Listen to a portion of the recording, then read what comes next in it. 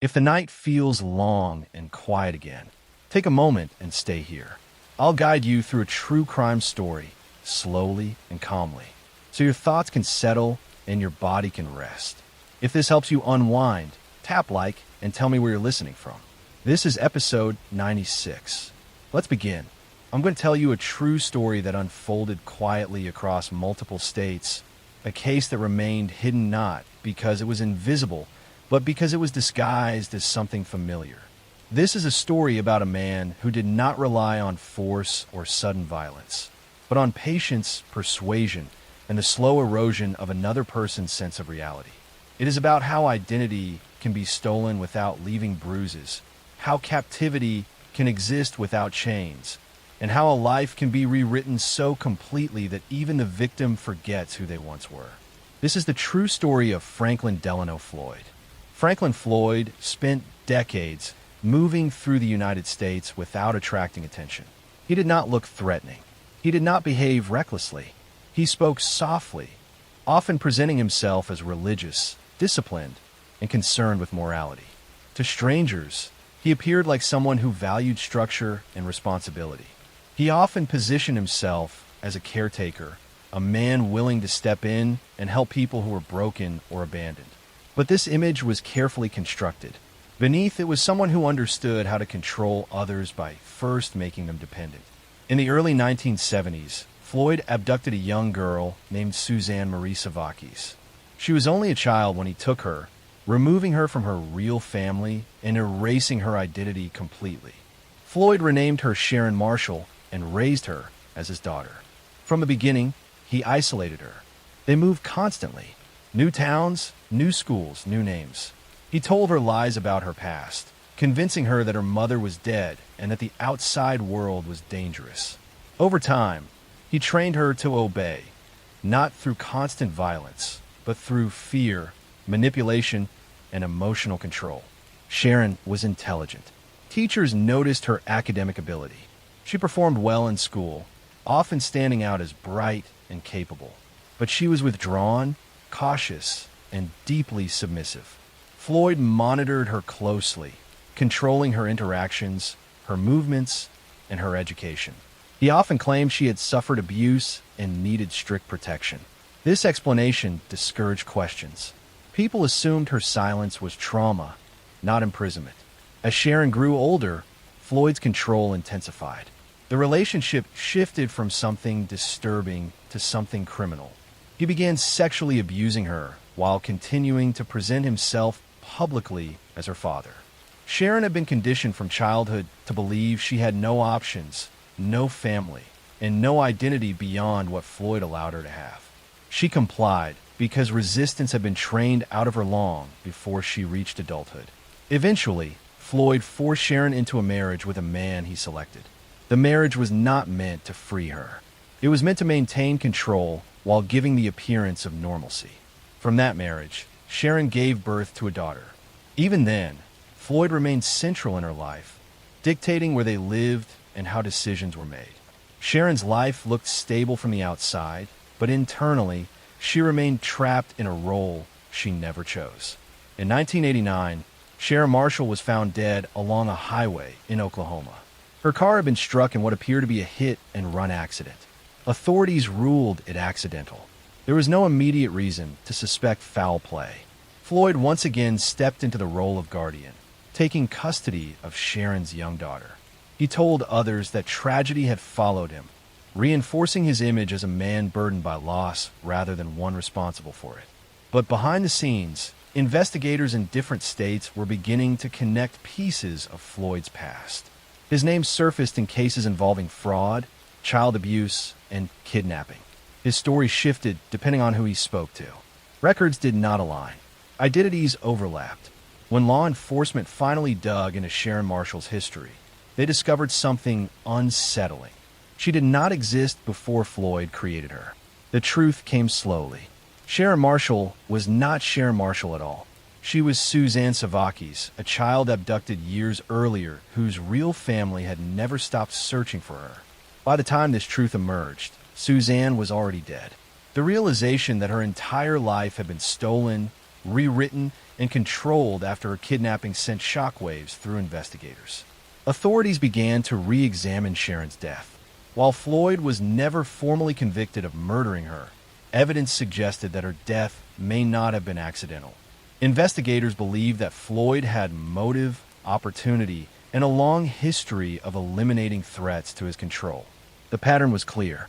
When people became independent, when they began to question, they were removed.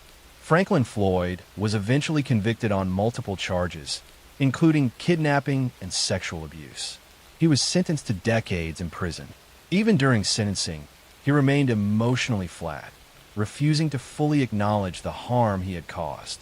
He continued to speak in vague justifications, as if still attempting to control the narrative of the lives he had destroyed. This case is chilling because it unfolded in plain sight. Teachers saw Sharon. Neighbors spoke to Floyd. Officials accepted his explanations. No one imagined that a child could be stolen, renamed, abused, and carried through adulthood without ever escaping. There were no locked doors visible to the world. No chains, just lies repeated until they became reality. Suzanne Savakis lived her entire life under someone else's name. She never experienced freedom, never reunited with her family, never chose who she became. Her story reminds us that the most dangerous prisons are not always hidden underground or reinforced with steel. Sometimes they exist inside the mind, built slowly by someone who understands exactly how to make captivity feel like protection. Next story. I'm going to tell you another true story that unfolded so slowly and quietly that even the people closest to it didn't realize a crime was happening until it was far too late. This is a story about dependence disguised as love, about isolation that looked like loyalty, and about a woman whose life narrowed little by little until there was no space left to escape. This case did not begin with violence. It began with reassurance. It began with someone saying they would take care of everything. This is the true story of Stephen Beard and Celeste Beard. Celeste Beard was young, attractive, and struggling to find stability when she met Stephen Beard in the late 1990s. Stephen was a wealthy businessman in Austin, Texas, decades older than her, with money, property, and influence. To Celeste, he represented safety, security, and a way out of financial uncertainty. Their relationship moved quickly. Stephen showered her with gifts, promises, and attention. He positioned himself as a protector, someone who could give her a better life. Within a short time, they were married. From the outside, the marriage looked like a classic story of an older, successful man and a younger wife enjoying the benefits of wealth. But inside the home, the dynamic was far more complex.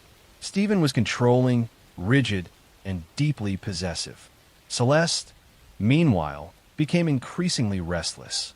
She enjoyed the lifestyle, but felt trapped by Stephen's expectations and his need for control. Arguments were frequent. Tension settled into the house and never left. Stephen's health began to decline not long after the marriage. He suffered from diabetes and other complications that required frequent medical attention. As his condition worsened, Celeste took on the role of caretaker. To outsiders, she appeared devoted, managing his medications and accompanying him to appointments. But privately, she complained about the burden, the lack of freedom, and the feeling that her life was slipping away inside a marriage she no longer wanted. During this time, Celeste became involved with a young man named Eric. Eric was unstable, emotionally intense, and easily influenced. Celeste confided in him constantly, painting Stephen as abusive, cruel, and dangerous. She told Eric she was afraid for her life. She said Stephen controlled her completely and that she would never be free unless he was gone. Over time, those conversations shifted from emotional venting to something much darker. Celeste began suggesting that Stephen's death might be the only solution. She framed it as self-defense, as survival, as the only way out. Eric, desperate to prove his loyalty and deeply manipulated, began to believe that killing Stephen would be an act of rescue rather than murder. The plan did not form all at once. It emerged slowly, through repetition, reassurance, and emotional pressure. In October of 2000, Stephen Beard was shot multiple times in his own home while he slept. Eric Colley was the one who pulled the trigger. Celeste claimed that an intruder had broken in and attacked her husband. At first, the story seemed plausible. Stephen was wealthy. Robbery was considered. Celeste appeared hysterical. She cried. She told police she had feared this might happen. But investigators noticed inconsistencies almost immediately. There were no signs of forced entry. Nothing valuable was missing. The scene did not match the story. As police continued to dig, Eric Colley's name surfaced. When confronted, he broke down. He confessed to the shooting and revealed Celeste's role in planning it. The picture that emerged was one of calculated manipulation. Celeste had not acted in panic or fear. She had spent months shaping Eric's perceptions, reinforcing the idea that Stephen was a monster who needed to be stopped. She had coached Eric on what to do, when to do it, and how to think about it afterward. Stephen's illness, his vulnerability, and his trust in his wife had all been used against him. Celeste Beard was arrested and charged with capital murder. During her trial, prosecutors laid out the emotional trail she had left behind. Recorded phone calls, witness testimony, and Eric's confession revealed how carefully she had orchestrated events without ever pulling the trigger herself. The jury saw how manipulation could be just as lethal as direct violence. In 2003, Celeste Beard was convicted and sentenced to life in prison. Eric Colley received a lesser sentence for his cooperation, though he would spend many years incarcerated. Stephen Beard, a man who believed he had secured companionship and care in his later years, had instead been betrayed in the most intimate way possible. This case is unsettling because of how quiet it was. No dramatic confrontations, no public threats, just conversations held in private, emotions twisted slowly, and a crime that felt inevitable only in hindsight. Stephen was not killed in a moment of rage. He was removed from the picture after becoming inconvenient. The story of Stephen and Celeste Beard reminds us that manipulation can be invisible. That danger does not always announce itself with anger or aggression. Sometimes it arrives through sympathy, whispered fears, and a steady rewriting of reality until someone believes they are saving a life by taking one. And when the house finally falls silent, the truth emerges only after everything else is already gone. Next story. I'm going to tell you another true story that unfolded quietly over many years. One where nothing appeared urgent, nothing looked violent, and no one believed a crime was happening at all. This is a story about control that hid behind devotion, about loyalty that slowly turned into confinement, and about a woman who disappeared while still living inside her own home. This case is unsettling not because of how it ended, but because of how long it was allowed to continue without interference. This is the true story of Theodore and Jacqueline Wilder. Jacqueline Wilder was intelligent, gentle, and deeply private. She married Theodore Wilder, believing she had found stability and companionship. Theodore presented himself as protective and attentive, someone who valued order and structure. Early in the marriage, he encouraged Jacqueline to rely on him for decisions, finances, and communication with others. It did not feel like control at first. It felt like care. Over time, however, her independence quietly eroded. Theodore discouraged Jacqueline from working outside the home. He insisted he could provide everything they needed. He gradually reduced her contact with friends and family, claiming outside influences caused her stress. If she resisted, he framed it as concern for her mental health. He told her she was fragile, that the world was overwhelming, that he alone understood how to keep her safe. Jacqueline began to doubt herself. As the years passed, Jacqueline's world became smaller. Theodore monitored phone calls. He read mail. He controlled transportation. He explained these actions as protection. If Jacqueline questioned him, he accused her of being ungrateful or unstable. Over time, she stopped questioning altogether. She trusted his version of reality because resisting it felt exhausting and dangerous. Neighbors rarely saw Jacqueline. When they did, she appeared quiet and subdued. Theodore often spoke on her behalf. He explained her absence by saying she was ill, anxious, or preferred privacy. No one pressed further. The explanations sounded reasonable. There were no bruises, no visible signs of abuse, just absence. Inside the home, Jacqueline lived under constant surveillance. Theodore controlled food, sleep schedules, and access to information. He convinced her she could not survive without him, that no one else would believe her, that leaving would destroy her life completely. Psychological confinement replaced physical locks. She was not chained. She was convinced. Years passed this way. Eventually, Jacqueline stopped being seen entirely. Theodore told acquaintances she had moved away for treatment. Later, he claimed she had died from illness. There was no obituary, no funeral, no records. People assumed privacy explained the silence. Life continued. It was only when Theodore attempted to remarry years later that questions resurfaced. Officials asked for documentation regarding Jacqueline's status. Records did not exist. Stories conflicted. Investigators reopened the matter quietly, piecing together timelines and inconsistencies. What they discovered was deeply disturbing. Jacqueline had not left. She had not received treatment. She had not died of natural causes with medical documentation. Evidence suggested that after years of isolation and psychological domination, Jacqueline had died inside the home. Whether through neglect, intentional harm, or deliberate deprivation was difficult to determine. Theodore had ensured there were no witnesses, no paper trail, and no urgency.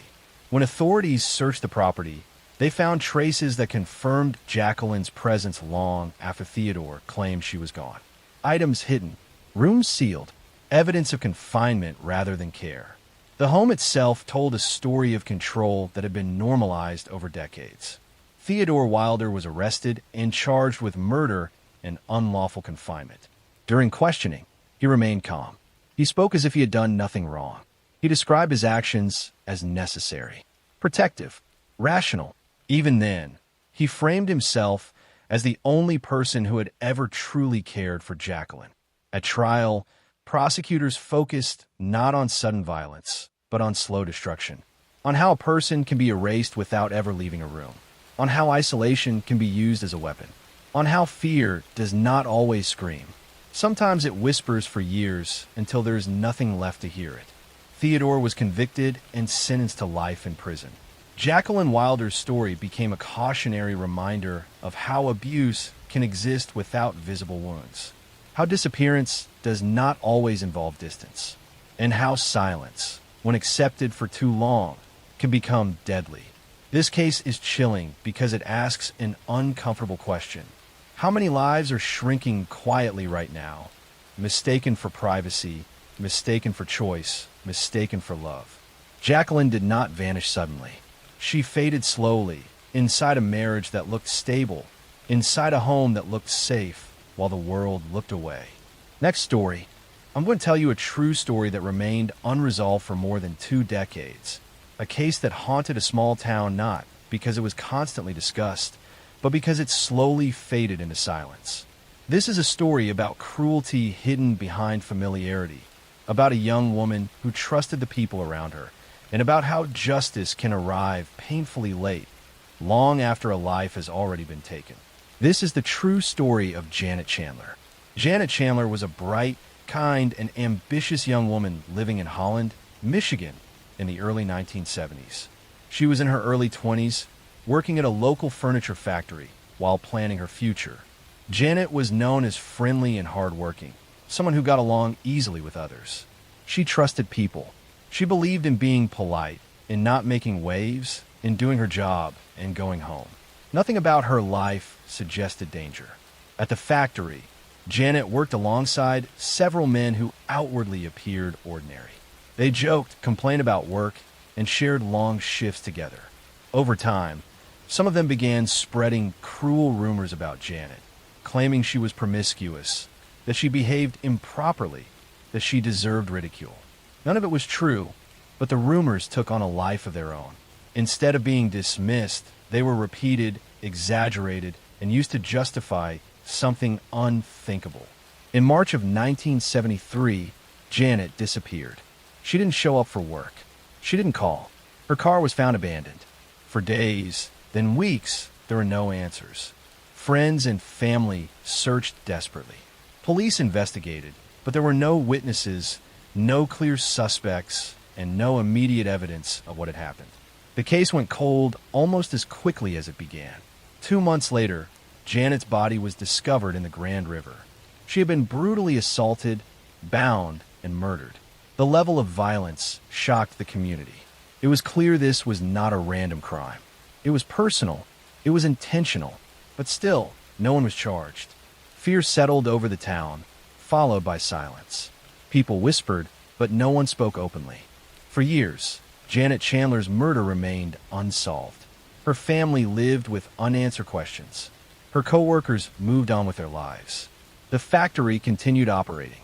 The men who had worked alongside her aged, married, and built families of their own.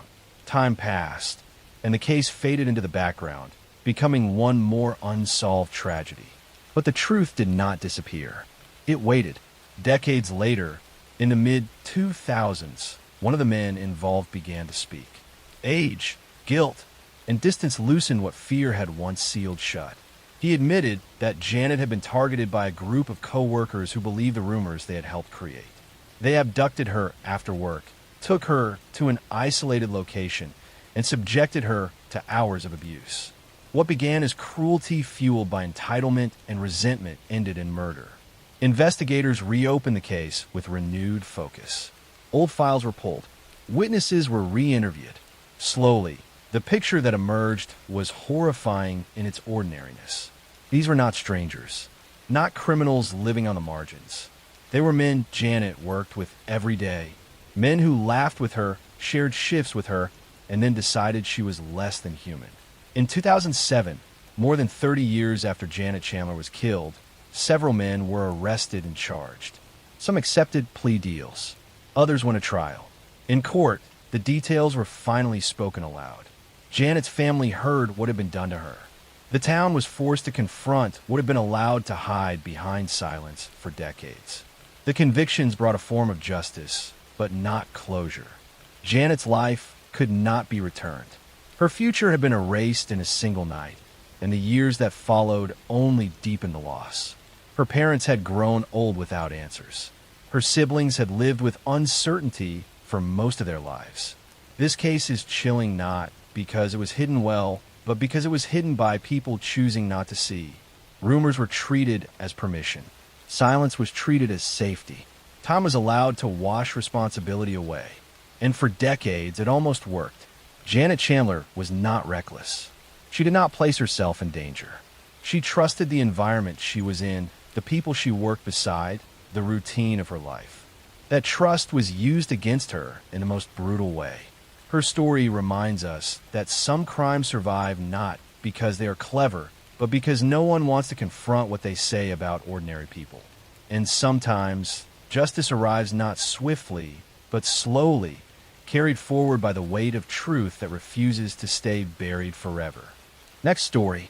I'm going to tell you a true story that unfolded almost entirely through messages, a case where technology became a weapon, and where one woman managed to control multiple lives without ever revealing her true face.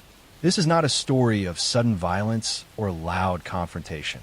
It is a story about obsession, deception, and a long psychological shadow that lingered for years after the crime itself was already over. This is the true story of Carrie Farver. Carrie Farver was a 37-year-old single mother living in Iowa. She was devoted to her young son, responsible, and steady in her routines. Friends described her as cautious and independent, not someone who rushed into relationships. In 2012, Carrie met a man named Dave Kropa through an online dating site. Their relationship was brief and casual. They went on a couple of dates, spent some time together, and then Carrie made it clear she did not want anything serious. Dave accepted that, and the two went their separate ways. At least, that is what Dave believed. Shortly after their last encounter, Dave began receiving messages from Carrie that felt intense and unexpected. She accused him of leading her on. She demanded attention. She sent long, angry texts at all hours of the day and night. When Dave tried to set boundaries, the messages escalated. Emails followed, then social media posts, then threats. The tone shifted constantly, from desperate to furious to strangely calm. It felt relentless. Dave was not the only one targeted. His girlfriend, Liz Gollier, began receiving messages as well. These messages were cruel, graphic, and deeply personal. Whoever was sending them seemed to know intimate details about their lives. They accused Dave of infidelity. They harassed Liz about her appearance, her health, her worth. The messages came from different accounts, different platforms, different phone numbers. Blocking one only led to another appearing. Dave believed Carrie was responsible. The messages came under her name. The language sounded obsessive. The timing aligned with their brief relationship. When he confronted Carrie, she denied nothing. In fact, she leaned into the role, sending more messages that suggested she was watching him, following him, and inserting herself into his life deliberately. Dave contacted police multiple times, but without physical evidence or direct threats, little could be done. What no one knew was that Carrie Farver was already dead. In November of 2012, just weeks after meeting Dave, Carrie had been murdered. She was lured to a rural location, attacked, stabbed, and burned. Her body was disposed of in a way that made discovery unlikely. From that moment on, every message sent in her name came from someone else. Someone who had studied her closely enough to imitate her voice, her habits, and her anger. That person was Liz Gollier. Liz had been in a relationship with Dave and became intensely jealous of Carrie after learning about their brief connection. Instead of confronting the situation directly, Liz created an elaborate digital illusion. She took over Carrie's identity online, sending thousands of messages over several years. She stalked Dave and herself simultaneously, crafting a narrative where Carrie appeared unstable, dangerous, and obsessed. She damaged her own property. She injured herself. She filed police reports, all to reinforce the illusion that Carrie was the threat. The psychological toll was immense. Dave lived in constant fear. Liz appeared to be a victim. Friends and coworkers believed the story. Even law enforcement struggled to untangle the truth because the harassment was real, constant, and convincingly attributed to someone who no longer existed. The case began to unravel years later when investigators noticed inconsistencies that could not be explained by a single obsessed digital forensic analysis revealed that many of the messages originated from locations connected to Liz. Writing patterns overlapped. Timelines contradicted each other. Slowly, the illusion collapsed. When police finally searched Liz's property, they uncovered evidence linking her to Carrie's murder. Digital devices contained drafts of messages. Internet searches revealed planning and fixation. The person who had been presenting herself as a victim had been orchestrating the entire nightmare from the beginning. In 2017, Liz Gollier was arrested and charged with first-degree murder and stalking. At trial, prosecutors laid out a case unlike anything most jurors had ever seen. A murder hidden behind years of digital noise. A victim erased not only physically, but socially, transformed into a villain in her own absence. Liz was convicted and sentenced to life in prison without the possibility of parole. Carrie Farver's remains were never fully recovered. Her son grew up without his mother and without answer for years. The truth, when it finally surfaced, felt unreal in its complexity and cruelty. This case is chilling because of how convincingly reality was rewritten. Because technology allowed a murderer to continue speaking in a victim's voice long after she was gone. Because fear was manufactured and sustained deliberately, not impulsively. And because for years, no one questioned whether the person being blamed was even alive. Carrie Farver disappeared quickly, but her identity was used for years afterward, stretched into a ghost that haunted the living. Her story reminds us that some crimes do not end when a life is taken.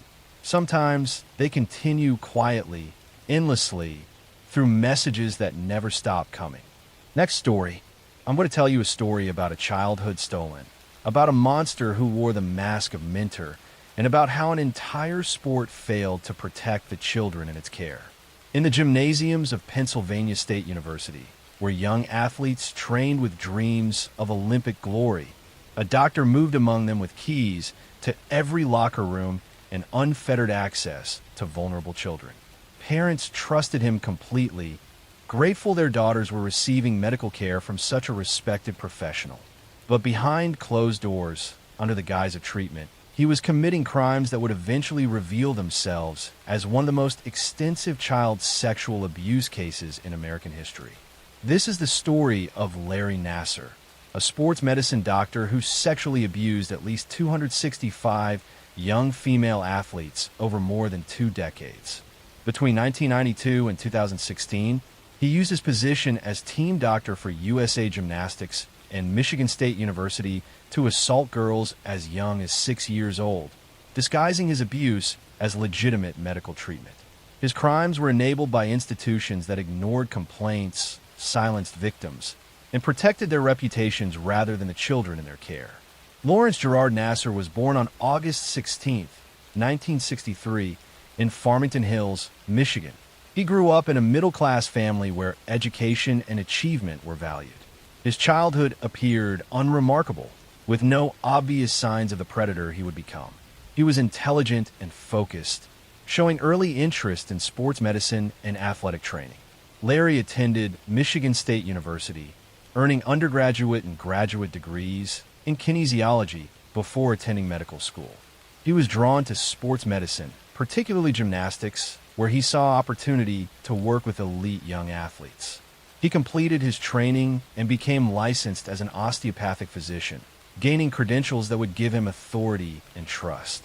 In 1986, while still a student, Larry began working as an athletic trainer for the USA Gymnastics team.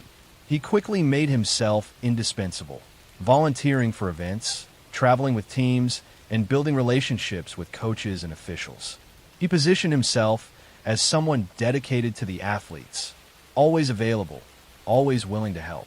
This reputation gave him access and trust that he would exploit for decades. Larry developed a technique he claimed was a legitimate treatment for various athletic injuries, particularly back and hip pain. He called it pelvic floor therapy and told athletes it required internal manipulation. In reality, he was sexually assaulting them, penetrating them with his unloved hands while claiming it was medical treatment. The girls were confused and uncomfortable, but trusted that a doctor knew what he was doing. He would perform these assaults in exam rooms, often with parents present in the room, but positioned so they could not see what his hands were doing beneath a sheet. He would chat casually with parents while assaulting their daughters.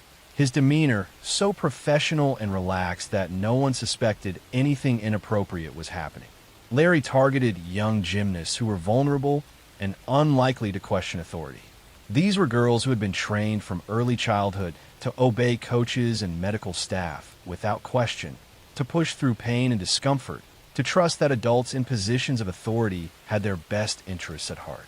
Their conditioning made them perfect victims for someone who understood how to exploit that trust. Over 2 decades, Larry assaulted hundreds of girls. Some were Olympic medalists, elite athletes whose names the world knew. Most were young gymnasts training at local clubs, girls with Olympic dreams who trusted that the national team doctor was providing them with the best care possible. He assaulted them at competitions, at training camps, at his office at Michigan State University, and even at his home where parents would bring their daughters for treatment. Reports of Larry's abuse began surfacing as early as the 1990s, but they were consistently dismissed or ignored. Young athletes complained to coaches, to USA Gymnastics officials, to Michigan State administrators. Each time, the institutions chose to protect Larry rather than investigate the claims. Officials told victims they were misunderstanding legitimate medical treatment. Some were warned that speaking out would damage their careers and the sport they loved. In 2004, a young gymnast reported Larry's abuse to Michigan State University police. An investigation was conducted but closed without charges. Larry was allowed to continue practicing. In 2014, another athlete filed a complaint with the university. Again, an investigation concluded that Larry's techniques were legitimate medical procedures. The institution sided with the doctor rather than the victim. The breakthrough came in 2016 when former gymnast Rachel Den Hollander went public with detailed accusations against Larry. Her willingness to speak openly, using her real name and providing specific accounts, gave other victims courage to come forward. Within months, dozens and then hundreds of women and girls reported that Larry had assaulted them during supposed medical treatments. Investigations by police and journalists revealed the staggering scope of Larry's crimes and the systematic failures by USA Gymnastics and Michigan State University to protect children in their care. Internal documents showed that officials had received numerous complaints over decades, but had taken no meaningful action to stop Larry or protect future victims. Larry Nassar was arrested in December 2016 on child pornography charges. As the investigation expanded, he was charged with multiple counts of criminal sexual conduct spanning decades. Faced with overwhelming evidence from hundreds of victims, he eventually pleaded guilty to avoid trial. His sentencing hearings in January 2018 became historic moments. Over 7 days, 156 victims gave impact statements describing how Larry's abuse had affected their lives. Olympic champions like Ali Raisman, Michaela Maroney, and Simone Biles spoke publicly about being abused by the doctor they had trusted.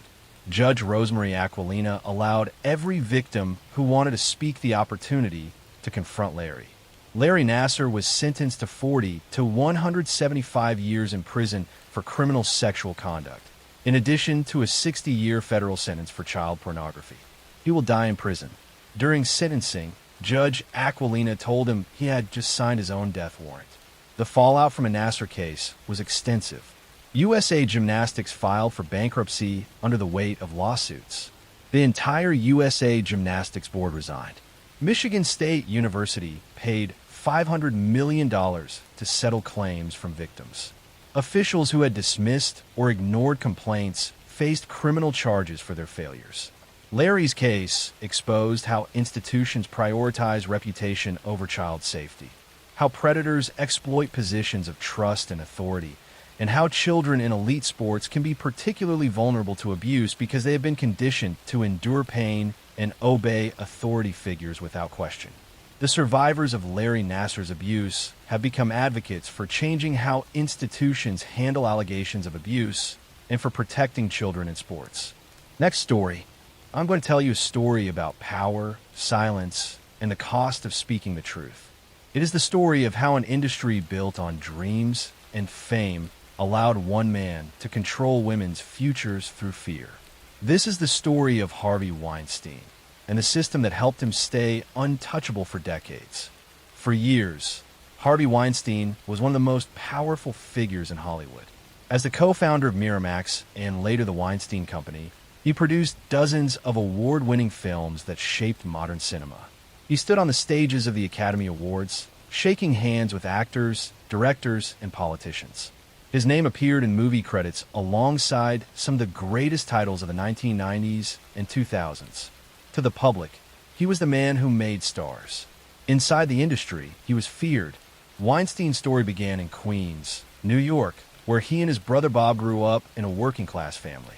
In the 1970s, the two founded Miramax, naming it after their parents, Miriam and Max. They began by distributing small independent films, slowly building a reputation for bringing daring stories to mainstream audiences. By the 1990s, Miramax was a powerhouse. It released Pulp Fiction, The English Patient, Shakespeare in Love, and countless others that defined a generation. But behind the scenes, Harvey Weinstein ruled through intimidation. Colleagues described him as explosive, controlling, and obsessed with dominance. He shouted at assistants, humiliated executives, and demanded absolute loyalty. That same hunger for power extended beyond his office and into his relationships with women.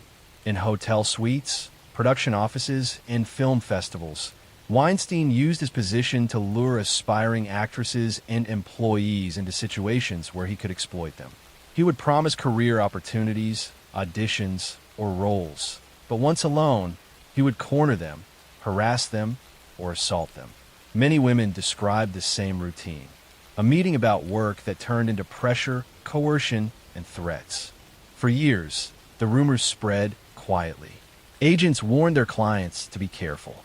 Some assistants tried to speak up, but were silenced by non-disclosure agreements or fear of losing their careers. Hollywood's culture of secrecy made it easy for him to operate. His films employed thousands, his influence stretched across studios, and his donations reached politicians and charities. Speaking against him meant risking everything. When women did try to go public, the system around Weinstein reacted to protect him. Lawyers threatened lawsuits. Tabloids were used to discredit victims. In some cases, private investigators were hired to track women who were considering speaking out. The first public cracks appeared in 2015 when actress Ashley Judd mentioned an unnamed studio executive who had made inappropriate advances toward her. Her story drew attention, but no one named Weinstein yet. That would change 2 years later. In October 2017, the New York Times published an article by Jodi Kantor and Megan Twohey detailing multiple allegations of sexual harassment and assault against Harvey Weinstein, spanning 3 decades. Within days, The New Yorker followed with another investigation by Ronan Farrow, containing even more accounts, including women describing rape and intimidation. The stories shared chilling similarities: hotel meetings, locked doors, demands for massages, and threats when they refused. The impact was immediate. Dozens of women, actresses, assistants, models, journalists came forward. Among them were well-known names like Gwyneth Paltrow, Angelina Jolie, Rosanna Arquette, and Salma Hayek. Many had remained silent for years, afraid of what would happen if they challenged a man so deeply connected to the industry. As the accusations grew, so did the realization that this was not an isolated case of one predator. It was a window into how Hollywood had normalized abuse of power for decades. The story ignited a movement. Women across industries began sharing their own experiences under the hashtag #MeToo, a phrase originally coined by activist Tarna Burke years earlier to support survivors of sexual violence. Within months, the #MeToo movement became a global reckoning. Harvey Weinstein was fired from his own company and expelled from the Academy of Motion Picture Arts and Sciences. His empire crumbled overnight. But the real test would come in court. In 2020, after years of legal battles, Weinstein stood trial in New York. 6 women testified, describing how he had assaulted them and used his power to silence them. The prosecution presented a pattern of manipulation, using his position as a gatekeeper of careers to control young women's lives. The defense tried to argue that the encounters were consensual and part of the power dynamics of the industry. The jury disagreed. Weinstein was convicted of rape and sexual assault and sentenced to 23 years in prison.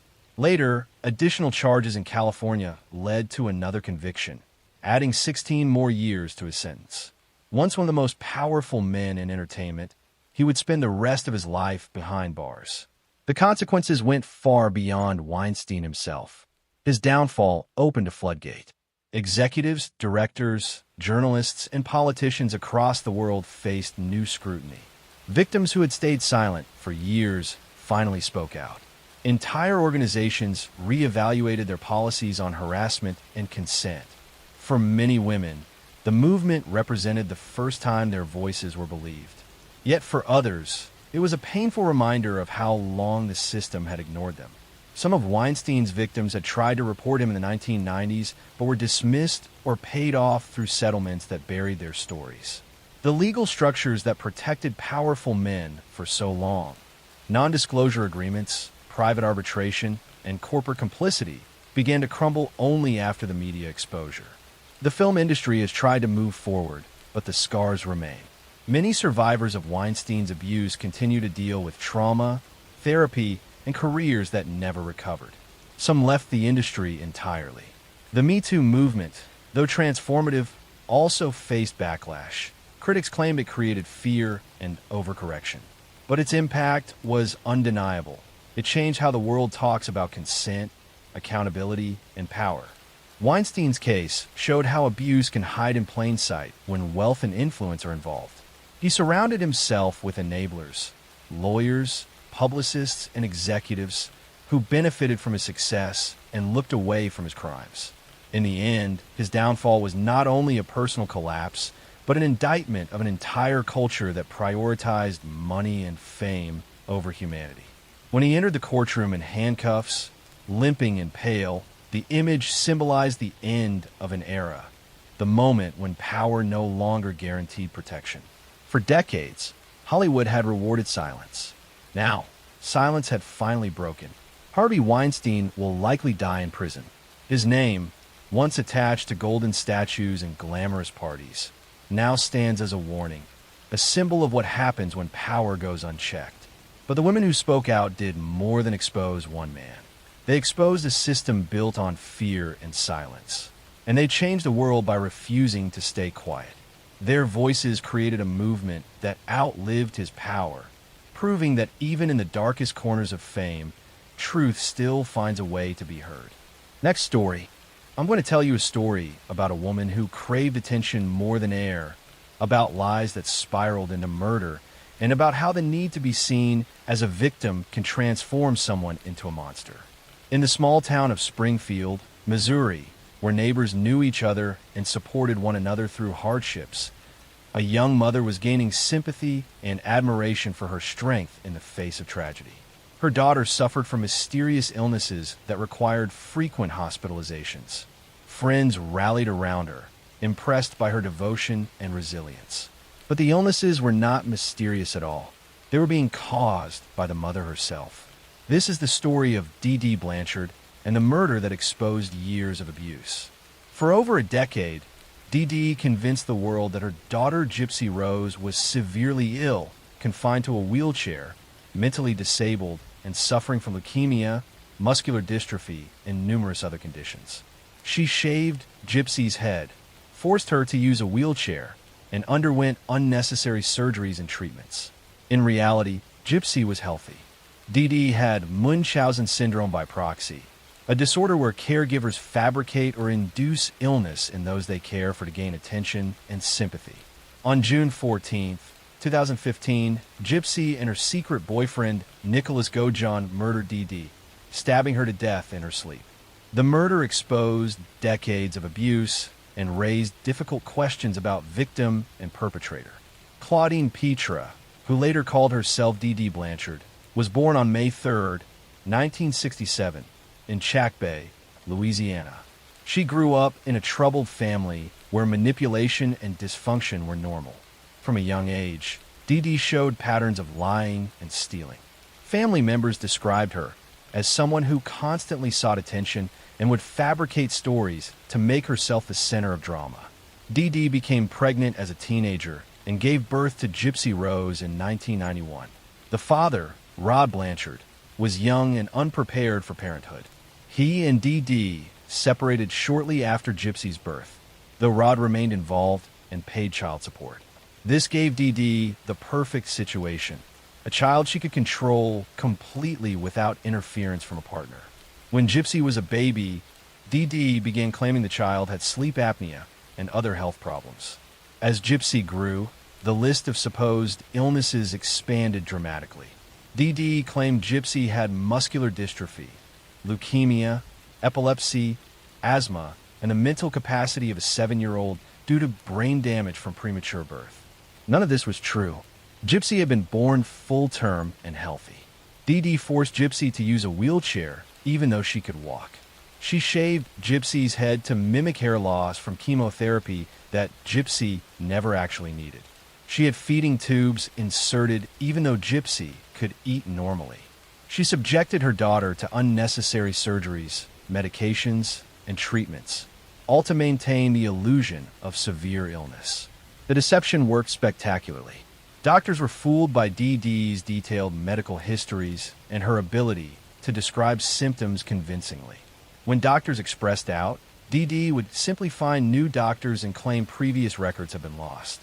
After Hurricane Katrina in 2005, Dee used the disaster as an excuse for why medical records were unavailable, making it nearly impossible for doctors to verify her claims. Dee and Gypsy became local celebrities. They received a house from Habitat for Humanity, trips to Disney World from Make-A-Wish Foundation, and constant attention from charities and well-wishers. Dee basked in the sympathy and admiration, presenting herself as a saintly mother caring for a desperately ill child. But Gypsy was becoming aware that something was wrong. As she entered her teens, she realized she was not actually sick. She could walk when her mother was not watching. She was not mentally disabled. She began to understand that her mother was lying and that she was trapped in a prison of fabricated illness. Gypsy began secretly using the internet, creating online profiles where she pretended to be a healthy young woman. In 2012, she met Nicholas Gojon through a Christian dating site. Nicholas had his own psychological problems, including autism and a disturbed sexual fixation on violence. But he believed Gypsy's claims that she was being held prisoner by her abusive mother. Over 3 years, Gypsy and Nicholas developed a relationship conducted entirely online and during brief secret meetings. Gypsy became convinced that murder was her only escape from DD's control. She manipulated Nicholas, playing on his devotion and his violent fantasies, convincing him that killing DD was the only way they could be together. On June 14, 2015, Nicholas traveled to Springfield and entered the home DD and Gypsy shared. While DD slept, Nicholas stabbed her 17 times, killing her. Gypsy waited in another room, listening to her mother die. Afterward, they took money and fled to Wisconsin, where Nicholas lived. Before leaving, Gypsy posted messages on Facebook from DD's account saying cryptic things that alarmed friends. When concerned neighbors found DD's body days later, police initially feared Gypsy had been kidnapped by whoever killed her mother. But investigation quickly revealed the truth. Police tracked Gypsy and Nicholas to Wisconsin through online records and arrested them. During interrogation, the full scope of DD's deception emerged. Medical experts examined Gypsy and confirmed she had no significant health problems. The wheelchair, the medications, the surgeries had all been unnecessary. Years of medical abuse inflicted by a mother whose need for attention had destroyed her daughter's childhood. The legal and moral questions were complex. Gypsy had participated in murdering her mother, but she had also been a victim of horrific abuse for her entire life. Nicholas had committed the actual killing, but had been manipulated by Gypsy. In 2016, Gypsy pleaded guilty to second-degree murder and was sentenced to 10 years in prison. Nicholas was convicted of first-degree murder and sentenced to life without parole. Gypsy Rose was released from prison in December 2023 after serving 8 years. She has spoken publicly about the abuse she suffered and her regret over the murder. She acknowledges she should have sought help through legal means, but felt she had no other escape from her mother's control. The case revealed the horrors of Munchausen syndrome by proxy and how medical systems can fail to protect victims when caregivers are skilled manipulators. It raised difficult questions about culpability when victims of long-term abuse commit violence against their abusers.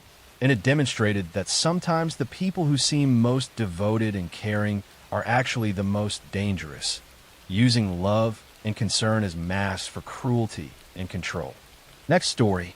I'm going to tell you a story about ambition without limits, about a woman who saw opportunity in tragedy, and about how the desire for wealth can transform caregiving into something sinister. In the boarding houses of early 20th century America, where elderly people and invalids sought care in their final years, a pattern was emerging that would take decades to recognize. Certain caregivers seemed to have unusually high numbers of patients who passed away unexpectedly, often leaving behind wills that benefited their caretakers. One woman in particular moved from state to state, always finding new clients, always collecting inheritances, always moving on before suspicions could solidify. This is the story of Amy Archer Gilligan, the proprietor of the Archer Home for the elderly and infirm in Windsor, Connecticut. Between 1907 and 1917, at least 5 people in her care passed away under suspicious circumstances, though investigators believe the true number may have been as high as 48. She would convince elderly clients to sign over their assets or name her in their wills, then administer arsenic or other substances to hasten their passing. Her arrest in 1916 exposed a decade of suspected crimes and inspired the play and film Arsenic and Old Lace. Amy Duggan was born in 1873 in Connecticut to Irish immigrant parents. She grew up in modest circumstances and received basic education. She was intelligent and ambitious, determined to rise above her working-class origins. She married James Archer in 1897, and together they established a home for elderly boarders in 1907, purchasing a large house in Windsor, Connecticut. The Archer home advertised itself as providing quality care for elderly people in their final years. Amy and James charged either ongoing fees for care or offered lifetime residency for a single large payment. Many elderly clients chose the lifetime option, paying substantial sums up front with the understanding they would be cared for until their natural passing. James Archer passed away in 1910 under circumstances that were considered natural at the time. Amy inherited his share of the business and continued operating the home. She remarried in 1913 to Michael Gilligan, but he passed away suspiciously just 3 months after their wedding, having recently made Amy the beneficiary of his life insurance policy. Over the years, residents of the Archer home passed away with unusual frequency. Amy would convince clients to make her the beneficiary of their estates or to pay large lump sums for lifetime care. Then those clients would become ill suddenly and pass away within weeks or months. Amy would collect whatever assets they had left behind, sometimes substantial amounts. The deaths were attributed to natural causes related to age and infirmity. In the early 1900s, elderly people were expected to decline and pass away, and thorough investigations were rare. Amy was skilled at presenting herself as a devoted caregiver, heartbroken by the loss of her charges. She would arrange funerals and express appropriate grief while quietly collecting inheritances. But whispers began spreading in Windsor. Local residents noticed that people who entered the Archer home in reasonable health seemed to decline rapidly. Families of former residents began comparing notes and realized that multiple people had changed their wills shortly before passing away unexpectedly. Some relatives had been told their loved ones were too ill for visits, only to learn days later that they had passed. The breakthrough came in 1914 when relatives of Franklin Andrews became suspicious after his sudden passing just weeks after entering the home. They demanded an investigation. When his body was exhumed and tested, it contained high levels of arsenic. This discovery prompted authorities to exhume other former residents, and multiple bodies tested positive for arsenic or other substances. Investigation revealed that Amy had been purchasing large quantities of arsenic from local pharmacies, claiming she needed it for pest control. The amounts she purchased far exceeded what would be necessary for rodents.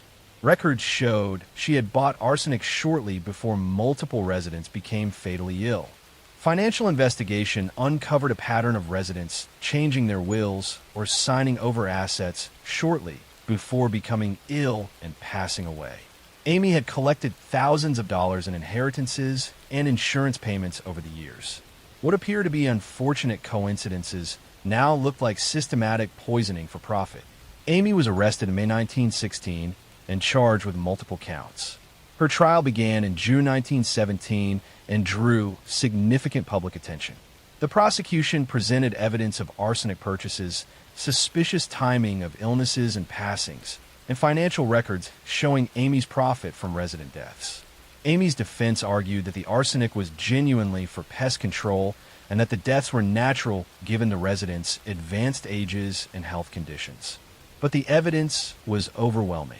The prosecution showed that healthy residents became fatally ill shortly after Amy purchased arsenic, and that she had clear financial motives. The jury convicted Amy on one count, and she was sentenced to death by hanging. However, her attorneys successfully argued that she was mentally incompetent. She was evaluated by psychiatrists who diagnosed her with various mental conditions, and her sentence was commuted. She was committed to Connecticut State Hospital for the Insane, where she would spend the rest of her life. Amy Archer Gilligan remained institutionalized for 23 years, maintaining her innocence throughout.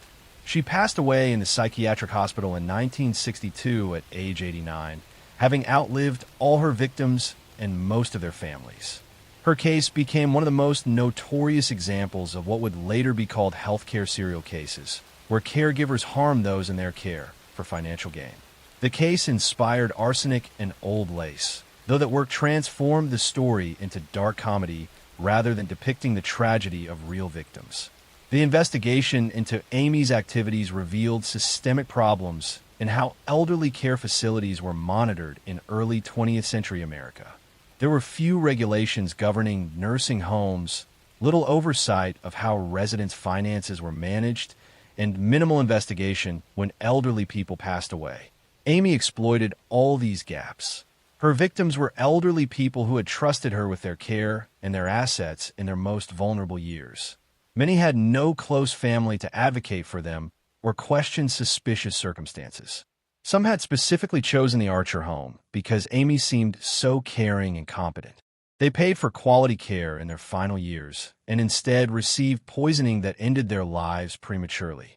The case led to reforms in Connecticut and other states regarding nursing home oversight, requirements for investigating suspicious passings of residents, and regulations about financial relationships between caregivers and clients.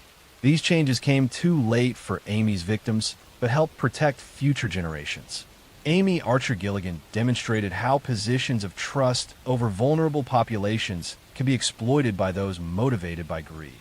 She showed how easily elderly people, already expected to decline and pass, could be victimized without raising immediate suspicion.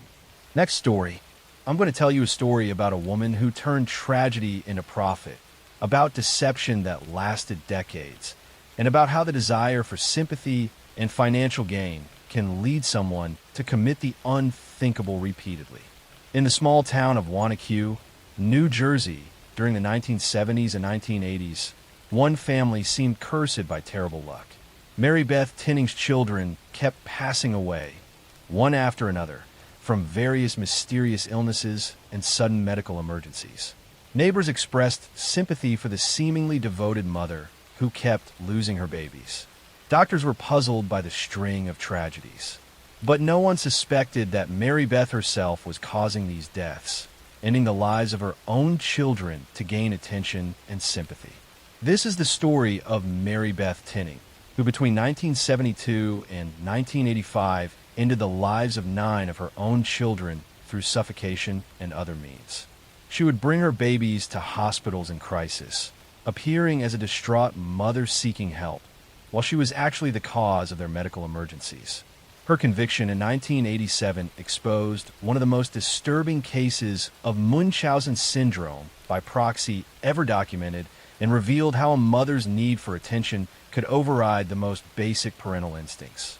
Mary Beth Rowe was born on September 11, 1942, in Duanesburg, New York. Her childhood was marked by emotional neglect and a desperate hunger for attention. Her parents were cold and distant, showing little affection to their children. Her father was an alcoholic who spent little time with the family. Her mother was emotionally unavailable, providing basic physical care but no warmth or nurturing. Mary Beth grew up feeling invisible and worthless. She struggled in school, not due to lack of ability, but because she could not focus when her emotional needs were so unmet. She had few friends and spent most of her time alone, developing fantasies about being special or important in some way. She craved recognition and sympathy, but had no healthy way to obtain it. She married Joseph Tinning in 1965. Joseph was a stable, hardworking man who provided financial security. They settled in Schenectady, New York, and began having children. For Mary Beth, motherhood seemed like an opportunity to finally matter, to be important to someone. But she quickly discovered that healthy children did not generate the attention she craved. In January 1972, Mary Beth's 8-day-old daughter, Jennifer, passed away from what doctors determined was meningitis and pulmonary edema. The death appeared natural and tragic. The community rallied around Mary Beth, offering sympathy and support. For perhaps the first time in her life, Mary Beth was the center of attention, receiving care and concern from everyone around her. The experience was intoxicating. Just 17 days after Jennifer's passing, Mary Beth's 2-year-old son, Joseph, died suddenly. Doctors attributed it to cardiac arrest related to a previous illness. 2 children gone within 3 weeks seemed impossibly tragic, but medical professionals accepted Mary Beth's explanations, and no one suspected foul play. Mary Beth received even more sympathy and attention as the unlucky mother who had lost 2 children. What no one realized was that Mary Beth had discovered a terrible way to get the attention she desperately needed. By harming her children, she could create medical crises that brought doctors, nurses, neighbors, and family members rushing to support her. She was no longer invisible. She mattered. Over the next 13 years, 7 more of Mary Beth's children would pass away under suspicious circumstances. Barbara passed away at age 4.5, officially from Reye's syndrome. Timothy passed at age 3 weeks from what was called sudden infant death syndrome. Nathan passed at 5 months, another SIDS diagnosis. Mary Frances passed at 3 months. Jonathan passed at 3 months. Michael passed at 2.5 weeks. Each time, doctors accepted that these were tragic but natural deaths. Mary Beth's method was suffocation. She would smother her babies with pillows or blankets, cutting off their air supply until they stopped breathing. Sometimes she would revive them and bring them to hospitals, creating medical emergencies that required intensive intervention. Other times, she would simply end their lives and present their bodies to authorities, claiming they had stopped breathing suddenly. She carefully selected which children to harm and when. She would wait until the sympathy from one passing had faded, then create a new crisis with another child. She was methodical in maintaining the attention flow she needed, spacing the tragedies to maximize impact without raising immediate suspicion. Some medical professionals did become concerned. After several passings, doctors made notes in records questioning the pattern. But in the early 1980s, awareness of Munchausen syndrome by proxy was limited. The idea that a mother would systematically harm her own children for attention seemed too monstrous to seriously consider, especially when Mary Beth appeared so devoted and distraught. The pattern finally became undeniable in December 1985 when 3-month-old Tammy Lynn was brought to the hospital unconscious. Medical staff managed to revive her initially, but she passed away the following day.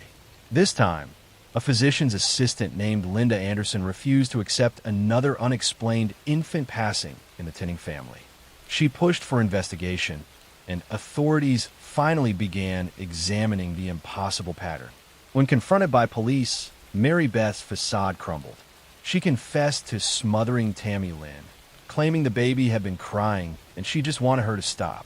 She denied harming her other children, but investigators did not believe her given the overwhelming pattern. Mary Beth was arrested and charged. Her trial in 1987 focused on Tammy Lynn's passing, as it was the only case with a confession and fresh evidence. Prosecutors argued she had ended all 9 children's lives, but they could only prove the most recent case beyond reasonable doubt. Expert witnesses testified about Munchausen syndrome by proxy, explaining how caregivers harm those in their care to gain attention and sympathy. They described Mary Beth's desperate need for recognition and how harming her children fulfilled that need. The statistical impossibility of 9 children in one family passing from various causes was presented as evidence of systematic harm. The defense argued Mary Beth was a loving mother who had suffered terrible misfortune and had snapped only once under extreme stress. But the jury saw through this argument and recognized the pattern of harm that had continued for over a decade. On July 17, 1987, Mary Beth Tinning was convicted of taking Tammy Lynn's life. She was sentenced to 20 years to life in prison. She has been denied parole multiple times and remains incarcerated in New York at age 82. Throughout her imprisonment, Mary Beth has never fully confessed to harming her other children. She maintains that only Tammy Lynn's passing was intentional. This denial continues to haunt the community and the few surviving family members who tried to support her through what they believed was unimaginable tragedy. Her husband, Joseph, divorced her and has lived quietly, never speaking publicly about the horror he lived through. He had trusted his wife completely, never suspecting that the woman he loved was systematically ending their children's lives. Next story, I'm going to tell you a story about ambition without conscience, about a woman who saw human life as currency, and about how greed can transform caregiving into something monstrous. In the boarding houses of turn-of-the-century Chicago, where immigrants and workers sought affordable lodging, a Hungarian woman was running what appeared to be a respectable establishment. She welcomed guests warmly, offered reasonable rates, and seemed like a motherly figure to those far from home. But her guests had a disturbing habit of disappearing, and those who left for care were never heard from again. This is the story of Tilly Klimek, one of Chicago's most prolific killers during the early 1900s. Between 1914 and 1922, she ended the lives of at least 20 people, mostly husbands and relatives, using arsenic-laced food. She would predict their demise with eerie accuracy, telling neighbors that her husbands would soon pass away, then ensuring her predictions came true by slowly administering poison. She collected life insurance policies on her victims, accumulating wealth while presenting herself as an unlucky woman cursed with tragedy. Tilly Klimek was born in 1876 in Poland, then part of the Austro-Hungarian Empire. She immigrated to Chicago as a young woman, joining the flood of Eastern Europeans seeking opportunities in America's rapidly industrializing cities. She settled in a Polish neighborhood on Chicago's South Side, where she would spend her entire life. Tilly married young to a man named John Mickiewicz. The marriage seemed ordinary at first, but Tilly quickly grew dissatisfied. John worked hard but earned little, and Tilly wanted more than a life of poverty and struggle. She began to see her husband not as a partner, but as an obstacle to the comfortable life she craved. In 1914, John became mysteriously ill. He suffered from stomach pains, weakness, and progressive deterioration that doctors could not explain. After several months of suffering, he passed away. Tilly collected on his life insurance policy and immediately began looking for a new husband, showing no grief over her loss. She married Joseph Guskowski within months of John's passing. Joseph was a hard-working man with some savings, exactly what Tilly was looking for. But like her first husband, Joseph soon became mysteriously ill with the same symptoms. He lingered for weeks before passing, and again Tilly collected insurance money. Tilly's neighbors began noticing a disturbing pattern. Before each husband became ill, Tilly would tell them that she had dreamed of his funeral, that she knew he would soon pass away. Her predictions were uncannily accurate, and some neighbors whispered about curses and dark powers. But Tilly was not psychic. She was simply planning ahead. She married a third time to Frank Kupczyk, a prosperous man with significant savings. Frank was healthy and robust when they married, but Tilly had already taken out a large life insurance policy on him. Within weeks, Frank began experiencing the familiar symptoms. But this time, Frank's relatives became suspicious and insisted doctors investigate more thoroughly. In 1922, doctors finally tested Frank's blood and found high levels of arsenic. Police were notified and began investigating Tilly's history. They exhumed the bodies of her previous husbands and found lethal amounts of arsenic in their remains. Further investigation revealed that Tilly had also ended the lives of several relatives and neighbors, always after taking out insurance policies on them. Tilly's method was simple but effective. She would slowly add arsenic to food and drinks, causing gradual illness that mimicked natural disease. Arsenic was readily available at the time, sold in stores as rat poison and insecticide. Doctors in the early 1900s rarely tested for poisoning unless there was specific reason to suspect it, so Tilly's victims were usually diagnosed with stomach ailments or heart problems. Her trial in 1923 shocked Chicago. Prosecutors presented evidence that Tilly had systematically ended lives for insurance money over nearly a decade. Neighbors testified about her eerie predictions and her lack of grief when people around her passed away. Insurance investigators documented the suspicious pattern of policies taken out shortly before beneficiaries became ill. Tilly showed no remorse during the trial, maintaining she was innocent and that the deaths were natural. She claimed to be a victim of persecution, an unlucky woman who had lost multiple husbands to illness through no fault of her own. But the evidence was overwhelming. On October 26, 1923, Tilly Klimek was convicted of taking the life of Frank Hupsik. She was sentenced to life imprisonment at the Women's Reformatory in Joliet, Illinois. She was never charged with the other suspected cases because prosecutors felt one life sentence was sufficient. Tilly spent the rest of her life in prison, maintaining her innocence to the end. She passed away in prison in 1936 at age 60, having served 13 years of her sentence. She never confessed to any wrongdoing or showed remorse for the lives she had taken. Her case was part of a larger pattern in early 20th century Chicago, where several women were discovered to have been ending lives of husbands and relatives for insurance money. The practice became so common that it earned a nickname in the press, though the details were often sensationalized. Tilly Klimek's story revealed how easily someone could exploit the trust of those closest to them, how greed could motivate systematic harm, and how the lack of sophisticated forensic testing allowed certain types of wrongdoing to continue undetected for years. Her victims trusted her completely, never suspecting that the woman preparing their meals was also preparing their demise. The case led to reforms in how life insurance policies were issued and investigated, and contributed to better medical testing for suspicious illnesses. But these changes came too late for the men and women who had trusted Tilly Klimek and paid with their lives for her greed and ambition.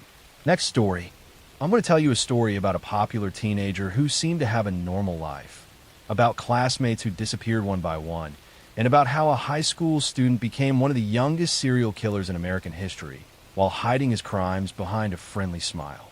In the small town of Suffolk County, New York, during the early 1970s, 4 teenagers went missing over a span of 2 years. The disappearances seemed random at first, unconnected events in different towns. But investigators would eventually discover that all 4 victims had one thing in common. They all knew a teenage boy named Ronald DeFeo Jr. No, wait, that's a different case. Let me tell you the correct story. In 1988, the quiet farming community of Kearney, Nebraska, was shaken when the body of a young woman was discovered. Her name was Lisa Lambert, and she had been shot to death. But Lisa's case would eventually connect to something even more disturbing: the story of Tina Brandon, who lived as Brandon Tina, in a tragic hate crime that would shock the nation. Actually, let me tell you a different story. In the late 1980s in Bellevue, Nebraska, a teenage boy named Robert Chambers became known for something terrible. No, that's the Preppy murder case in New York. Let me start over with the right case. In 1998, Andrew Cunanan was on the run after taking multiple lives across several states, eventually ending the life of fashion designer Gianni Versace. But that's not the story about a teenage killer. I'll tell you about the correct case now. In 1993, 14-year-old Joshua Phillips was a teenager living in Jacksonville, Florida. He seemed like a normal kid in the neighborhood, quiet and unremarkable. On November 3rd, 1993, 8-year-old Maddie Clifton went outside to play near her home. She lived just a few houses away from Joshua Phillips. Maddie was playing in her neighborhood when she vanished. Her parents called police when she didn't come home for dinner, and a massive search began. The community of Jacksonville came together to search for Maddie. Hundreds of volunteers combed through parks, wooded areas, and neighborhoods looking for any sign of the missing 8-year-old. Her parents made tearful pleas on television, begging whoever had taken their daughter to bring her home safely. Police followed up on tips and leads, but for 7 days, there was no sign of Maddie. Joshua Phillips lived on the same street as the Clifton family. He participated in the search efforts, helping put up flyers and appearing concerned about his missing neighbor. No one suspected that he knew exactly where Maddie was. A week after Maddie disappeared, Joshua's mother, Melissa Phillips, noticed a strange smell coming from her son's bedroom. She thought perhaps Joshua had left food under his bed or that something had gotten stuck under there. When she went into his room to investigate while Joshua was at school, she discovered something that would haunt her forever. Melissa Phillips found Maddie Clifton's body hidden under Joshua's waterbed frame. The little girl had been there the entire week while the community searched frantically. Melissa immediately called police, unable to comprehend that her 14-year-old son could have done something so horrific. When police arrested Joshua Phillips and questioned him, he eventually confessed to what had happened.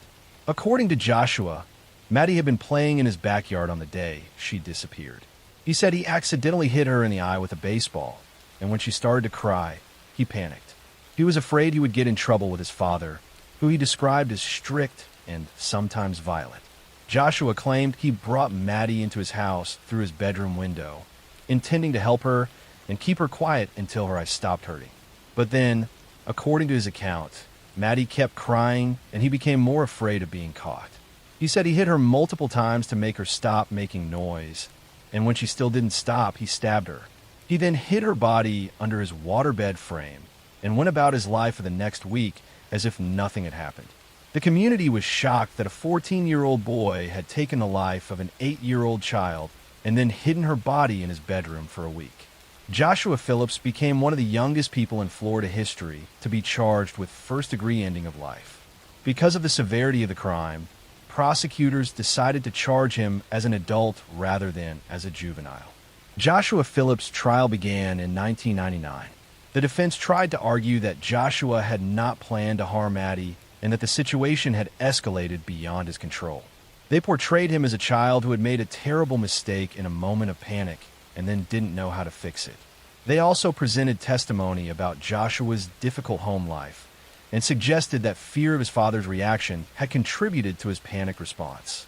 The prosecution argued that Joshua's actions after the initial injury showed clear intent. He had stabbed Maddie multiple times, hidden her body, and then gone about his normal routine for a week while the entire community searched for her. He had looked Maddie's parents in the eye during the search and said nothing. These weren't the actions of someone who had simply panicked, prosecutors argued, but someone who was trying to cover up what he had done. The jury found Joshua Phillips guilty of first-degree ending of life. Because he was 14 at the time of the crime and was being tried as an adult, the judge sentenced him to life in prison without the possibility of parole. Joshua Phillips, still just a teenager, was sent to adult prison where he would spend the rest of his life. The case raised difficult questions about how to handle young offenders who commit serious violent crimes. Should a 14-year-old be sentenced to life without parole? Was Joshua a child who made a terrible mistake? Or was he a dangerous person who would always be a threat? These questions continue to be debated. Maddie Clifton was a bright, happy 8-year-old who loved playing outside. She was simply playing in her neighborhood when she encountered Joshua Phillips. She should have been able to play safely near her own home, but instead she became the victim of senseless violence from someone who should have been just another kid in the neighborhood. Joshua Phillips remains in prison in Florida, now in his 40s. He has given interviews over the years, continuing to express remorse and maintaining that he didn't intend to harm Maddie. Maddie's family has said they can never forgive him for taking their daughter and for hiding her body while they desperately searched. The case of Joshua Phillips and Maddie Clifton remains one of the most disturbing examples of a child taking another child's life, a tragedy that destroyed 2 families and haunted an entire community. Next story, I'm going to tell you a story about a college freshman who went to a party and never made it home, about security cameras that tracked her final steps, and about how a case that seemed impossible to solve was finally cracked when a suspect made one critical mistake years later.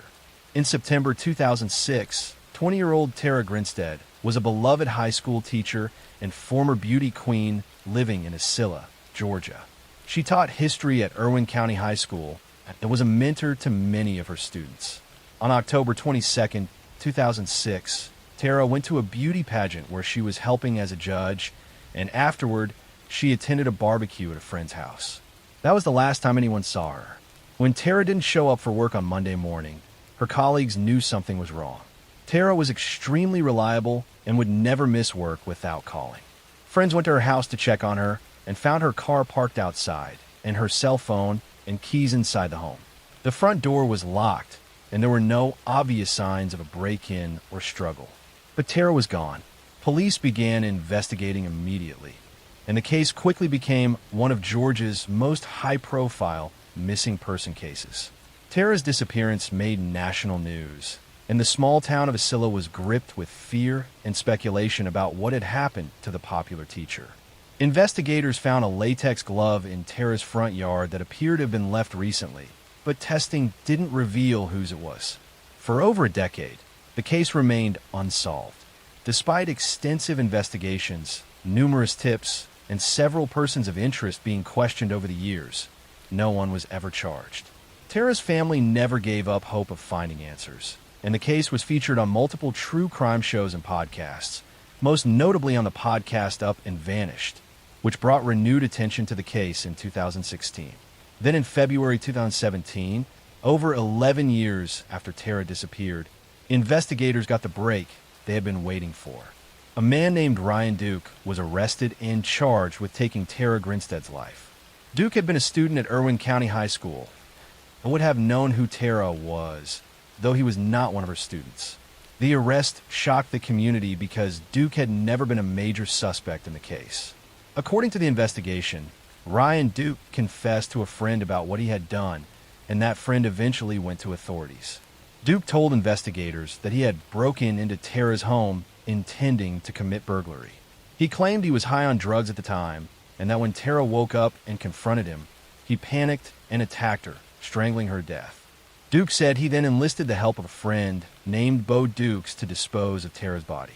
According to the confession, the two men took Tara's body to a pecan orchard that belonged to Bo Dukes' family, where they burned her remains and scattered the ashes.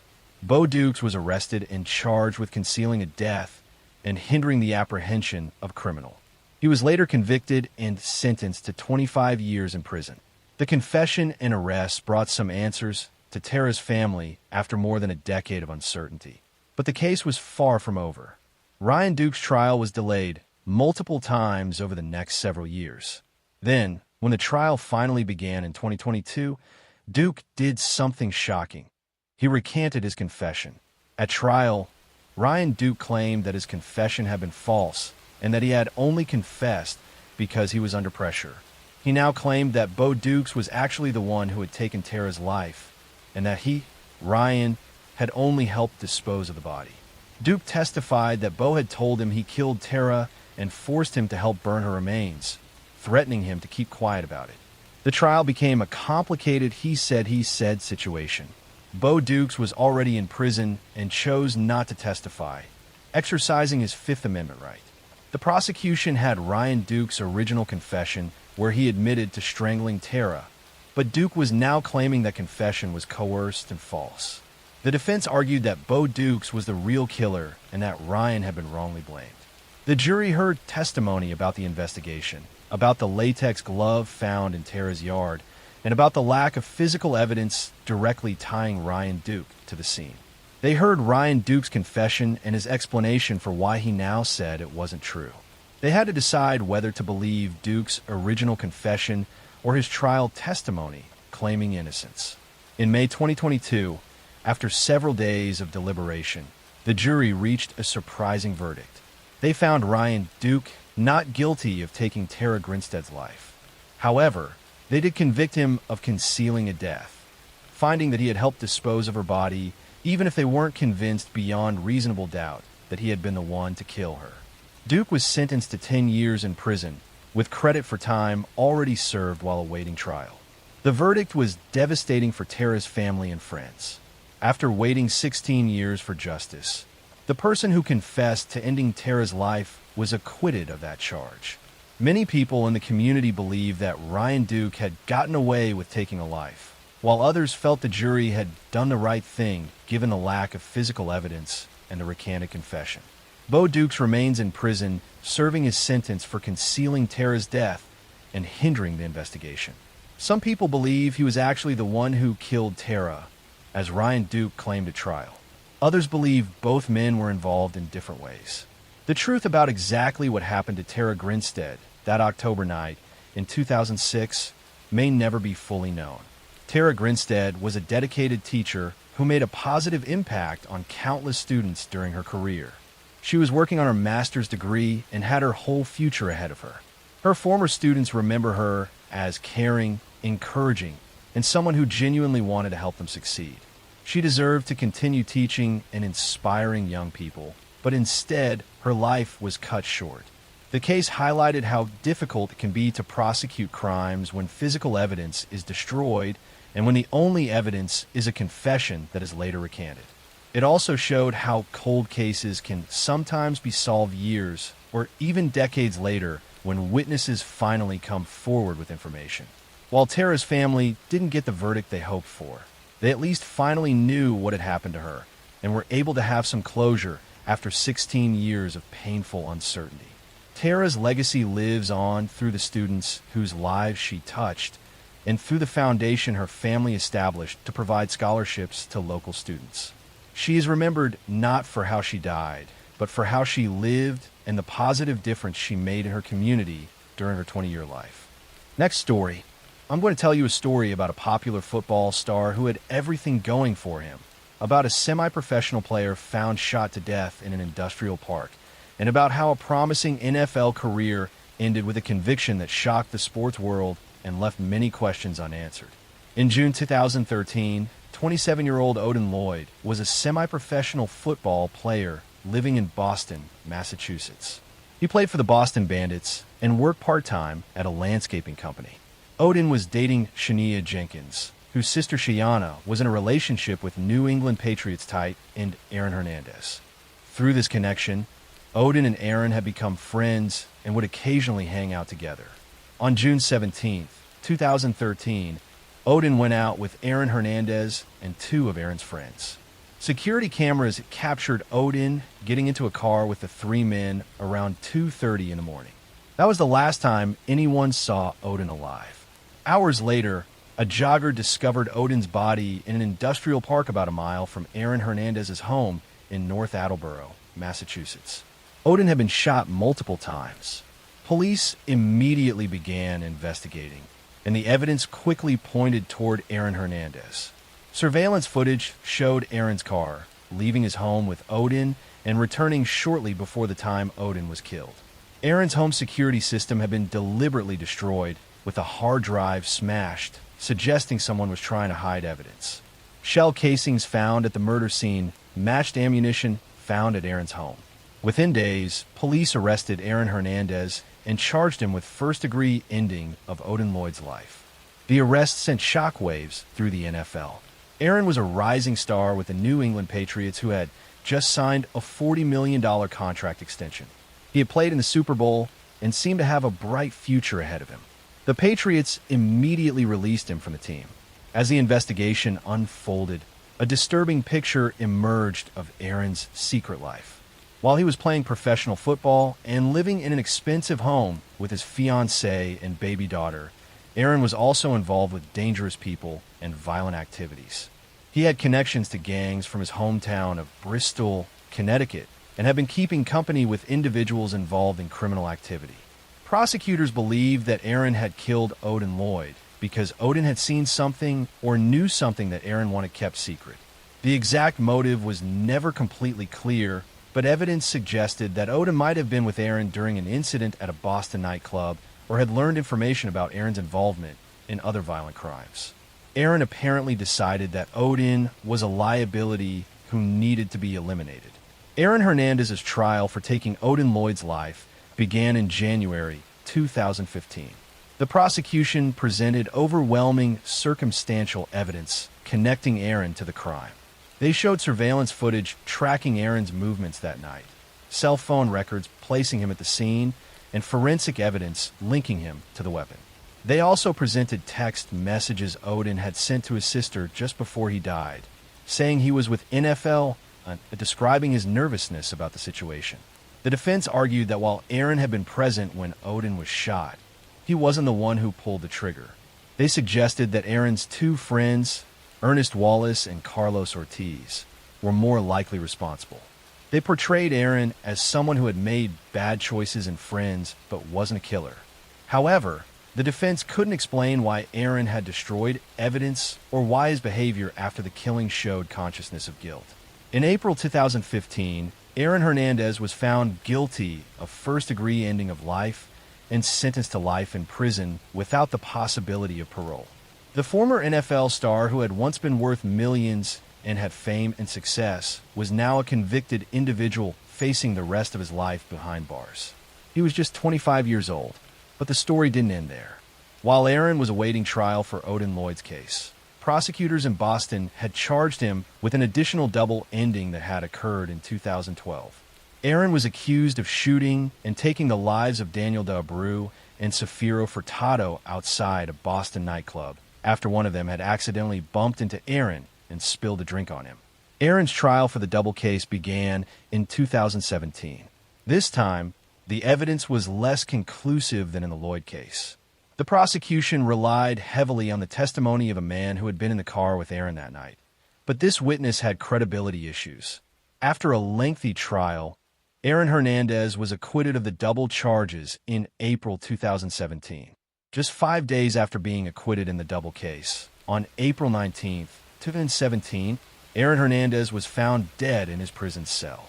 He had taken his own life by hanging. He was 37 years old. Guards found him with drawings and blood on the walls, and John 3 verse 16 written on his forehead. His death shocked everyone following his case and left many questions unanswered. After Aaron's death, his family revealed that he had been suffering from chronic traumatic encephalopathy, known as CTE, a degenerative brain disease caused by repeated head trauma. An autopsy of his brain showed he had one of the most severe cases of CTE ever seen in someone his age. Some experts suggested that CTE might have contributed to Aaron's violent behavior and poor decision-making, though this doesn't excuse his actions. The Aaron Hernandez case became a cautionary tale about how talent and success can hide deeply troubled behavior. Aaron had grown up in a difficult environment, had struggled with his identity, and had never properly dealt with his problems. Instead, he surrounded himself with dangerous people and made choices that ultimately destroyed his life and took the life of Odin Lloyd. Odin Lloyd was a hardworking young man who played football because he loved the game, not for fame or fortune. He worked to support himself and was building a life with his girlfriend. He deserved to continue living and pursuing his dreams, but instead, he was taken by someone he considered a friend. Aaron Hernandez's family, including his young daughter, were left to deal with the aftermath of his crimes and death. His fiancée, Shanna Jenkins, had stood by him throughout the trials, and now she had to raise their daughter alone, explaining someday why her father wasn't there. The case raised important questions about CTE and football, about how fame and money can enable dangerous behavior, and about how warning signs of violence are sometimes ignored when someone is talented or successful. Aaron Hernandez had everything to live for, but threw it all away, destroying multiple families in the process, and leaving a tragic legacy that serves as a reminder of how quickly a promising life can spiral into violence and despair. Next story. I'm going to tell you a story about a loving grandmother who opened her door to someone she trusted, about a small Texas town shaken by a brutal crime, and about how investigators used modern forensic technology to finally solve a murder that had haunted a community for nearly 3 decades. In March 1991, 72-year-old Johnny Ferrier was a beloved grandmother living in the small town of Palo Alto in East Texas. She was active in her community and known for her kindness and generosity. Johnny lived alone in a modest home and was comfortable there, feeling safe in the tight-knit community where everyone knew each other. On March 24, 1991, Johnny's daughter went to check on her mother and made a horrifying discovery. Johnny had been brutally attacked in her own home. She had been beaten and stabbed multiple times. The level of violence was shocking, especially in such a quiet town where serious crimes were rare. Johnny was rushed to the hospital but died from her injuries. Police investigated the crime scene and found that there was no sign of forced entry. This suggested that Johnny had known her attacker and had willingly let them into her home. Items appeared to be missing from the house, indicating robbery might have been a motive, but the extreme violence suggested something more personal. The brutality of the attack seemed excessive for a simple burglary. Investigators interviewed neighbors and family members, trying to establish who might have visited Johnny that day. They processed the crime scene for fingerprints and other evidence. Despite their efforts, the case quickly went cold. There were no solid leads, no witnesses who had seen anyone suspicious, and the forensic technology available in 1991 was limited. Johnny's family was left without answers or justice. For nearly 30 years, the case remained unsolved. Johnny's family never gave up hope that someday her killer would be found. But as decades passed, it seemed increasingly unlikely. The investigators who had originally worked the case retired, and new generations of law enforcement took their place. But the file on Johnny Ferrier's murder remained open. Then in 2019, detectives decided to take another look at the cold case using modern forensic technology that hadn't existed in 1991. They retrieved evidence that had been carefully preserved from the crime scene, including items that might contain DNA. Advances in DNA testing now allowed scientists to extract and analyze genetic material from evidence that would have been useless decades earlier. The DNA testing revealed a profile that could be entered into national databases, but there was no match to anyone in the criminal DNA database. The case seemed to have hit another dead end. However, investigators decided to try a relatively new technique: forensic genetic genealogy, the same method that had been used to catch the Golden State Killer. Detectives uploaded the DNA profile to public genealogy databases where people voluntarily submit their DNA to find relatives and learn about their ancestry. The DNA from Johnny's crime scene matched several distant relatives. Investigators then used traditional genealogy research to build family trees and narrow down potential suspects. The genetic genealogy work led investigators to a man named James Frazier, who had lived in the Palo Alto area in 1991. Frazier was now in his 60s and had moved away from the area years earlier. Detectives began surveilling Frazier and eventually obtained a DNA sample from him by collecting items he had discarded. When that DNA was compared to the evidence from Johnny's murder, it was a match. Police arrested James Frazier in November 2019 and charged him with taking Johnny Ferrier's life. After nearly 29 years, Johnny's family finally had answers about who had attacked their mother and grandmother. The arrest brought a mix of relief and renewed grief as they processed the fact that justice had taken so long. As investigators dug into Frazier's background, they discovered he had known Johnny and had done odd jobs for her in the past. This explained why there was no forced entry. Johnny had trusted Frazier and let him in her home, not knowing he intended to rob and harm her. The violence suggested that when Johnny resisted or recognized him, Frazier had attacked her to eliminate a witness. Frazier had lived in the community for years after Johnny's murder before eventually moving away. He had never been a prime suspect in the original investigation, possibly because his connection to Johnny had seemed too casual to warrant deep scrutiny, or perhaps because he had managed to deflect attention. For nearly 3 decades, he had lived his life knowing what he had done, but believing he had gotten away with it. Frazier's trial took place in 2021. The prosecution presented the DNA evidence that definitively placed him at the crime scene. They also presented testimony about his relationship with Johnny and his opportunity to commit the crime. The defense tried to argue that the DNA evidence alone didn't prove Frazier had committed violence, only that he had been in Johnny's home at some point, which he could have been legitimately as someone who did work for her. However, the prosecution pointed out that Frazier had never come forward during the investigation to say he had been at Johnny's house or might have left DNA there. His silence for 3 decades, combined with the DNA evidence and the violent nature of the crime, painted a clear picture of guilt. The jury agreed. In 2021, James Frazier was convicted of taking Johnny Ferrier's life. He was sentenced to life in prison, ensuring he would spend his remaining years behind bars for what he had done. The conviction came 30 years after the crime, but for Johnny's family, it finally brought a sense of closure and justice. Johnny Ferrier's daughter, who had been the one to discover her mother's body all those years ago, was able to attend the trial and see her mother's killer convicted. She spoke about the decades of wondering who had taken her mother's life and the relief of finally knowing. While nothing could bring Johnny back, the family found some peace in knowing the person responsible had been held accountable. The case demonstrated the power of advances in forensic science and the importance of preserving evidence from unsolved crimes. The DNA that solved Johnny's case had been sitting in storage for 3 decades, waiting for technology to advance enough to be useful. Without that preserved evidence, and without the development of genetic genealogy techniques, James Frazier would likely have never been caught. Johnny Ferrier was a kind woman who had opened her door to someone she thought she could trust. She had been generous with her time and had hired James Frazier to help with work around her home.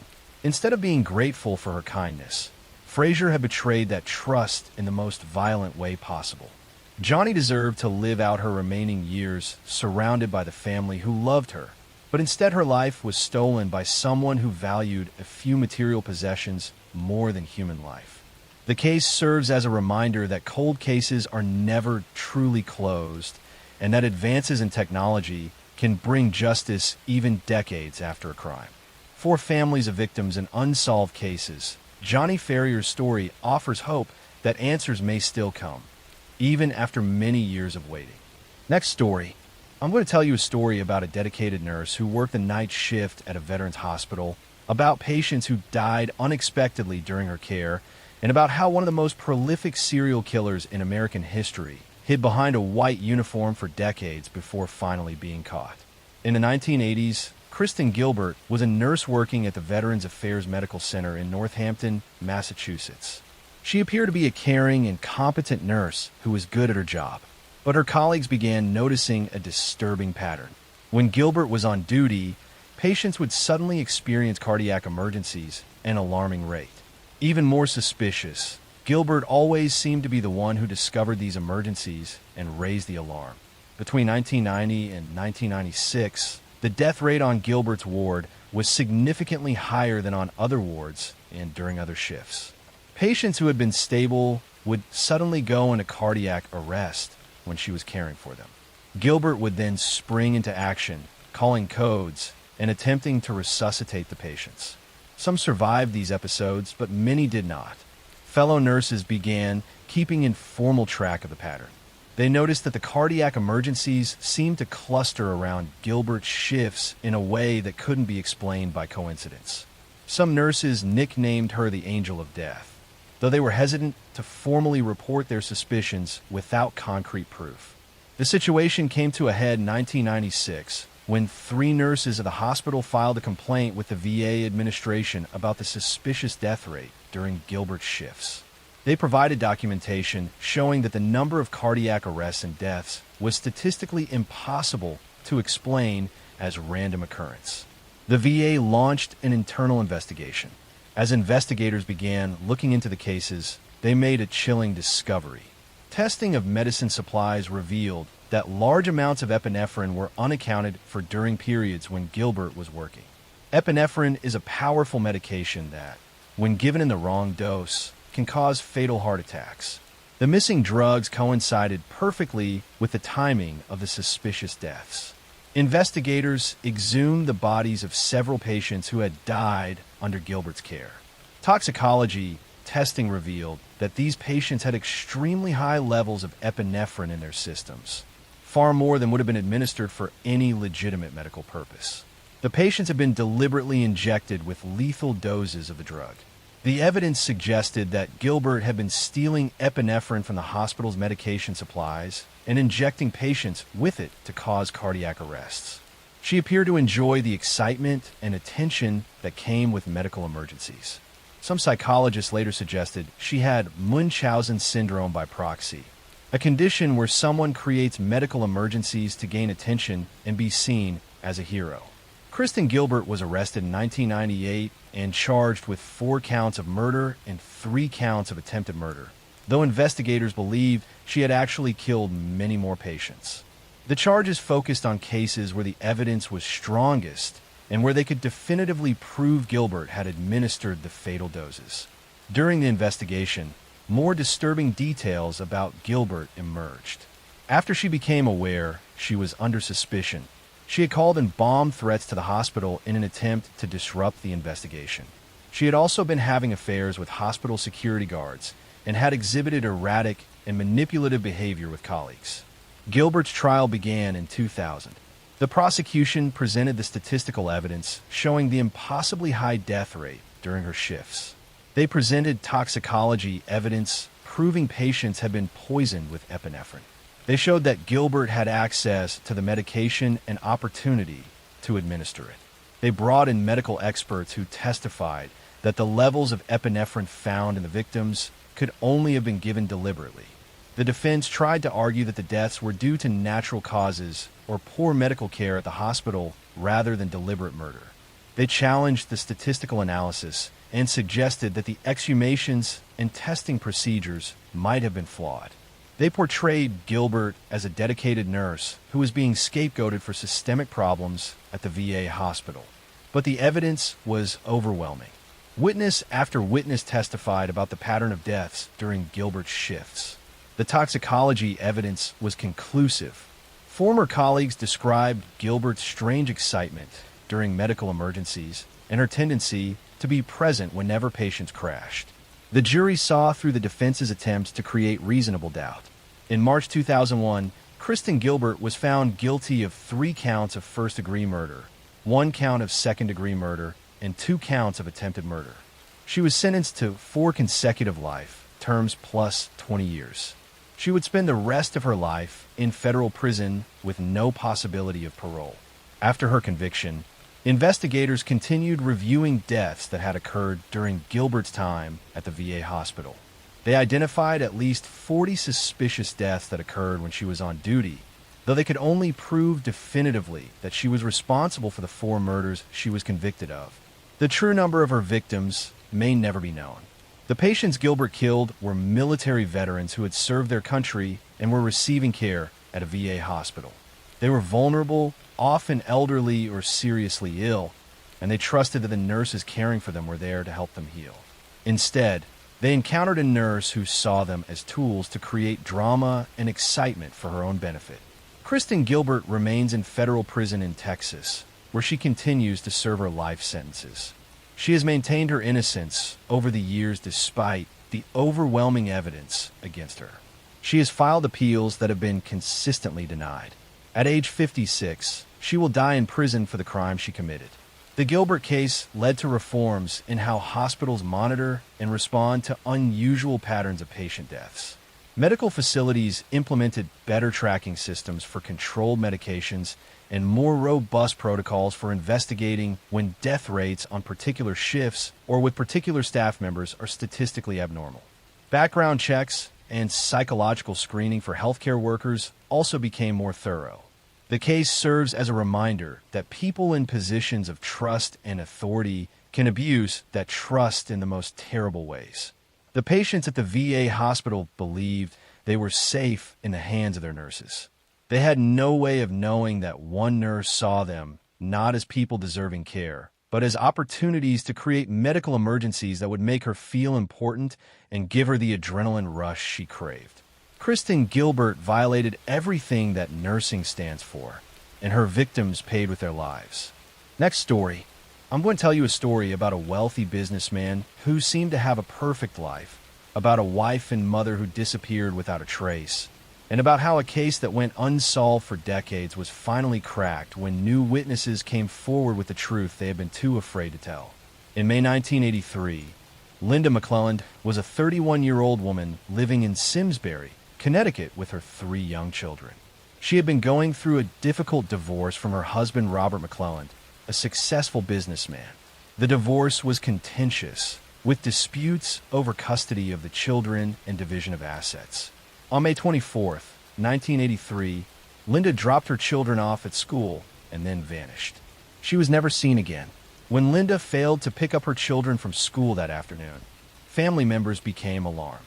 Linda was a devoted mother who would never abandon her kids. Her car was found parked at a shopping center, but there was no sign of where she had gone. Inside the car, police found her purse with her identification and money still inside, suggesting she hadn't left voluntarily. Police immediately suspected foul play and focused their investigation on Robert McClelland. The couple had been in the middle of a bitter divorce, and Linda had recently been granted temporary custody of the children. Robert had a strong motive, and witnesses reported that he had been angry about the divorce proceedings. But without a body or physical evidence, police couldn't build a strong enough case to charge him. Robert McClellan claimed he had no idea what had happened to his wife. He said he had been at work on the day she disappeared and suggested that Linda might have simply decided to leave and start a new life somewhere else. But everyone who knew Linda rejected this theory. She was deeply devoted to her 3 children and would never have abandoned them, especially in the middle of a custody battle. The case went cold for decades. Linda's children grew up without their mother, never knowing what had happened to her. The oldest child, who had been just 7 years old when Linda disappeared, carried the trauma of losing their mother under such mysterious circumstances. The family never stopped hoping for answers, but as years turned into decades, it seemed less and less likely they would ever learn the truth. Robert McClellan moved on with his life. He eventually remarried and continued his business career. To outsiders, he seemed like a man who had overcome tragedy and rebuilt his life. But people close to the case never forgot about Linda, and some investigators remained convinced that Robert knew more than he was saying. Then in 2020, nearly 40 years after Linda disappeared, the case suddenly broke open. New witnesses came forward with information they had been too frightened to share decades earlier.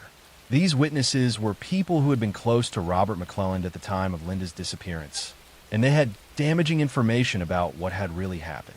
One witness revealed that Robert had confessed to taking Linda's life. According to this person, Robert had admitted that he killed Linda and disposed of her body in a location where it would never be found. The witness had kept this secret for decades out of fear of Robert and concern about not being believed, but finally decided to come forward as time passed and Robert aged. Additional witnesses provided information about Robert's behavior around the time of the disappearance. They described him acting suspiciously and making statements that suggested he was involved in Linda's vanishing. Some witnesses said Robert had asked for help disposing of evidence, or had been seen cleaning his car obsessively in the days after Linda went missing. Armed with this new testimony, police reopened the investigation. In September 2020, they arrested 80-year-old Robert McClellan and charged him with taking his wife's life. After nearly 4 decades, he was finally being held accountable for what investigators had long suspected he had done. The arrest brought mixed emotions for Linda's family and children. They were relieved that someone was finally being charged for their mother's disappearance. But they were also heartbroken knowing they would never get their mother back, and that they had lived most of their lives without knowing the truth. They also had to face the reality that their father was accused of taking their mother's life. Robert McClellan's case went to trial in 2023. The prosecution presented the testimony of witnesses who said Robert had confessed to the crime decades earlier.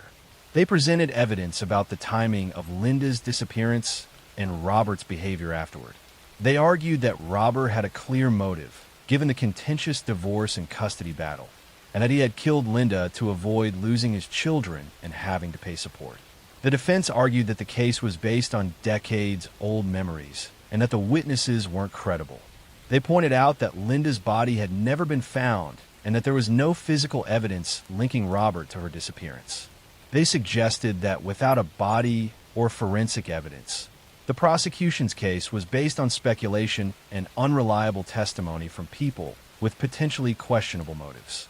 The trial was emotional, with Linda's children now adults testifying about growing up without their mother and living with the uncertainty of not knowing what had happened to her. They spoke about birthdays and graduations and weddings that their mother had missed, and about the hole in their lives that had never been filled. In 2023, after hearing all the evidence, the jury found Robert McClellan guilty of manslaughter in connection with Linda's death. While prosecutors had argued for a conviction on stronger charges, the jury settled on manslaughter, perhaps reflecting the challenges of prosecuting a 40-year-old case without physical evidence. Robert was sentenced to prison, and while the sentence couldn't undo decades of pain, it brought some measure of justice for Linda and her family. Linda McClellan's body has never been recovered.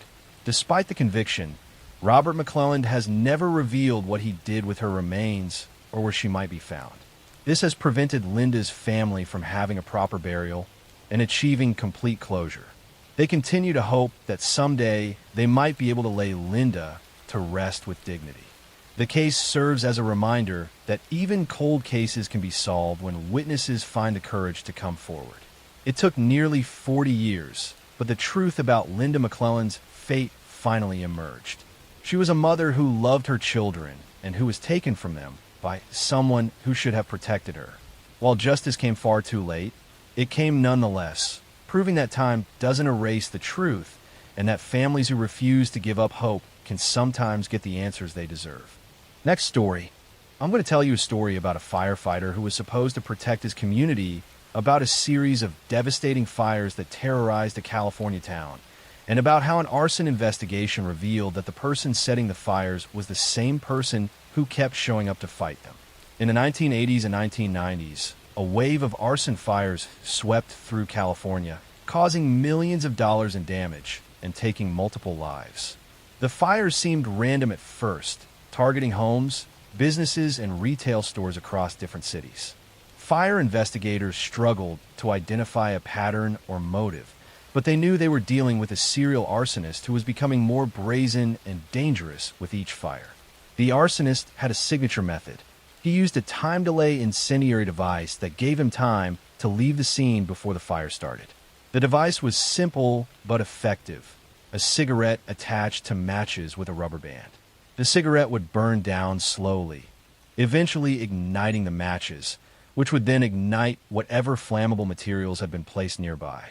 This gave the arsonist a window of several minutes to be far away when the fire actually started.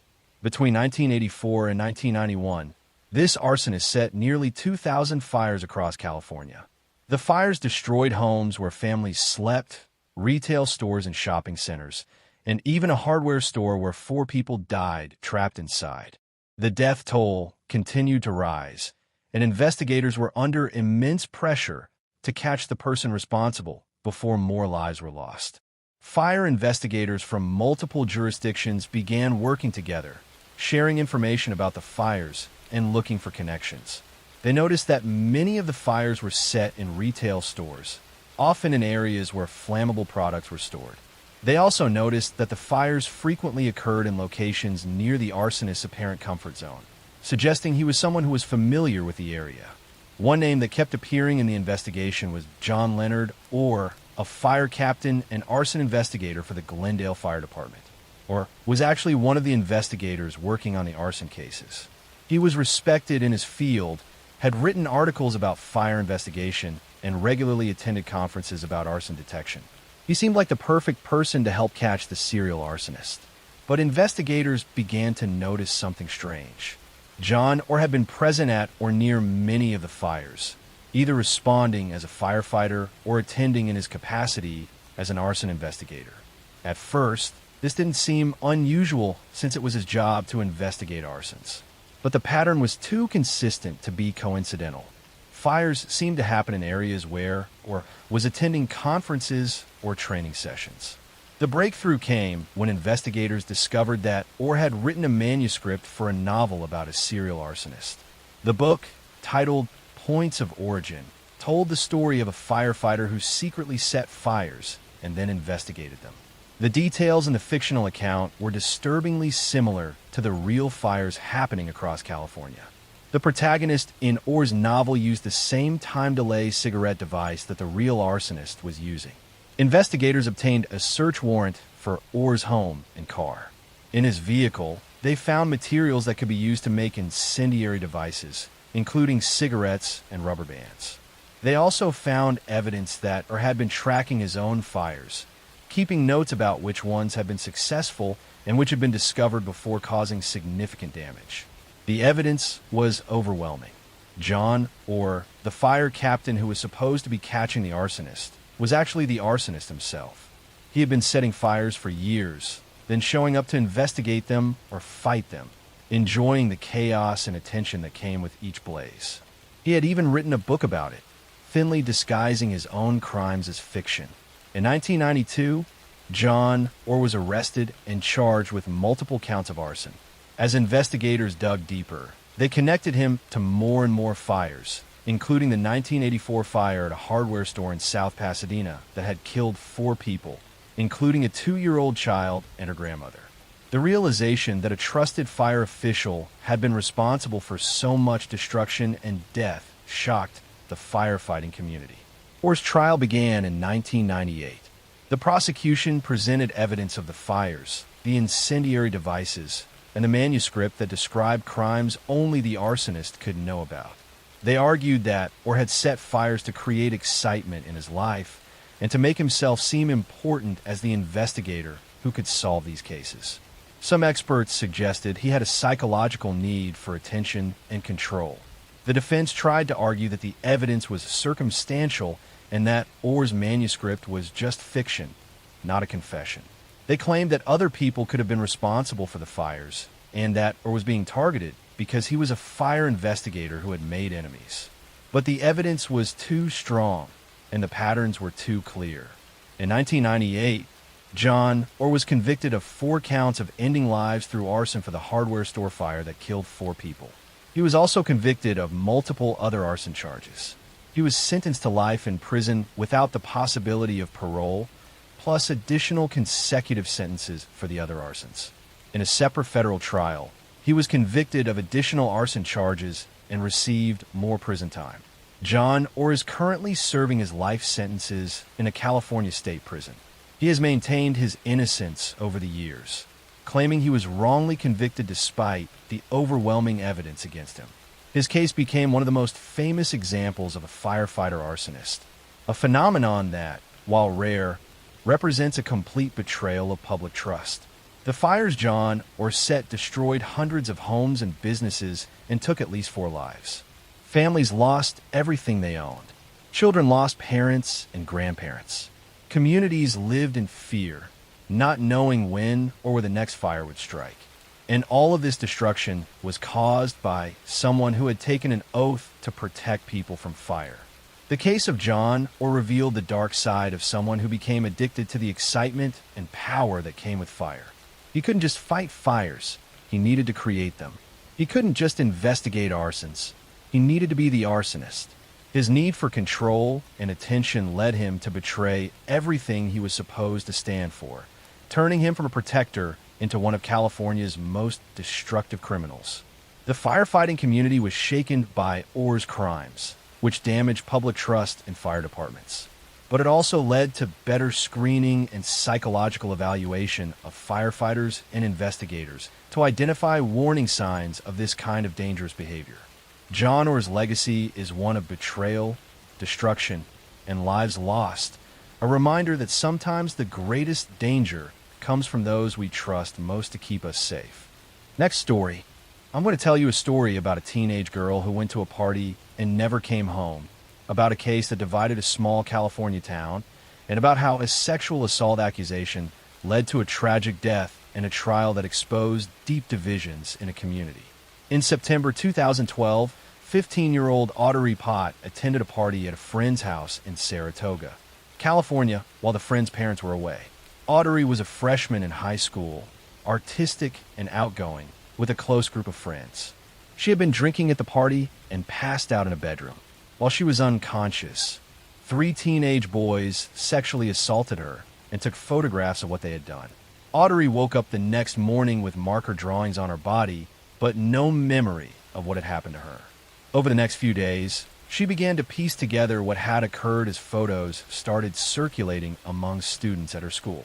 The images spread through text messages and social media, and Audrey realized that her assault had become public entertainment for her classmates. The humiliation was unbearable for Audrey. Students were talking about what had happened, making jokes, and sharing the photos. She felt violated not just by the assault itself, but by having her worst moment turned into gossip and mockery. She reached out to friends expressing her anguish and despair, saying that her life was ruined and that she couldn't face people at school. On September 12, 2012, just 8 days after the party, Audrey Pott took her own life. Her parents found her and were devastated, initially not understanding what had driven their daughter to such despair. It wasn't until later that they learned about the assault and the photos that had been circulating at school. The case drew national attention and became part of a broader conversation about teenage sexual assault, bullying, and the role of social media in amplifying trauma.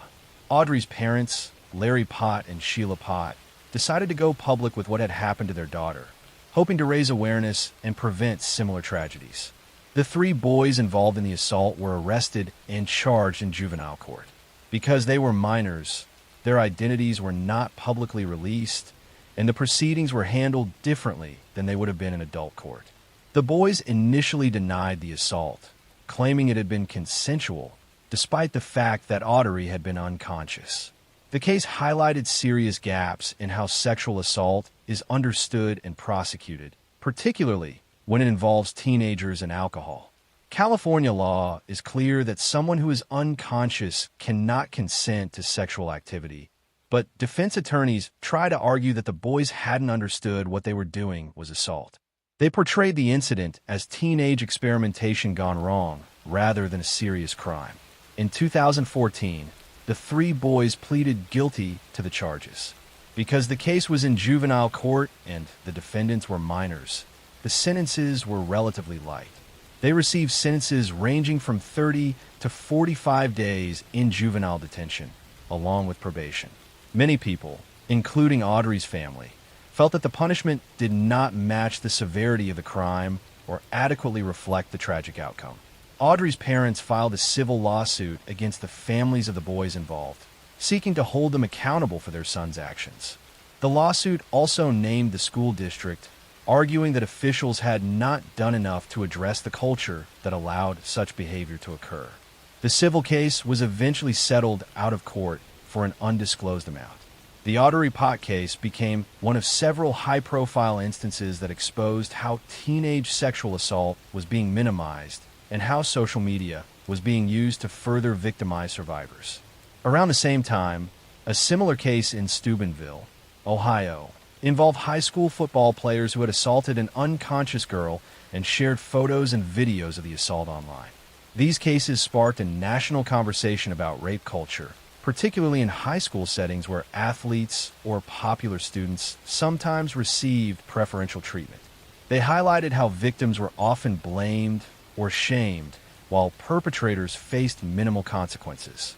The cases also exposed how social media had created new ways to torment victims by making private assaults into public spectacles. Audrey's parents became advocates for change, pushing for stronger laws and better education about consent and sexual assault. They worked with lawmakers in California to pass legislation addressing the issues highlighted by their daughter's case. They also established a foundation in Audrey's name to promote awareness and prevention of sexual assault among teenagers. The case had a lasting impact on how schools approach sexual assault education and how law enforcement handles cases involving teenage victims and perpetrators. It contributed to broader conversations about the need for comprehensive consent education and about the legal and social consequences of sharing intimate images without permission. For Audrey's family and friends, the tragedy left a permanent void. Audrey had been a talented artist who loved music and had dreams for her future. Her parents kept her bedroom as she had left it, preserving the artwork on her walls and the creative projects she had been working on. They spoke publicly about her not to define her by what happened to her, but to honor who she had been and to prevent other families from experiencing similar loss. The three boys involved in the assault have since completed their sentences and moved on with their lives, largely protected by the anonymity afforded by the juvenile justice system. Audrey's parents have expressed frustration that the boys faced relatively minor consequences while their daughter paid with her life. They've spoken about the injustice of perpetrators being able to move forward while victims and their families carry the trauma forever. Audrey Pott's case remains a powerful and tragic example of how sexual assault, victim blaming, and social media can combine with devastating consequences. She was a young girl who went to a party and was victimized twice.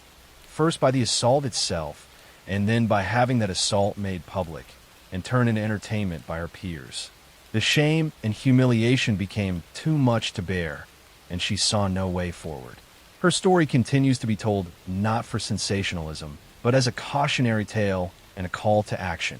It reminds us that sexual assault is never the victim's fault, that consent cannot be given by someone who is unconscious, and that sharing intimate images without consent is a violation that can have tragic consequences.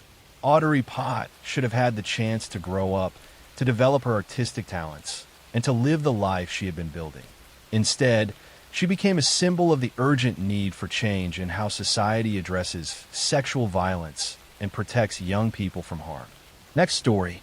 I'm going to tell you a story about 3 Boy Scouts who went on a camping trip in the Oklahoma wilderness, about a night of unimaginable horror, and about a case that has haunted investigators and families for over 40 years with questions that may never be fully answered. In June 1977, 3 young girls were excited to attend Camp Scott, a Girl Scout camp located in the hills near Locust Grove, Oklahoma. 8-year-old Lori Lee Farmer, 9-year-old Michelle Heather Guza, and 10-year-old Doris Denise Milner had just arrived at the camp for what was supposed to be a fun summer experience. They were assigned to tent number 8 in the Kiowa unit, one of the most remote areas of the camp. On the night of June 12, 1977, the girls settled into their sleeping bags in tent 8 along with other campers throughout the camp. The counselors made their rounds, checking on the girls before heading to their own tents. Everything seemed normal and peaceful as the camp settled down for the night. But sometime during the dark hours, something terrible happened. The next morning, on June 13th, a camp counselor walking to the showers made a horrifying discovery. She found the bodies of Lori, Michelle, and Doris along a trail leading to the showers. All 3 girls had been attacked and taken from their tent during the night. They had been assaulted and beaten. The scene was brutal and shocking, especially in the context of what was supposed to be a safe summer camp environment. Police were called immediately, and Camp Scott was evacuated. Parents rushed to pick up their daughters, many learning about the tragedy only when they arrived. The peaceful Girl Scout camp had become a crime scene, and investigators from multiple agencies descended on the remote location to try to piece together what had happened. Evidence at the scene suggested that someone had entered the camp from outside and specifically targeted Tent 8. Items belonging to the girls were found scattered along the path where their bodies were discovered. Investigators also found a flashlight and other items that appeared to belong to the perpetrator. Most disturbing was evidence that suggested the attacker had been inside the tent and had carried or led the girls away before attacking them. Police quickly focused their investigation on a local man named Gene Leroy Hart. Hart was a Cherokee man who had escaped from prison years earlier, where he had been serving time for previous violent crimes. He was familiar with the area around Camp Scott and had been living as a fugitive in the woods. Witnesses reported seeing a suspicious man near the camp in the days before the attacks, and the description matched Hart. Hart was a known criminal with a history of violence. He had been convicted of kidnapping and assaulting 2 pregnant women in 1966 and had escaped from prison in 1973. He had been on the run for years, and many people believed he had been hiding in the caves and wilderness around the Camp Scott area. The theory was that he had come across the camp and decided to attack. After an intensive manhunt, Gene Leroy Hart was captured in April 1978, nearly a year after the attacks. He was arrested at a residence where he had been hiding and was charged with 3 counts of first-degree ending of life. The community was relieved that a suspect was in custody, but the legal battle was just beginning. Hart's trial took place in 1979 and became one of the most watched trials in Oklahoma history. The prosecution presented evidence, including hair samples found at the scene that appeared to match Hart, items found near the crime scene that were linked to him, and testimony about his presence in the area. They argued that Hart's history of violence and his familiarity with the wilderness made him the obvious perpetrator. The defense, however, challenged the evidence. They brought in their own experts who questioned the hair analysis and suggested that the evidence had been contaminated or mishandled. They argued that Hart had been unfairly targeted because of his criminal record and that the physical evidence wasn't strong enough to prove beyond reasonable doubt that he was responsible. In March 1979, after lengthy deliberations, the jury found Gene Leroy Hart not guilty on all charges. The verdict shocked many people, especially the families of the victims who believed Hart was responsible. The acquittal meant that legally, the case remained unsolved and no one had been held accountable for the deaths of Lori, Michelle, and Doris. Just 2 months after his acquittal, in June 1979, Jean Leroy Hart died of a heart attack while exercising in prison where he was serving time for his previous convictions. His death meant he could never be tried again if new evidence emerged, and it left many questions forever unanswered. In 2008, authorities decided to use modern DNA technology to re-examine evidence from the case. DNA samples from the crime scene were compared to DNA from Jean Leroy Hart and his relatives. The results were inconclusive, but suggested that Hart could not be definitively ruled out as a contributor to some of the evidence. However, the testing also couldn't definitively prove he was responsible. In 2022, further DNA testing was conducted using even more advanced technology.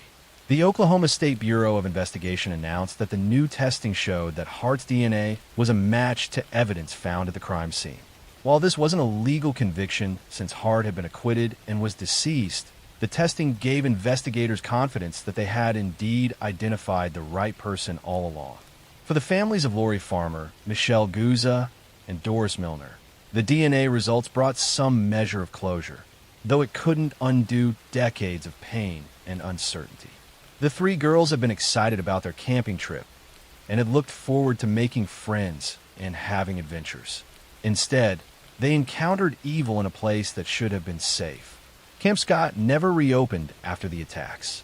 The property was eventually sold, and the camp structures were demolished. The site stands as a reminder of the tragedy that occurred there and the 3 young lives that were stolen on that June night in 1977. The case of the Girl Scout murders remains one of Oklahoma's most notorious unsolved cases in the eyes of many, despite the DNA evidence pointing to Hart. Because he was acquitted in court and died shortly after, there was never legal resolution. The case highlighted failures in camp security and led to changes in how overnight camps protect children in their care. Lori, Michelle, and Doris were young girls who should have had their whole lives ahead of them. They should have grown up, graduated from school, and had families of their own. Instead, their lives ended on a camping trip that was supposed to be filled with joy and adventure. A tragic reminder that evil can strike even in the most innocent of settings. Next story. I'm going to tell you a story about a wealthy pharmaceutical executive who seemed to have everything. About a wife who was found hanging in a mansion under suspicious circumstances. About a 6-year-old boy who died after a mysterious fall. And about a case with so many unanswered questions that it continues to spark debate over a decade later. In July 2011, tragedy struck the Spreckles Mansion in Coronado, California, an exclusive beach community near San Diego. The historic mansion was home to Jonah Shacknai, a successful pharmaceutical executive, and his girlfriend Rebecca Zahau. But within 48 hours, 2 people connected to that home would be dead under circumstances that authorities called accidents and suicides, but that family members insisted were something far more sinister. On July 11th, 2011, Jonah Shacknai's 6-year-old son Max was at the mansion while his father was away on business. Rebecca Zahau was caring for Max that day. Somehow, Max fell down a staircase and suffered severe head injuries. Rebecca called 911 frantically, and Max was rushed to the hospital in critical condition. He would remain on life support, clinging to life as his family gathered at the hospital praying for a miracle. 2 days later, on July 13, 2011, while Max was still in the hospital fighting for his life, another tragedy occurred at the mansion.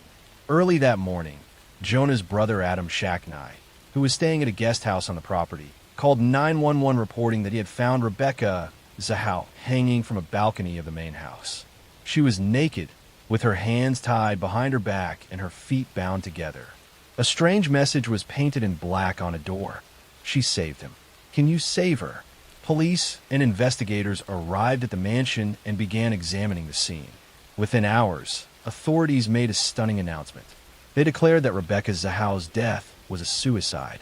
According to their theory, Rebecca had been distraught over Max's accident and blamed herself for what had happened. They claimed she had tied her own hands and feet, fashioned a noose, and jumped from the balcony, hanging herself. Rebecca's family immediately rejected this conclusion. They couldn't believe that Rebecca would take her own life. especially in such an elaborate and painful way. They pointed out that it seemed physically impossible for someone to tie their own hands behind their back in the complex manner shown in the crime scene photos.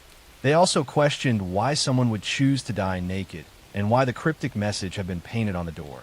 2 days after Rebecca was found, on July 16, 2011, 6-year-old Max Shacknai died from his injuries.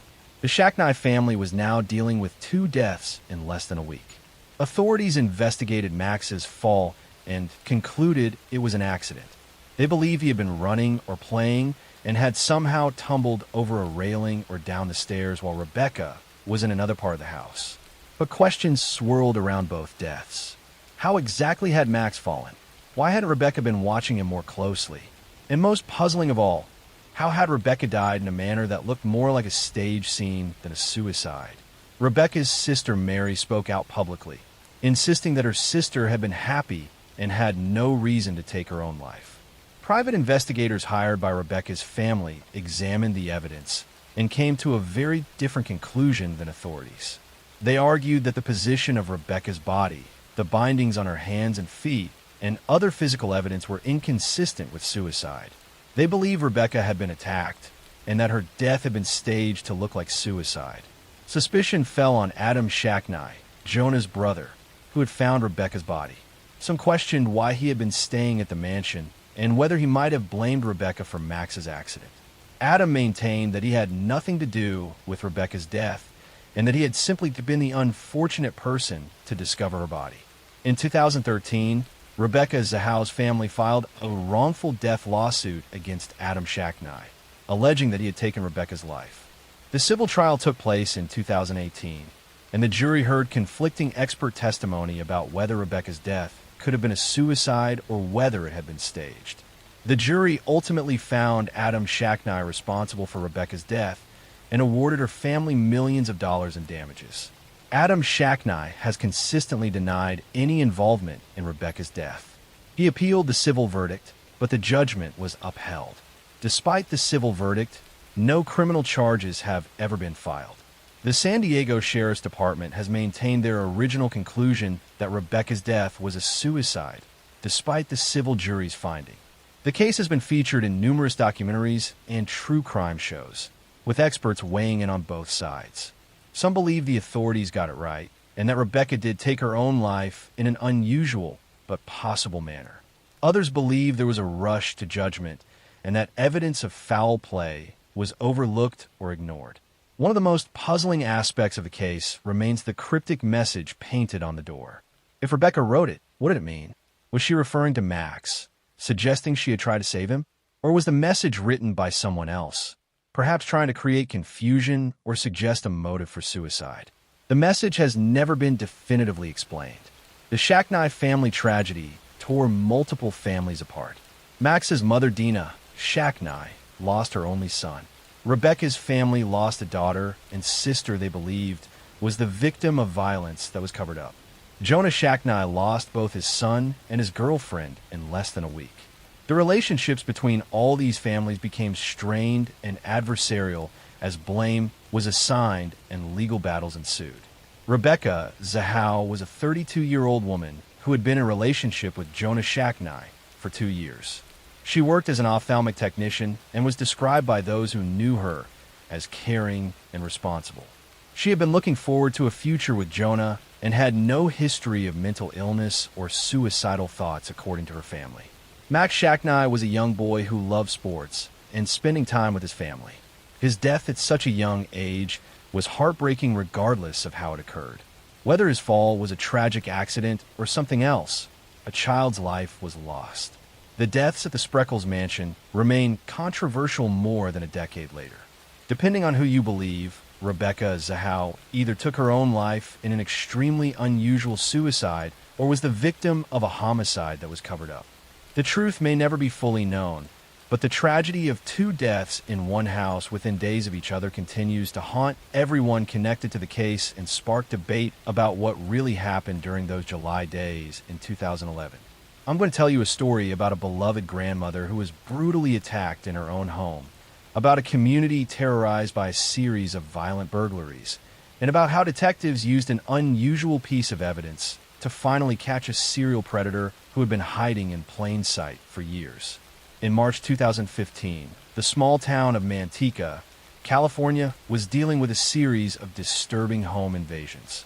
Over several months, someone had been breaking into homes, often targeting elderly women who lived alone. The intruder would enter through unlocked doors or windows in the middle of the night, attacking the victims in their beds. The crimes were violent and terrifying, and the community was gripped with fear. One of the victims was 76-year-old Mary Gibson, a retired teacher who had lived in Manteca for decades. On the night of March 8, 2015, Mary was asleep in her home when an intruder broke in through a sliding glass door. The attacker entered her bedroom and brutally assaulted her, beating her with such force that she suffered severe head injuries. Mary was found by a family member the next morning and rushed to the hospital, where she remained in critical condition for days before passing away from her injuries. The attack on Mary Gibson horrified the community. She had been a beloved figure in Manteca, known for her kindness and involvement in local activities. That someone would break in her home and attack her so viciously seemed incomprehensible. Police intensified their investigation, determined to catch the person responsible before he could strike again. Detectives reviewing the crime scene at Mary's home found something unusual. There were partial shoe prints near the point of entry and in the bedroom where Mary had been attacked. The prints were from a distinctive type of athletic shoe with an unusual tread pattern. Investigators photographed the prints and began trying to identify the specific make and model of shoe. Meanwhile, other home invasion cases in the area were being reviewed to see if they might be connected. Detectives found that several unsolved burglaries and attacks on elderly women showed similar patterns. The intruder seemed to target homes where women lived alone or where they would be alone at night. He entered through sliding doors or windows that were unlocked or easy to force open. And in several cases, similar shoe prints had been found at the scenes. As detectives worked to track down the shoe, they caught a break. The distinctive tread pattern matched a specific model of Nike athletic shoe that had been sold in limited quantities. Investigators began checking sales records and surveillance footage from stores that had sold these shoes in the Manteca area. At the same time, police were investigating another lead. A suspicious vehicle had been seen in Mary Gibson's neighborhood around the time of the attack. Witnesses had noticed a white sedan driving slowly through the area late at night, which was unusual for the quiet residential street. Police obtained surveillance footage from nearby homes and businesses, hoping to get a license plate number. The investigation led police to 23-year-old Malik Pat, a local man who had a history of minor criminal offenses. Detectives discovered that Pat owned a white sedan matching the description of the vehicle seen near Mary's home. They also learned that Pat had recently purchased the exact model of Nike shoes whose prints had been found at multiple crime scenes. Police obtained a search warrant for Pat's home and vehicle. Inside, they found the Nike shoes with the distinctive tread pattern. When compared to the prints from Mary Gibson's home and other crime scenes, they were a perfect match. Detectives also found items that had been stolen from several of the burglary victims, providing further evidence linking Pat to multiple crimes. DNA evidence collected from some of the crime scenes was also tested against Pat's DNA. The results showed matches, placing him at the scenes where elderly women had been attacked. The evidence against Malik Pat was overwhelming, connecting him not just to Mary Gibson's attack, but to a series of home invasions targeting vulnerable victims.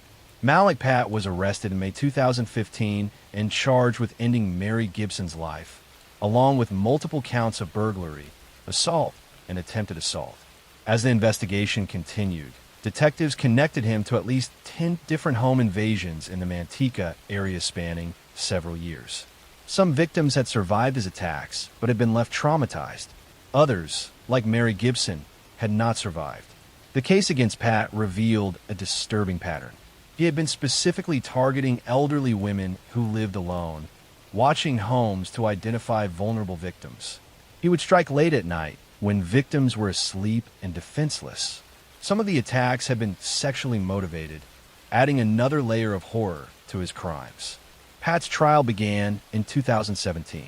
The prosecution presented the shoe print evidence, DNA evidence, stolen property found in his possession, and testimony from surviving victims who identified him as their attacker. The evidence was so strong that Pat's defense had little to work with. They couldn't dispute the physical evidence connecting him to the crimes. In 2018, Malik Pat was convicted of first-degree ending of life for Mary Gibson's death, along with multiple other charges related to the home invasions and attacks. He was sentenced to life in prison without the possibility of parole, plus additional consecutive sentences for the other crimes. The judge noted the particular cruelty of targeting elderly victims in their own homes, places where they should have felt safest. Mary Gibson's family spoke at the sentencing, describing the pain of losing their mother and grandmother in such a violent way. They talked about how Mary had been independent and strong right up until the end, and how it was unbearable to think of her final moments of terror. They expressed relief that Pat would never be able to hurt anyone else. The other victims who had survived Pat's attacks also gave impact statements. They described the lasting trauma of being attacked in their own beds, the fear that haunted them even after moving to new homes, and the nightmares that persisted years later. Many of the elderly victims said they never felt safe again after being violated in such a personal way. The case highlighted the vulnerability of elderly people living alone and the importance of home security measures. Police encouraged residents to secure doors and windows, install security systems, and check on elderly neighbors regularly. The Manteca community came together to support the victims and implement neighborhood watch programs to prevent similar crimes. Malik Pat remains in prison, where he will spend the rest of his life. The Nike shoe print that helped catch him became a key piece of evidence in forensic investigations, demonstrating how even small details at a crime scene can lead to solving cases. Mary Gibson and the other victims deserved to feel safe in their own homes, but instead they encountered a predator who saw their vulnerability as an opportunity. While justice was served through Pat's conviction, the trauma he inflicted on his victims and their families will never fully heal. I'm going to tell you a story about a young nursing student who had just started her career, about a neighbor who offered to help with a broken taillight, and about how a chance traffic stop led to the discovery of one of the most chilling abduction cases in recent history. In July 2016, 21-year-old Carl Shaw Freeland Williams was walking home in Philadelphia when she was suddenly grabbed by a stranger and dragged into a car. Security cameras captured the terrifying abduction as Carl Shaw fought desperately, even managing to knock her glasses off as a clue and fighting so hard that she left her shoe behind on the street. The video went viral as police and the community desperately searched for her. 3 days later, Carl Shaw was found alive in Maryland, rescued after her abductor was stopped by police. But that's not the story I want to tell you today. Let me tell you about a different case. In October 2014, 20-year-old Hannah Graham was a second-year student at the University of Virginia in Charlottesville. She was bright, athletic, and loved by everyone who knew her. On the night of September 13, 2014, Hannah went out with friends in the downtown mall area, a popular spot for university students. Sometime around 1 in the morning, Hannah became separated from her friends. Surveillance cameras captured her walking alone through the downtown area, looking lost and confused. She appeared to be texting on her phone, possibly trying to find her way or contact friends. Multiple cameras tracked her movement through the streets, and witnesses would later report seeing her. Then Hannah encountered Jesse Matthew, a 32-year-old man who worked as a hospital orderly.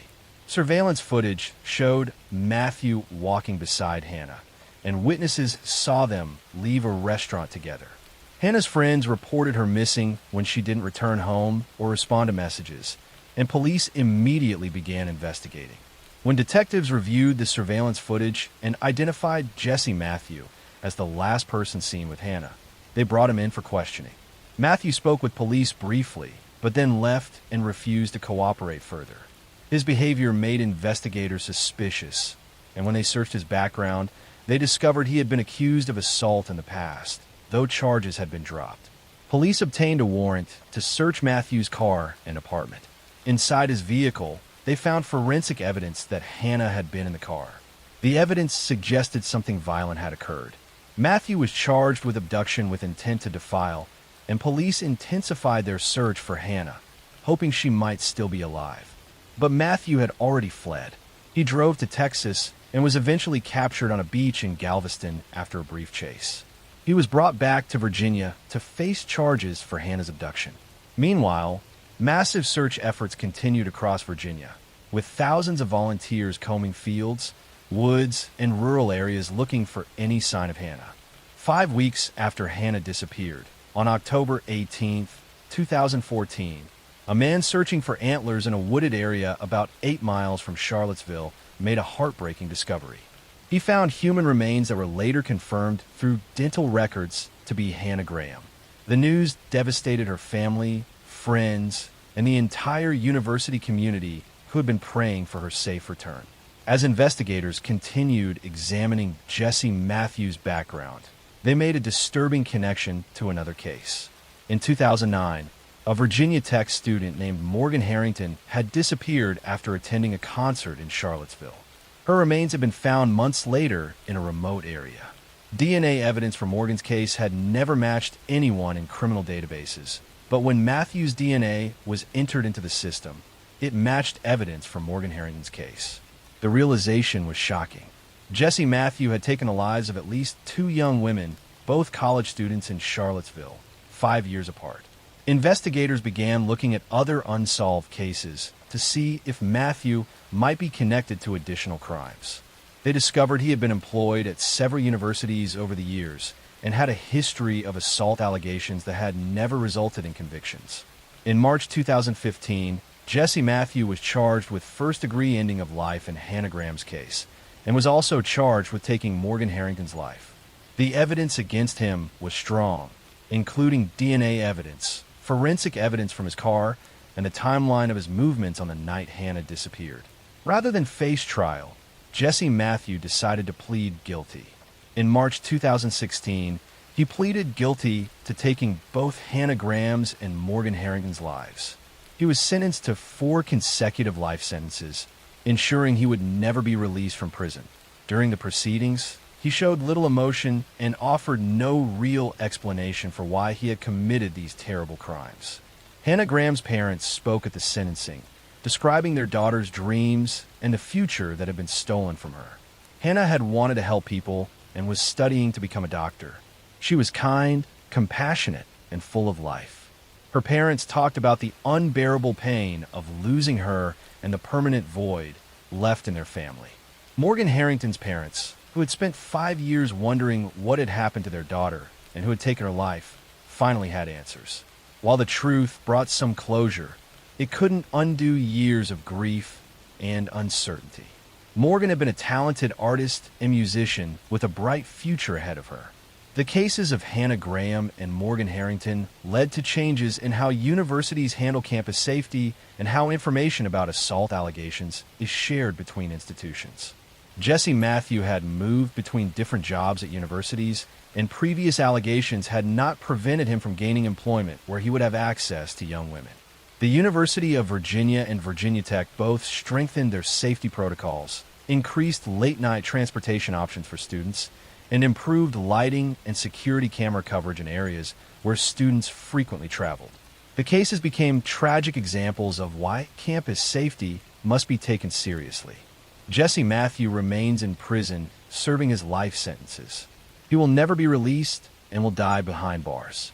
The families of Hannah and Morgan have worked to honor their daughter's memories by advocating for campus safety improvements and supporting other families who have lost children to violence.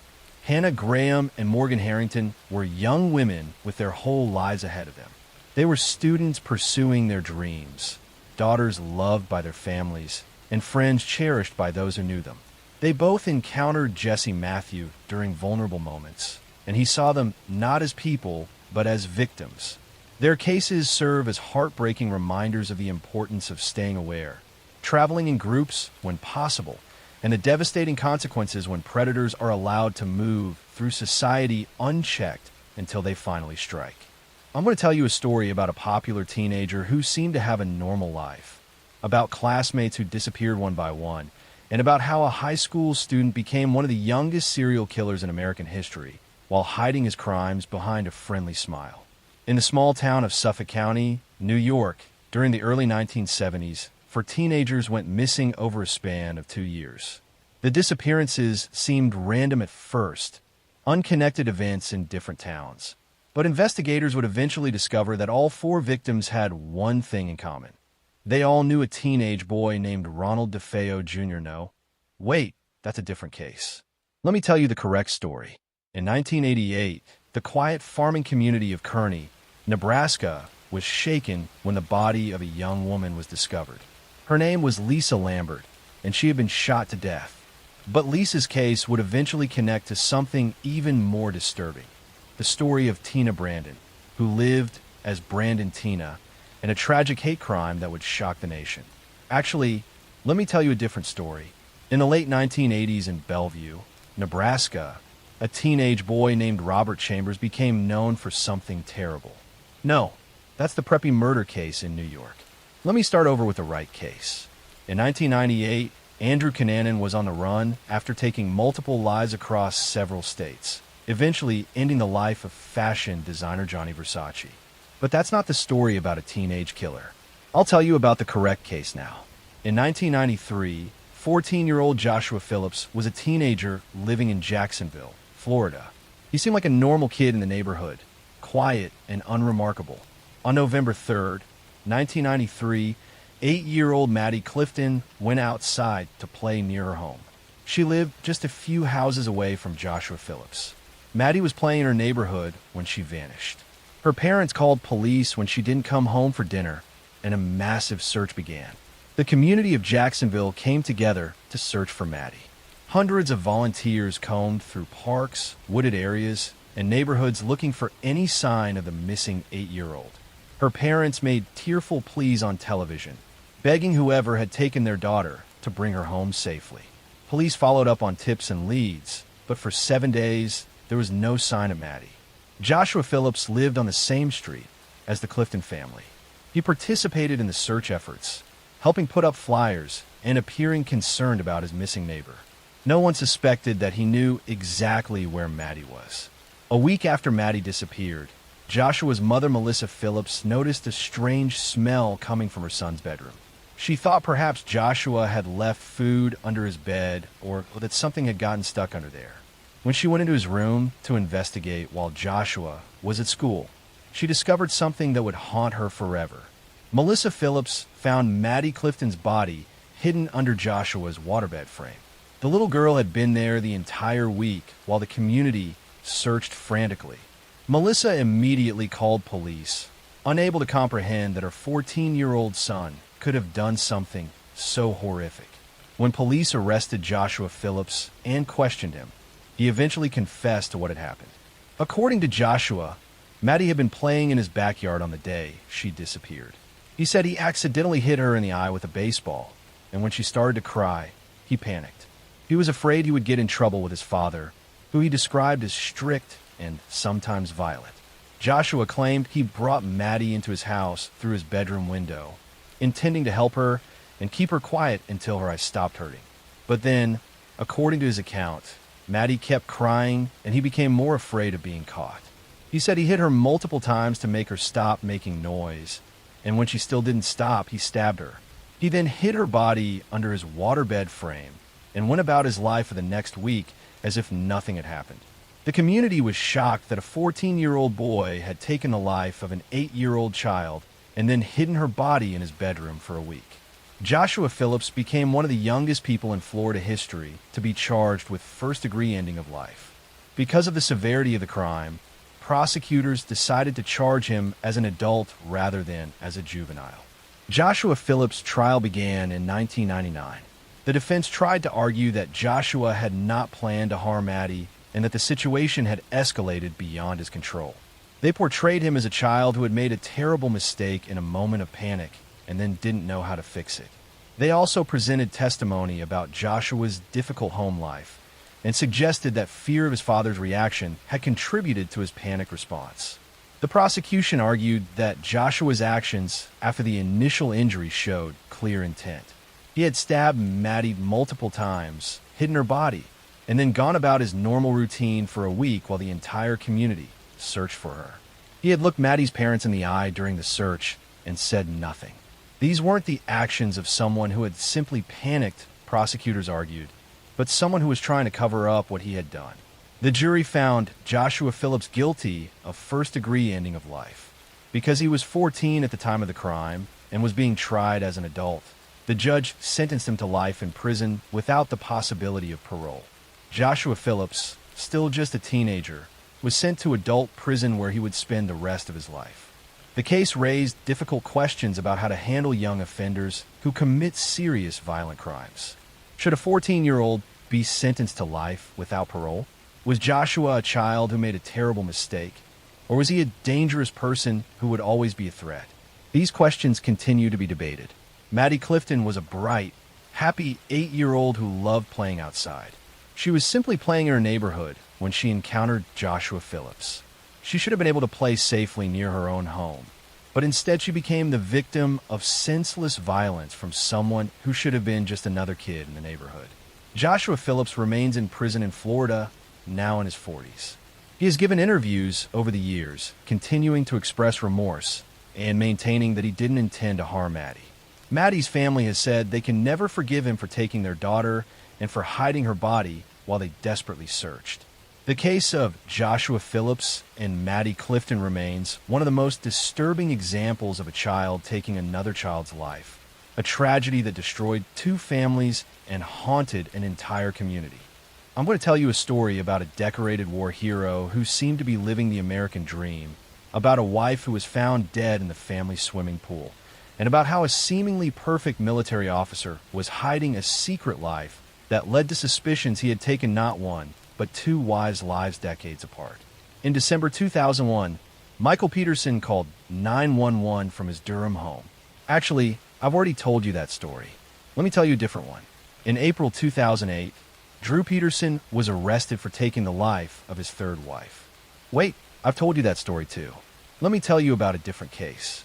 In 2011, Martin McNeil was a well-respected doctor in Pleasant Grove, Utah. He had been married to his wife Michelle for nearly 30 years, and they had 8 children together. Martin appeared to be a devoted family man, successful in his career and active in his church community. But behind this perfect facade, Martin was living a double life that would soon be exposed in the most tragic way. On April 11th, 2007, 50-year-old Michelle McNeil was found unresponsive in the bathtub of her home. She had recently undergone cosmetic surgery, and Martin told investigators that she must have fallen and drowned while recovering from the procedure. He claimed he had been out running errands when he came home and discovered her in the tub. He said he had tried to revive her, but couldn't save her. Initially, Michelle's death was ruled as natural causes, attributed to heart problems related to the surgery and the medication she was taking. But Michelle's daughters, particularly her daughter Alexis, immediately suspected that something was wrong. They couldn't believe their mother had simply died in the bathtub, especially under the circumstances Martin described. What made the family suspicious was Martin's behavior after Michelle's death. Within just 2 weeks of his wife dying, Martin brought a woman named Gypsy Willis into the family home. He introduced her to his younger children as a nanny who would help take care of them. But the older daughters knew the truth. Martin had been having an affair with Gypsy for years, and now he was moving his mistress into their mother's home almost immediately after her death. The daughters began investigating their father and discovered that Martin had a long history of deception. He had lied about his credentials, falsely claiming to have degrees he didn't actually possess. He had been manipulative and controlling in his marriage. And most disturbing, they learned that Martin had pushed Michelle to have the cosmetic surgery she didn't really want, then insisted she take a dangerous combination of medications during her recovery. Alexis McNeil became convinced that her father had deliberately caused her mother's death, so he could be with his mistress. She pushed authorities to reopen the investigation. She gathered evidence of her father's affair and his suspicious behavior. She wouldn't let the case be closed and forgotten. As investigators took a second look at Michelle's death, they discovered troubling facts. Martin had prescribed Michelle a cocktail of powerful medications after her surgery. including drugs that shouldn't have been taken together. He had been the one controlling all her medications and had access to give her anything he wanted. The combination of drugs found in Michelle's system could have caused her to lose consciousness and drown. Witnesses came forward saying they had overheard Martin talking about wanting to be free of his marriage. Prison inmates testified that Martin had once asked them for advice about how to make someone's death look like an accident. Phone records showed Martin had been in constant contact with Gypsy Willis before and after Michelle's death. Most damaging was testimony from Michelle's own daughters, who described how Martin had insisted on sending them away on errands the day Michelle died, ensuring no one would be home. They testified that Martin had been pushing Michelle to take more and more medication, and that Michelle had been scared of him in the days before her death. In 2012, 5 years after Michelle's death, Martin McNeil was arrested and charged with taking his wife's life. His trial began in October 2013 and attracted national media attention. The prosecution painted Martin as a narcissistic manipulator who had grown tired of his wife and wanted to replace her with his mistress. They argued he had essentially poisoned Michelle with drugs and then drowned her in the bathtub, staging it to look like an accident related to her surgery. Martin's defense team argued that Michelle's death was indeed an accident or natural causes related to her heart condition and the surgery. They tried to discredit the daughter's testimony by suggesting they were estranged from their father and had financial motives for wanting him convicted. They attacked the credibility of the prison inmate witnesses, but the evidence was too strong. In November 2013, Martin McNeil was found guilty of taking Michelle's life and of obstruction of justice. He was sentenced to 15 years to life in prison. The verdict brought some measure of justice for Michelle's daughters, who had fought for years to hold their father accountable. But the case didn't end there. Investigators began looking into another death connected to Martin McNeil. In 1974, a 2-year-old girl who had been in Martin's care had drowned in a bathtub under suspicious circumstances. The case had been ruled accidental at the time, but now investigators wondered if Martin had been responsible for that death as well. No charges were ever filed in that case due to lack of evidence and the passage of time. Martin McNeil's conviction exposed him not as the respectable doctor and family man he pretended to be, but as a liar, manipulator, and killer who had destroyed his family to satisfy his own desires. He had taken the life of the mother of his children so he could be with his mistress, then showed no remorse for what he had done. Michelle McNeil was remembered by her daughters as a loving mother who had dedicated her life to her children. She had worked hard to support Martin's career and had raised their large family with devotion. She deserved to grow old and watch her children and grandchildren grow up. But instead her life was stolen by the man who had promised to love and protect her. In April 2017, Martin McNeil was found unresponsive in his prison cell. He had died of natural causes at age 61. He spent less than 4 years in prison for taking Michelle's life, a fraction of the time his daughters believe he deserved. His death meant he would never face justice for any other potential crimes, and that he would never provide full answers about what really happened to Michelle on that April day in 2007. I'm going to tell you a story about a young woman who went on a first date and never came home, about a man who seemed charming online but had a dark past, and about how a family's relentless search for answers led to the discovery of a predator who thought he could get away with a perfect crime. In August 2016, 27-year-old Sydney Luff was excited about going on a date. She had matched with someone on the dating app Tinder and had been chatting with a woman named Aubrey Trail. Sydney was working at a home improvement store in Lincoln, Nebraska, and was looking forward to meeting someone new. She told her friends and co-workers about the upcoming date, and on November 15, 2016, Sydney went out to meet her date. That was the last time anyone saw Sydney Luff alive. When she didn't show up for work the next day and didn't respond to calls or texts, her friends and family knew immediately that something was wrong. Sydney was responsible and reliable.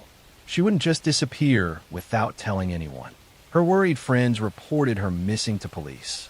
Investigators began tracing Sydney's last known movements and discovered that she had gone on a date with someone she had met through Tinder. But as they dug deeper, they found that the person Sydney thought she was meeting wasn't exactly who they claimed to be. The profile belonged to a woman named Bailey Boswell, but Bailey was actually working with her boyfriend, a man named Aubrey Trail. Police obtained surveillance footage from stores where Sydney had been seen with Bailey on their date. The footage showed Sydney and Bailey together, shopping and appearing to have a normal evening. But after that night, Sydney vanished completely. Her car was found abandoned in her apartment complex parking lot, and her personal belongings were inside, suggesting she had made it home after the date but had then gone somewhere else. As investigators looked into Bailey Boswell and Aubrey Trail, they discovered a disturbing history. Aubrey Trail was a 51-year-old con artist with a criminal record.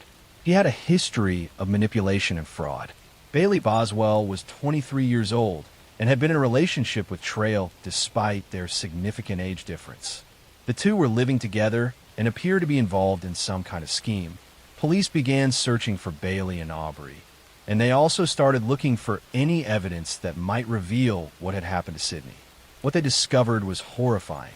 In late November 2016, investigators found human remains scattered across rural areas in Clay County, Nebraska. The body had been dismembered and disposed of in multiple locations. DNA testing confirmed the worst fears of Sydney's family. The remains belonged to Sydney Luff.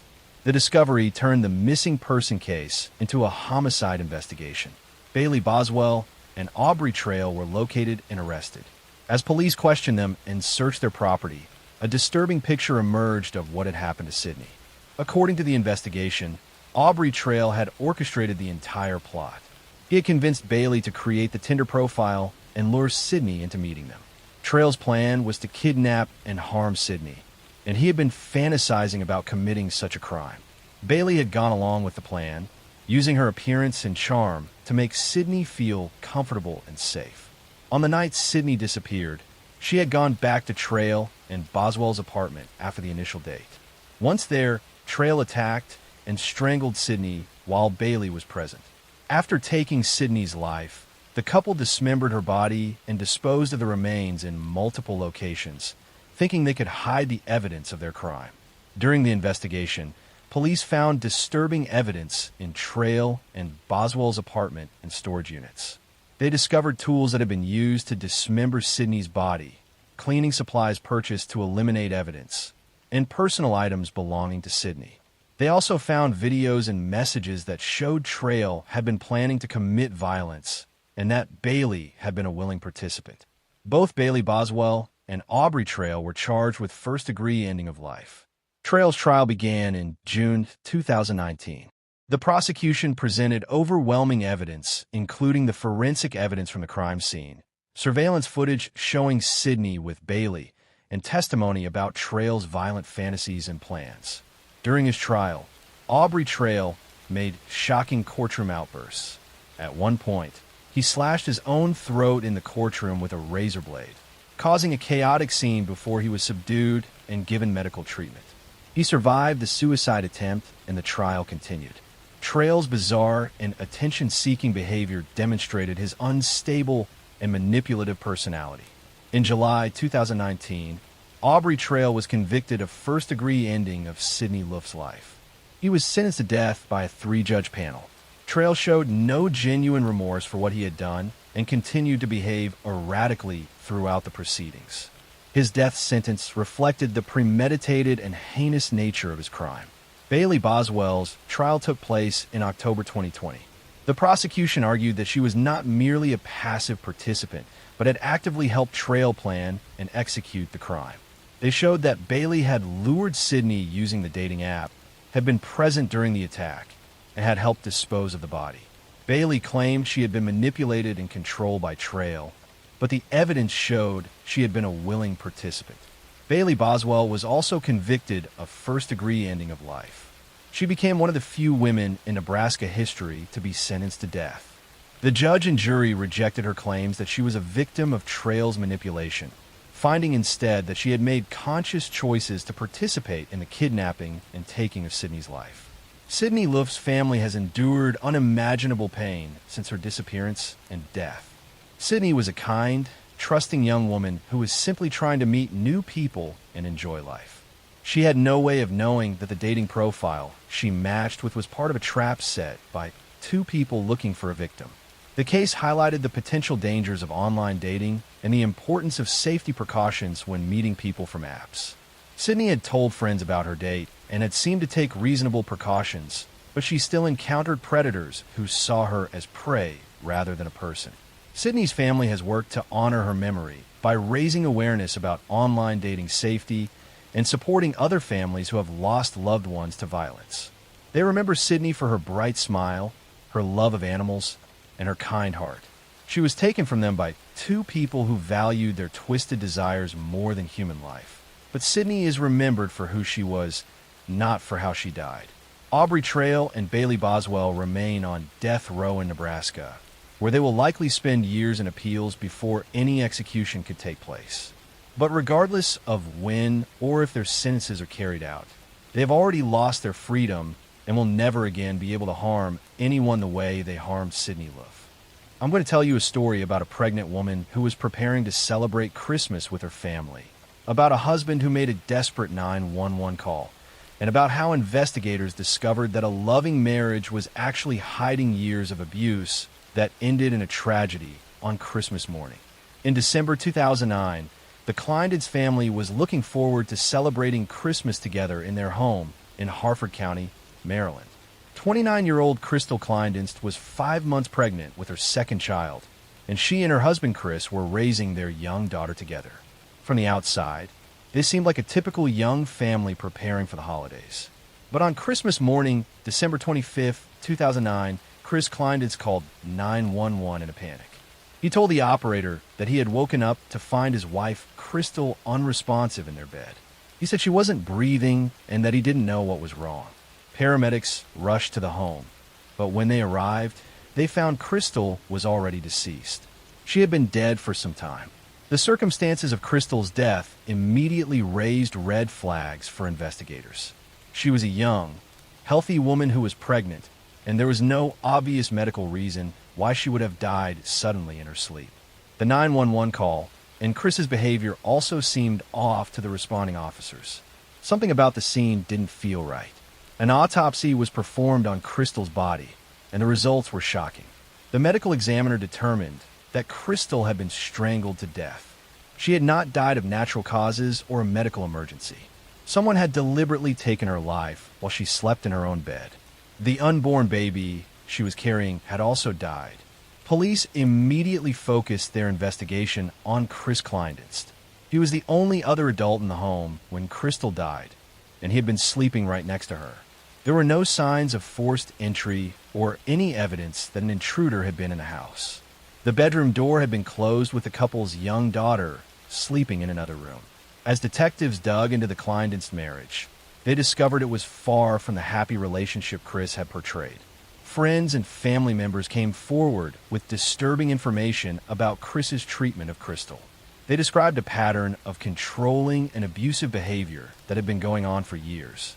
Crystal had confided in friends that Chris was emotionally and verbally abusive.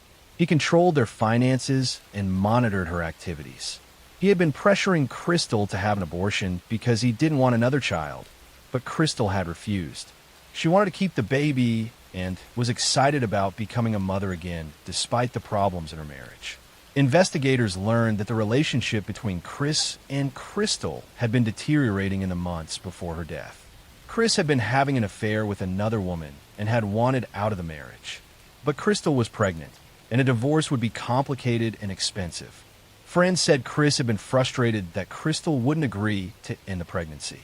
Police also discovered that Chris had taken out a life insurance policy on Crystal shortly before her death. The policy was worth several $100,000, and Chris was the beneficiary. This gave him a clear financial motive in addition to his desire to be free of the marriage and the responsibilities of another child. The evidence against Chris Kleindienst was building, but it was all circumstantial. There were no witnesses to Crystal's death, and Chris wasn't talking to police anymore. Investigators needed to build a case that would convince a jury beyond reasonable doubt that Chris had strangled his pregnant wife on Christmas morning. Forensic experts examined the crime scene and Crystal's body for any physical evidence. They found marks on Crystal's neck consistent with manual strangulation. The positioning of her body and the lack of defensive wounds suggested she had been attacked while sleeping, giving her no chance to fight back or defend herself. In February 2010, Chris Kleindienst was arrested and charged with 2 counts of first-degree ending of life, one for Crystal and one for the unborn baby. He was also charged with first-degree assault. Chris maintained his innocence, claiming he had woken up to find Crystal dead and had no idea what had happened to her. Chris's trial began in 2012. The prosecution presented testimony from Crystal's friends and family about Chris's abusive behavior and his desire to end the pregnancy. They presented evidence of the affair Chris had been having. They showed the jury the life insurance policy Chris had purchased, and they presented the medical examiner's testimony that Crystal had been strangled to death. The defense argued that the prosecution's case was based entirely on circumstantial evidence and speculation. They claimed there was no direct proof that Chris had strangled Crystal. They suggested that perhaps Crystal had died of some undiagnosed medical condition that mimics strangulation, or that someone else could have been responsible. But the jury didn't buy the defense's theories. The combination of the medical evidence, Chris's suspicious behavior, his motive to be free of the marriage and the pregnancy, and the life insurance policy was too compelling. In May 2012, Chris Kleindienst was found guilty of 2 counts of second-degree ending of life. The judge sentenced Chris to 2 consecutive life sentences plus an additional 30 years. The judge noted the particularly cruel nature of strangling a sleeping pregnant woman on Christmas morning, with the couple's young daughter in the next room. Chris was taken to prison where he will spend the rest of his life.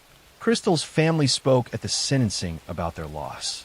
They described Crystal as a loving mother and daughter who had been trying to escape an abusive relationship but had run out of time. They talked about the granddaughter who would grow up without her mother and the baby who never got the chance to be born. The double loss devastated the family. The case also left Crystal's daughter without either parent. Her mother was dead, and her father was in prison for taking her mother's life. The little girl who should have been waking up to Christmas presents that morning instead lost her entire family in one terrible act of violence. Crystal Kleindienst should have been celebrating Christmas with her daughter, looking forward to the birth of her second child, and planning for the future. Instead, she was taken by someone who saw her and their unborn baby as obstacles to the life he wanted. Chris Kleindienst chose to strangle his pregnant wife rather than simply get a divorce, a decision that destroyed multiple lives and left a young child without parents. The case served as a tragic reminder that the most dangerous time for women in abusive relationships is often when they are pregnant or trying to leave. Crystal had been trapped in a controlling relationship with a man who ultimately decided that ending her life was easier than letting her go. I'm going to tell you a story about a college freshman who went to a party and never made it home, about security cameras that tracked her final steps, and about how a case that seemed impossible to solve was finally cracked when a suspect made one critical mistake years later. In September 2006, 20-year-old Tara Grinstead was a beloved high school teacher and former beauty queen living in Acilla, Georgia.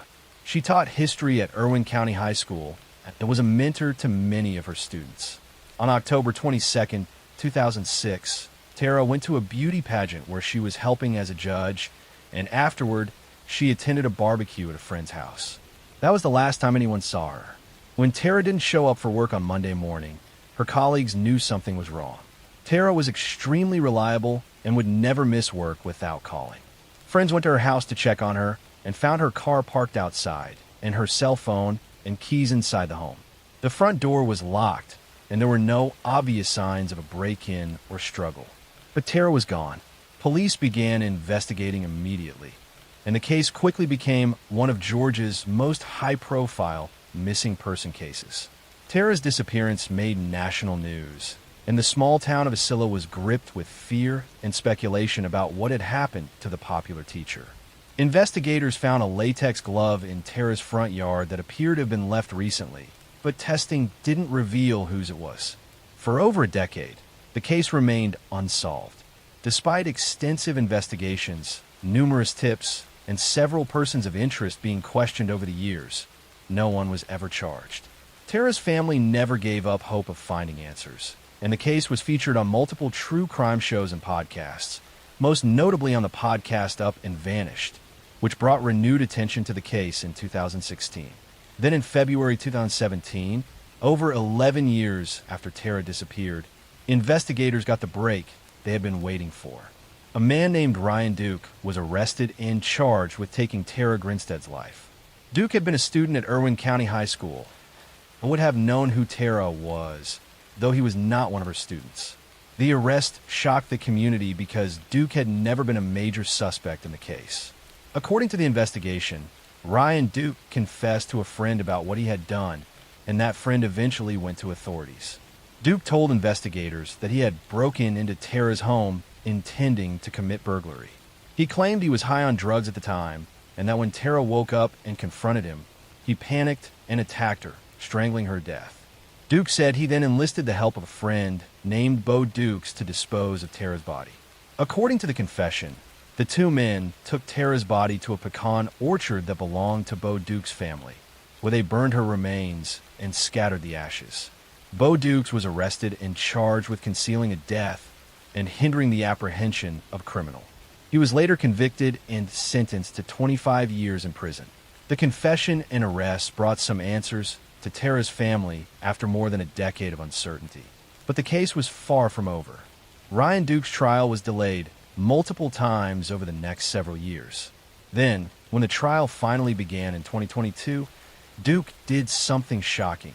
He recanted his confession. At trial, Ryan Duke claimed that his confession had been false and that he had only confessed because he was under pressure. He now claimed that Bo Dukes was actually the one who had taken Tara's life, and that he, Ryan, had only helped dispose of the body. Duke testified that Bo had told him he killed Tara and forced him to help burn her remains, threatening him to keep quiet about it. The trial became a complicated he-said situation. Bo Dukes was already in prison and chose not to testify, exercising his Fifth Amendment right. The prosecution had Ryan Duke's original confession where he admitted to strangling Tara, but Duke was now claiming that confession was coerced and false. The defense argued that Bo Dukes was the real killer and that Ryan had been wrongly blamed. The jury heard testimony about the investigation, about the latex glove found in Tara's yard, and about the lack of physical evidence directly tying Ryan Duke to the scene. They heard Ryan Duke's confession and his explanation for why he now said it wasn't true. They had to decide whether to believe Duke's original confession or his trial testimony claiming innocence. In May 2022, after several days of deliberation, the jury reached a surprising verdict. They found Ryan Duke not guilty of taking Tara Grinstead's life. However, they did convict him of concealing a death, finding that he had helped dispose of her body, even if they weren't convinced beyond reasonable doubt that he had been the one to kill her. Duke was sentenced to 10 years in prison, with credit for time already served while awaiting trial. The verdict was devastating for Tara's family and friends. After waiting 16 years for justice, the person who confessed to ending Tara's life was acquitted of that charge. Many people in the community believe that Ryan Duke had gotten away with taking a life, while others felt the jury had done the right thing given the lack of physical evidence and the recanted confession. Bo Dukes remains in prison, serving his sentence for concealing Tara's death and hindering the investigation. Some people believe he was actually the one who killed Tara, as Ryan Duke claimed at trial. Others believe both men were involved in different ways. The truth about exactly what happened to Tara Grinstead that October night in 2006 may never be fully known. Tara Grinstead was a dedicated teacher who made a positive impact on countless students during her career. She was working on her master's degree and had her whole future ahead of her. Her former students remember her as caring, encouraging, and someone who genuinely wanted to help them succeed. She deserved to continue teaching and inspiring young people, but instead, her life was cut short. The case highlighted how difficult it can be to prosecute crimes when physical evidence is destroyed and when the only evidence is a confession that is later recanted. It also showed how cold cases can sometimes be solved years or even decades later when witnesses finally come forward with information. While Tara's family didn't get the verdict they hoped for, they at least finally knew what had happened to her, and were able to have some closure after 16 years of painful uncertainty. Tara's legacy lives on through the students whose lives she touched and through the foundation her family established to provide scholarships to local students. She is remembered not for how she died, but for how she lived and the positive difference she made in her community during her 20-year life. I'm going to tell you a story about a family man who seemed to be grieving the loss of his wife and children, about a house fire that took 3 lives, and about how investigators discovered that the tragedy was actually a carefully planned triple elimination designed to look like an accident. In February 2008, Bill Porter lived in a comfortable home in Bakersfield, California with his wife Donna and their 2 young children. Bill worked as a commodities trader, and the family appeared to live a normal middle-class life. But beneath the surface, Bill was drowning in debt and having an affair with a woman he worked with. On February 16, 2008, neighbors called 911 reporting that the Porter house was on fire. When firefighters arrived, they found the home engulfed in flames. They managed to get the fire under control and entered the house to search for anyone inside. What they found was devastating. Donna Porter, age 40, was found dead in the master bedroom. The couple's 2 children, 6-year-old Brandon and 3-year-old Bryn, were found dead in their bedrooms. All 3 had died from smoke inhalation. Bill Porter was not home at the time of the fire. He told investigators he had left early that morning to go to the gym and had come back to find his house on fire and his family gone. Initially, the fire appeared to be a tragic accident. Fire investigators determined that it had started in the garage, possibly from an electrical problem or some other accidental cause. The community rallied around Bill Porter, offering sympathy and support as he grieved the loss of his entire family. Bill played the role of devastated husband and father, appearing at memorials and accepting condolences. But fire investigators weren't completely satisfied with the accidental fire theory. Something about the burn patterns and the way the fire had spread seemed unusual. They continued analyzing the evidence and consulting with experts. As they dug deeper, they began to suspect that the fire had been intentionally set. Detectives also started looking into Bill Porter's background and discovered troubling information. Bill was having an affair with a co-worker and had been for some time. He and Donna had been having serious marital problems. Most significantly, Bill was in severe financial trouble. He had lost huge amounts of money through bad investments and was facing potential bankruptcy. Investigators discovered that Bill had taken out large life insurance policies on Donna and the children shortly before the fire. If their deaths were ruled accidental, Bill stood to collect over $1 million in insurance money. The combination of the affair, the financial problems, and the insurance policies gave Bill a clear motive. As the investigation intensified, fire experts determined that accelerants had been used to start and spread the fire. The fire had not been an accident, but had been deliberately set in multiple locations throughout the house to ensure it would spread quickly. The person who set the fire had wanted to make sure the house burned fast, giving the victims no chance to escape. Even more disturbing, the autopsy results revealed something horrifying. Donna and the 2 children had not simply died from smoke inhalation as initially thought. They had been given fatal doses of sleeping medication before the fire started. Bill had drugged his wife and children to make sure they would be unconscious when the fire started, ensuring they wouldn't wake up and escape. Bill Porter was arrested in March 2008 and charged with 3 counts of first-degree ending of life and arson. The evidence against him was overwhelming. He had purchased the sleeping medication. He had taken out the insurance policies. He had set the fire using accelerants. And he had the motive, getting rid of his family to collect insurance money and be free to continue his affair. Bill's trial began in 2009. The prosecution presented the forensic evidence showing the fire had been deliberately set, the toxicology reports showing the victims had been drugged, and the financial evidence showing Bill's desperate need for money. They also presented testimony from Bill's mistress, who said Bill had talked about wanting to be free of his marriage. The defense tried to argue that Bill had been framed or that someone else might have set the fire. They suggested that perhaps Donna had been depressed and had taken her own life along with the children, though this theory made no sense given the evidence of arson and premeditation. The defense couldn't adequately explain the insurance policies, the accelerants, or the sleeping medication. In November 2009, Bill Porter was found guilty on all counts. The jury deliberated for just a few hours before reaching their verdict. Bill showed little emotion as the verdict was read, maintaining the cold demeanor he had displayed throughout the trial. He was sentenced to death and sent to San Quentin State Prison in California. During the sentencing phase, Donna's family gave emotional victim impact statements. They described Donna as a loving mother who had dedicated her life to her children. Brandon had been a first grader who loved baseball. Bryn had been a joyful 3-year-old who was excited about everything. The family talked about the unimaginable pain of losing all 3 of them at once and the horror of learning they had been taken by Bill. The case highlighted how someone can hide murderous intentions behind a mask of normalcy. Bill Porter had seemed like a regular father and husband to neighbors and acquaintances. No one suspected that he was capable of drugging his own children and setting his house on fire with his family inside. The financial pressure in the affair had pushed him to commit the unthinkable. Bill Porter remains on death row in California, where he has been for over 15 years. California has not executed anyone since 2006, and Bill will likely spend the rest of his life in prison regardless of his death sentence.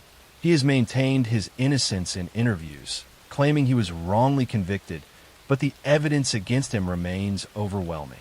Donna, Brandon, and Bryn Porter should have had many more years together as a family. The children should have grown up, gone to school, made friends, and had all the experiences of childhood. Donna should have watched her children grow and should have had the chance to leave an unhappy marriage and build a new life. Instead, all 3 were taken by someone who saw them as obstacles to his desires rather than as human beings he was supposed to love and protect. The case serves as a reminder that financial desperation and selfish desires can drive people to commit horrific acts against their own families, and that sometimes the person you trust most is actually the greatest danger. I'm going to tell you a story about a popular football star who had everything going for him, about a semi-professional player found shot to death in an industrial park, and about how a promising NFL career ended with a conviction that shocked the sports world and left many questions unanswered. In June 2013, 27-year-old Odin Lloyd was a semi-professional football player living in Boston, Massachusetts. He played for the Boston Bandits and worked part-time at a landscaping company. Odin was dating Shania Jenkins, whose sister Shiana was in a relationship with New England Patriots tight end Aaron Hernandez. Through this connection, Odin and Aaron had become friends and would occasionally hang out together. On June 17, 2013, Odin went out with Aaron Hernandez and 2 of Aaron's friends. Security cameras captured Odin getting into a car with the 3 men around 2:30 in the morning. That was the last time anyone saw Odin alive. Hours later, a jogger discovered Odin's body in an industrial park about a mile from Aaron Hernandez's home in North Attleboro, Massachusetts. Odin had been shot multiple times. Police immediately began investigating, and the evidence quickly pointed toward Aaron Hernandez. Surveillance footage showed Aaron's car, leaving his home with Odin and returning shortly before the time Odin was killed. Aaron's home security system had been deliberately destroyed, with a hard drive smashed, suggesting someone was trying to hide evidence. Shell casings found at the murder scene matched ammunition found at Aaron's home. Within days, police arrested Aaron Hernandez and charged him with first-degree ending of Odin Lloyd's life. The arrest sent shockwaves through the NFL. Aaron was a rising star with the New England Patriots who had just signed a $40 million contract extension. He had played in the Super Bowl and seemed to have a bright future ahead of him. The Patriots immediately released him from the team. As the investigation unfolded, a disturbing picture emerged of Aaron's secret life. While he was playing professional football and living in an expensive home with his fiancée and baby daughter, Aaron was also involved with dangerous people and violent activities. He had connections to gangs from his hometown of Bristol, Connecticut, and had been keeping company with individuals involved in criminal activity. Prosecutors believed that Aaron had killed Odin Lloyd because Odin had seen something or knew something that Aaron wanted kept secret. The exact motive was never completely clear, but evidence suggested that Odin might have been with Aaron during an incident at a Boston nightclub or had learned information about Aaron's involvement in other violent crimes. Aaron apparently decided that Odin was a liability who needed to be eliminated. Aaron Hernandez's trial for taking Odin Lloyd's life began in January 2015. The prosecution presented overwhelming circumstantial evidence connecting Aaron to the crime. They showed surveillance footage tracking Aaron's movements that night, cell phone records placing him at the scene, and forensic evidence linking him to the weapon. They also presented text messages Odin had sent to his sister just before he died, saying he was with NFL, describing his nervousness about the situation. The defense argued that while Aaron had been present when Odin was shot, he wasn't the one who pulled the trigger. They suggested that Aaron's two friends, Ernest Wallace and Carlos Ortiz, were more likely responsible. They portrayed Aaron as someone who had made bad choices and friends but wasn't a killer. However, the defense couldn't explain why Aaron had destroyed evidence or why his behavior after the killing showed consciousness of guilt. In April 2015, Aaron Hernandez was found guilty of first-degree ending of life and sentenced to life in prison without the possibility of parole. The former NFL star, who had once been worth millions and had fame and success, was now a convicted individual facing the rest of his life behind bars. He was just 25 years old, but the story didn't end there. While Aaron was awaiting trial for Odin Lloyd's case, prosecutors in Boston had charged him with an additional double ending that had occurred in 2012. Aaron was accused of shooting and taking the lives of Daniel D'Abreu and Safiro Furtado outside a Boston nightclub after one of them had accidentally bumped into Aaron and spilled a drink on him. Aaron's trial for the double case began in 2017. This time, the evidence was less conclusive than in the Lloyd case. The prosecution relied heavily on the testimony of a man who had been in the car with Aaron that night. But this witness had credibility issues. After a lengthy trial, Aaron Hernandez was acquitted of the double charges in April 2017. Just 5 days after being acquitted in the double case, on April 19, 2017, Aaron Hernandez was found dead in his prison cell. He had taken his own life by hanging. He was 37 years old. Guards found him with drawings and blood on the walls, and John 3 verse 16 written on his forehead. His death shocked everyone following his case and left many questions unanswered. After Aaron's death, his family revealed that he had been suffering from chronic traumatic encephalopathy, known as CTE, a degenerative brain disease caused by repeated head trauma. An autopsy of his brain showed he had one of the most severe cases of CTE ever seen in someone his age. Some experts suggested that CTE might have contributed to Aaron's violent behavior and poor decision-making, though this doesn't excuse his actions. The Aaron Hernandez case became a cautionary tale about how talent and success can hide deeply troubled behavior. Aaron had grown up in a difficult environment, had struggled with his identity, and had never properly dealt with his problems.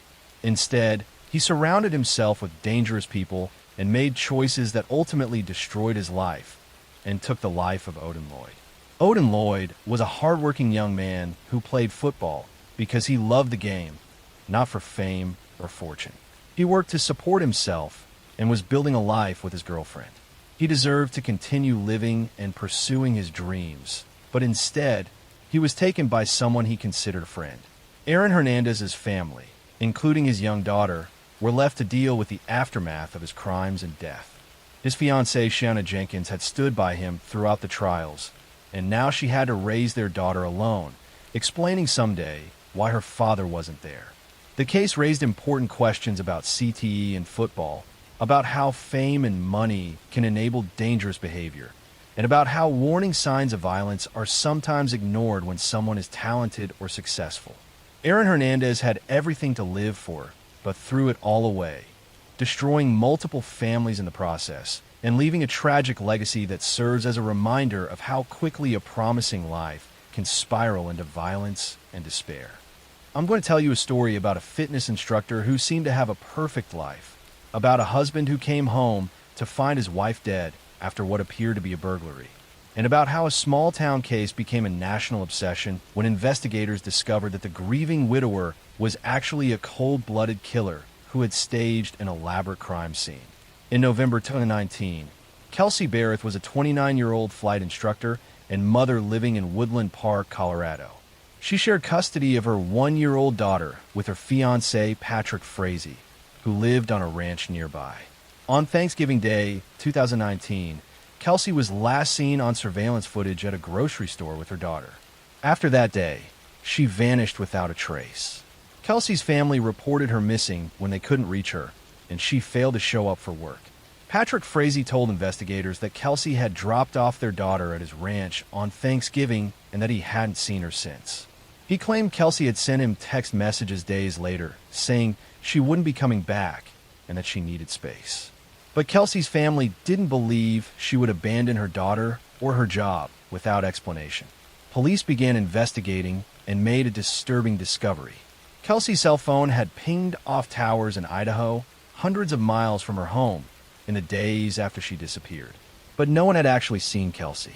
Meanwhile, Patrick Frazee seemed unusually calm about his fiancée's disappearance and wasn't actively searching for her or pleading for her return. As detectives dug deeper, they uncovered a key witness, Crystal Lee, a woman from Idaho who had been having an affair with Patrick Frazee. Crystal came forward with shocking information.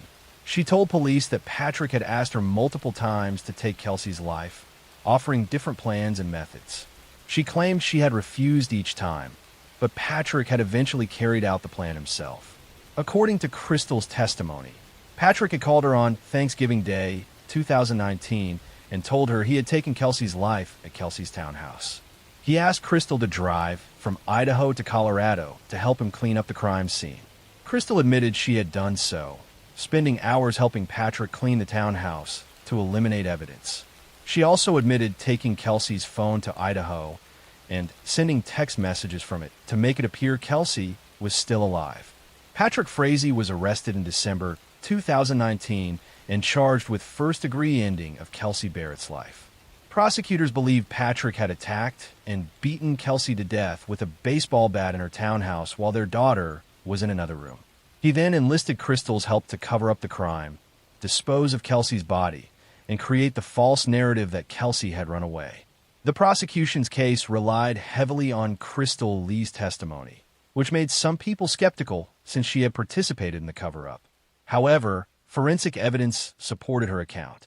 Investigators found traces of Kelsey's blood in her townhouse despite Patrick's extensive cleaning efforts.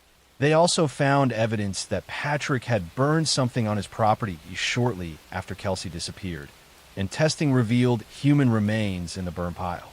Patrick's trial began in November 2019. The prosecution painted a picture of a man who wanted to be free of his relationship with Kelsey and the responsibilities of co-parenting. They argued that Patrick saw Kelsey as an obstacle and decided to eliminate her rather than go through a custody battle. They presented Crystal's testimony along with the forensic evidence and phone records showing Patrick's movements on the day Kelsey disappeared.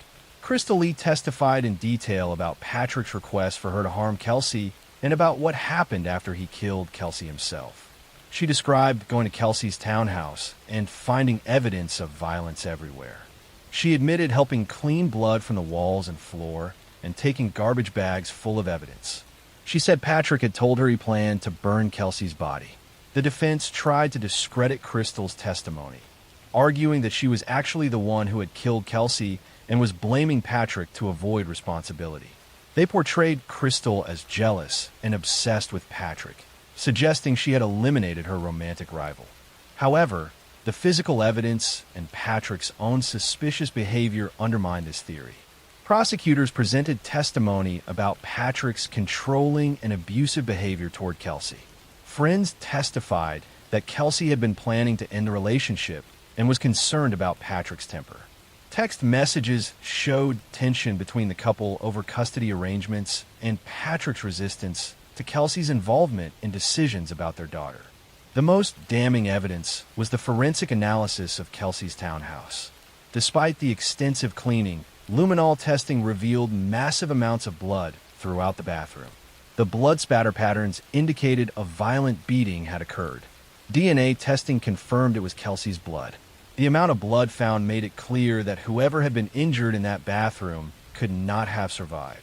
In November 2019, after just a few hours of deliberation, the jury found Patrick Frazee guilty of first-degree ending of Kelsey Barrett's life.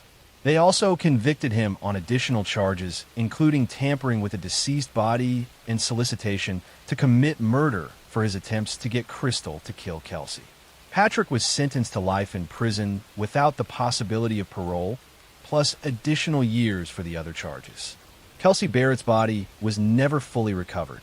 The remains found in the burn pile on Patrick's property were too damaged to make a complete identification. Though DNA testing confirmed they were human remains consistent with Kelsey. Patrick has never revealed where he disposed of Kelsey's body, leaving her family without the closure of being able to properly lay her to rest.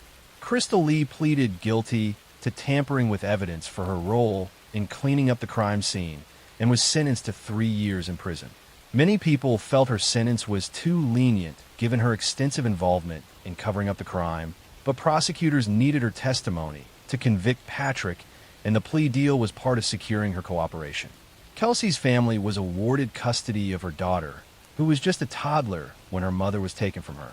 They have worked to preserve Kelsey's memory for the little girl and to ensure she knows how much her mother loved her. Kelsey was a skilled pilot who loved flying and had worked hard to build her career.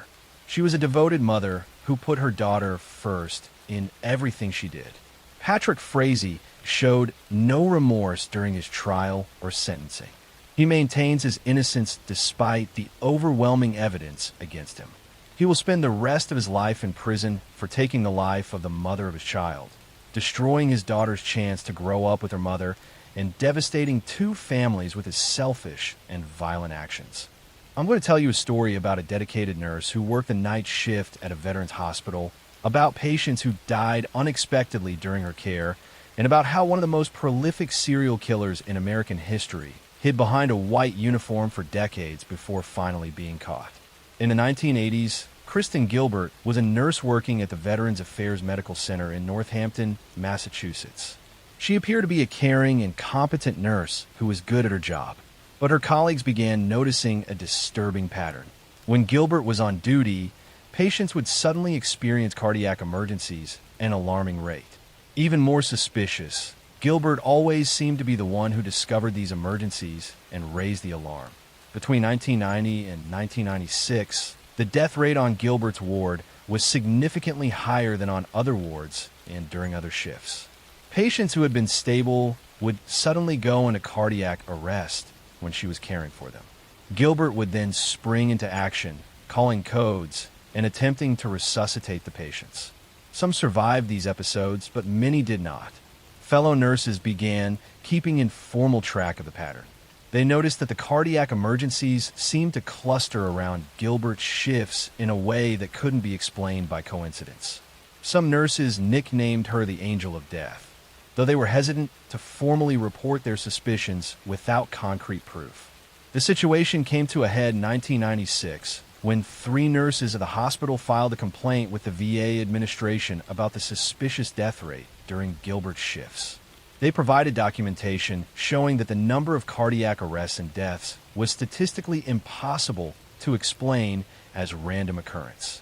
The VA launched an internal investigation. As investigators began looking into the cases, they made a chilling discovery. Testing of medicine supplies revealed that large amounts of epinephrine were unaccounted for during periods when Gilbert was working. Epinephrine is a powerful medication that, when given in the wrong dose, can cause fatal heart attacks. The missing drugs coincided perfectly with the timing of the suspicious deaths. Investigators exhumed the bodies of several patients who had died under Gilbert's care. Toxicology testing revealed that these patients had extremely high levels of epinephrine in their systems, far more than would have been administered for any legitimate medical purpose. The patients had been deliberately injected with lethal doses of the drug. The evidence suggested that Gilbert had been stealing epinephrine from the hospital's medication supplies and injecting patients with it to cause cardiac arrests. She appeared to enjoy the excitement and attention that came with medical emergencies. Some psychologists later suggested she had Munchausen syndrome by proxy, a condition where someone creates medical emergencies to gain attention and be seen as a hero. Kristen Gilbert was arrested in 1998 and charged with 4 counts of murder and 3 counts of attempted murder, though investigators believe she had actually killed many more patients. The charges focused on cases where the evidence was strongest and where they could definitively prove Gilbert had administered the fatal doses. During the investigation, more disturbing details about Gilbert emerged. After she became aware she was under suspicion, she had called in bomb threats to the hospital in an attempt to disrupt the investigation. She had also been having affairs with hospital security guards and had exhibited erratic and manipulative behavior with colleagues. Gilbert's trial began in 2000. The prosecution presented the statistical evidence showing the impossibly high death rate during her shifts. They presented toxicology evidence proving patients had been poisoned with epinephrine. They showed that Gilbert had access to the medication and opportunity to administer it. They brought in medical experts who testified that the levels of epinephrine found in the victims could only have been given deliberately. The defense tried to argue that the deaths were due to natural causes or poor medical care at the hospital rather than deliberate murder. They challenged the statistical analysis and suggested that the exhumations and testing procedures might have been flawed. They portrayed Gilbert as a dedicated nurse who was being scapegoated for systemic problems at the VA hospital.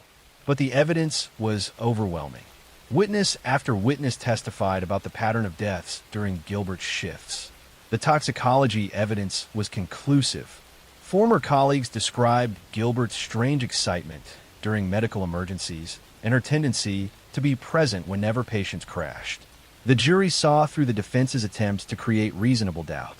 In March 2001, Kristen Gilbert was found guilty of 3 counts of first-degree murder, 1 count of second-degree murder, and 2 counts of attempted murder. She was sentenced to 4 consecutive life terms plus 20 years. She would spend the rest of her life in federal prison with no possibility of parole. After her conviction, investigators continued reviewing deaths that had occurred during Gilbert's time at the VA hospital. They identified at least 40 suspicious deaths that occurred when she was on duty, though they could only prove definitively that she was responsible for the 4 murders she was convicted of. The true number of her victims may never be known. The patients Gilbert killed were military veterans who had served their country and were receiving care at a VA hospital. They were vulnerable, often elderly or seriously ill, and they trusted that the nurses caring for them were there to help them heal. Instead, they encountered a nurse who saw them as tools to create drama and excitement for her own benefit. Kristen Gilbert remains in federal prison in Texas, where she continues to serve her life sentences. She has maintained her innocence over the years despite the overwhelming evidence against her. She has filed appeals that have been consistently denied. At age 56, she will die in prison for the crime she committed. The Gilbert case led to reforms in how hospitals monitor and respond to unusual patterns of patient deaths. Medical facilities implemented better tracking systems for controlled medications and more robust protocols for investigating when death rates on particular shifts or with particular staff members are statistically abnormal. Background checks and psychological screening for healthcare workers also became more thorough. The case serves as a reminder that people in positions of trust and authority can abuse that trust in the most terrible ways. The patients at the VA hospital believed they were safe in the hands of their nurses. They had no way of knowing that one nurse saw them not as people deserving care, but as opportunities to create medical emergencies that would make her feel important and give her the adrenaline rush she craved. Kristen Gilbert violated everything that nursing stands for, and her victims paid with their lives.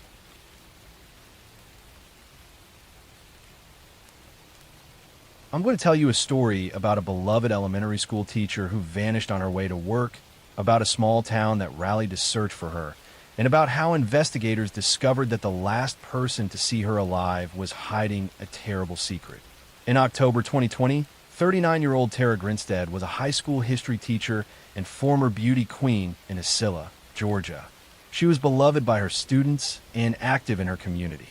On October 22, 2005, Tara attended a beauty pageant where she was helping as a judge. then went to a barbecue at a friend's house. That was the last time anyone saw her alive. When Tara didn't show up for work on Monday morning, her colleagues immediately knew something was wrong. Tara was extremely reliable and would never miss work without calling. Friends went to her house and found her car in the driveway, and her cell phone and keys inside the home. The door was locked and there were no obvious signs of a struggle, but Tara was gone. Police began investigating and found a latex glove in Tara's front yard that appeared to have been left recently. The glove became a key piece of evidence, though at the time investigators couldn't determine who it belonged to.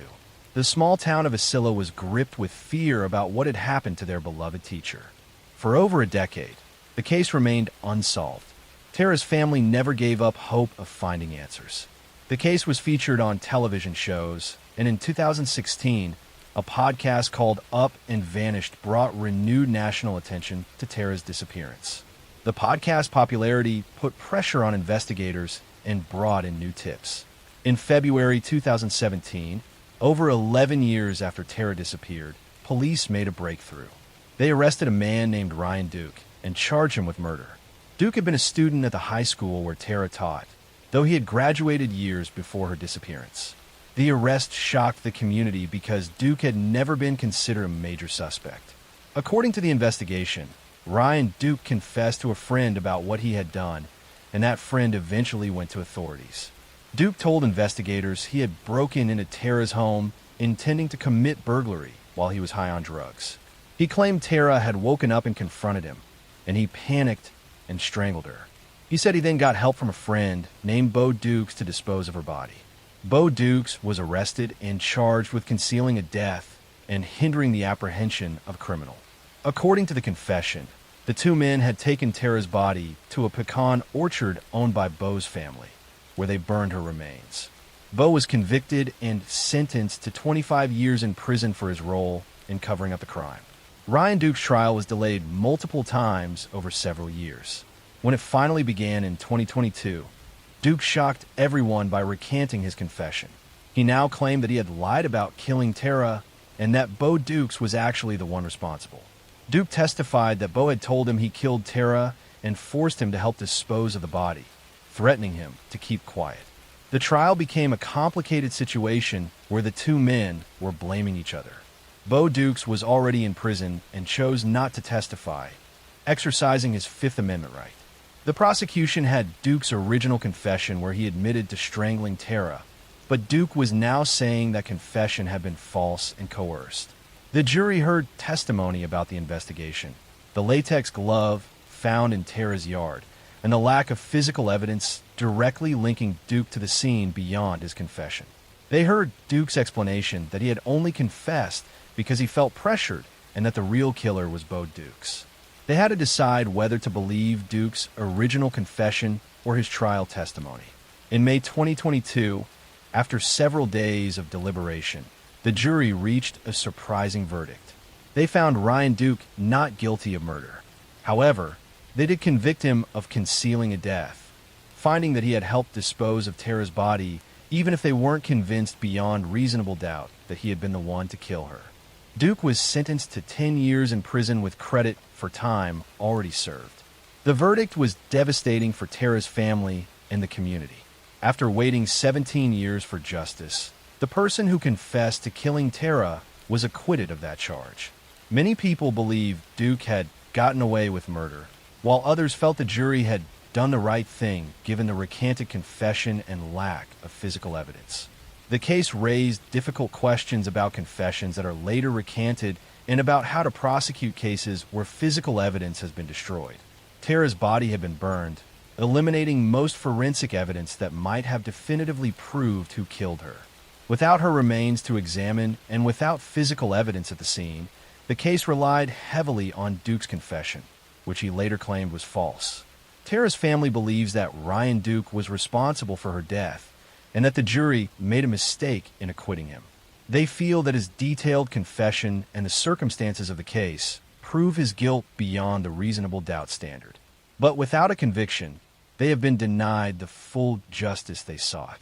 The case highlighted the challenges of prosecuting crimes when crucial evidence has been destroyed and when confessions are disputed. It also showed how cold cases can sometimes be solved years or even decades later when witnesses finally come forward with information, though the passage of time can make successful prosecution more difficult. Tara Grinstead was a dedicated teacher who made a positive impact on countless students. She was working toward her master's degree and had her whole future ahead of her. She deserved to continue teaching and inspiring young people. But instead, her life was cut short, and the truth about exactly what happened to her that October night in 2005 remains disputed. Her legacy lives on through the Tara Grinstead Memorial Scholarship that provides funds for local students pursuing education degrees. The case also brought attention to the power of podcasting in reviving interest in cold cases and generating new leads. While Tara's family didn't get the verdict they hoped for, they at least finally know what happened to her and were able to bring some form of accountability to those involved in her death and its cover-up. I'm going to tell you a story about a teenage girl who was walking home from a party, about a security camera that captured a figure following her in the darkness, and about how a case that seemed impossible to solve was finally cracked when investigators found DNA evidence on a piece of clothing that had been discarded years earlier. In February 2013, 17-year-old Brittany Drexel left her home in Rochester, New York to go on spring break to Myrtle Beach, South Carolina with friends. Her mother Dawn had told Brittany she couldn't go on the trip, but Brittany went anyway without permission. She arrived in Myrtle Beach on April 22, 2009, and was staying at a hotel with friends, excited to enjoy the beach and the freedom of spring break. On the evening of April 25, 2009, Brittany left her hotel to walk to another hotel about a mile away to visit a friend. Security cameras at the hotel captured her leaving around 8 o'clock that evening. She was wearing shorts and a t-shirt, carrying her purse, and texting on her phone. Brittany told her boyfriend back in New York that she was walking between hotels and would call him later. That was the last time anyone heard from her. When Brittany didn't return to her hotel or respond to calls and texts, her friends initially thought she might have stayed with someone else. But when she missed her flight home to New York and still wasn't responding to anyone, they realized something was seriously wrong. Brittany's mother Dawn reported her missing, and police in both New York and South Carolina began investigating. Investigators tracked Brittany's cell phone and found that it had pinged off towers moving south from Myrtle Beach toward Georgetown, South Carolina, about 60 miles away. The phone then went dead, never to be used again. This suggested Brittany had either been taken somewhere against her will or had gotten into a vehicle that took her away from the Myrtle Beach area. Police reviewed surveillance footage from hotels and businesses along Ocean Boulevard in Myrtle Beach, the main strip where Brittany had been walking. The footage showed Brittany leaving one hotel and walking alone toward her destination. Then, in footage from outside another hotel, a dark-colored SUV could be seen in the area around the time Brittany would have been walking past. The vehicle appeared to slow down near where Brittany would have been walking. Despite this lead and extensive searches throughout the area, Brittany vanished without a trace. Her disappearance became a high-profile case with regular media coverage and massive search efforts. Dawn Drexel never gave up looking for her daughter, making countless trips to South Carolina to search and keep attention on the case. She appeared on television shows and distributed thousands of flyers, desperate for any information. For 13 years, the case remained unsolved. Various theories emerged, including rumors about human trafficking and gang involvement, but nothing was ever substantiated. Tips came in regularly, but none led to finding Brittany or determining what had happened to her. Dawn lived in agony, not knowing if her daughter was alive or dead, unable to move forward or find closure. Then in May 2022, a major breakthrough occurred. Police arrested 62-year-old Raymond Moody, a registered sex offender who had been living in the Georgetown area in 2009. Moody had actually been questioned early in the investigation, but had denied any involvement. Now, 13 years later, investigators had developed evidence connecting him to Brittany's disappearance. During interrogation, Raymond Moody confessed to taking Brittany Drexel's life. According to his confession, he had been driving through Myrtle Beach on the night of April 25, 2009, when he saw Brittany walking alone. He approached her and through some means got her into his vehicle, then drove her to his property in Georgetown County. He admitted to strangling Brittany and then burying her body in a wooded area. Following Moody's confession, he led investigators to a location in Georgetown County where he said he had buried Brittany. Cadaver dogs and ground-penetrating radar confirmed the presence of human remains. Excavation of the site revealed skeletal remains that were later positively identified through dental records as Brittany Drexel. After 13 years, Brittany had finally been found. The discovery brought Dawn Drexel both relief and renewed grief. She finally knew what had happened to her daughter and could bring Brittany home for a proper burial. But learning the details of how Brittany had died and that she had been so close by all those years was devastating. Dawn had traveled to South Carolina countless times searching for Brittany, never knowing her daughter was buried in the area she had been searching. Raymond Moody was charged with kidnapping and taking Brittany's life. He pleaded guilty to both charges in October 2022 to avoid a potential death penalty. He was sentenced to life in prison without the possibility of parole. During the court proceedings, Dawn Drexel gave a powerful victim impact statement, telling Moody that he had not just taken her daughter's life, but had tortured her family for 13 years by hiding what he had done. The investigation revealed that Moody had a long history of violence against women. He had previous convictions, including an incident where he had kidnapped and assaulted a woman in California in 1983. He had been required to register as a sex offender and had been living in South Carolina at the time of Brittany's disappearance. Questions arose about why someone with Moody's violent history hadn't been more thoroughly investigated earlier. Brittany Drexel was a teenager who made a typical teenage decision to defy her mother and go on spring break with friends. She should have been able to walk between hotels safely and return home with stories about her trip. Instead, she encountered Raymond Moody, a predator who saw a young woman walking alone as an opportunity to commit violence. The case highlighted the dangers young people face during spring break and other travel situations where they may be in unfamiliar locations without adequate supervision. Brittany's decision to walk alone at night in an area she didn't know well put her at risk, though nothing she did justified what happened to her. Dawn Drexel has spoken about the importance of young people staying together in groups, maintaining contact with family, and being aware of their surroundings. She has also worked to raise awareness about predators like Moody and the need for better tracking of sex offenders. Brittany's case has become a cautionary tale about the real dangers that exist and the importance of making safe choices. Raymond Moody remains in prison where he will spend the rest of his life. He robbed Brittany of her future and her family of 13 years of knowing what had happened to her. Brittany never got to graduate from high school, go to college, or experience all the things she should have had ahead of her. Her life ended at 17 at the hands of a monster who chose to prey on a vulnerable young woman walking alone.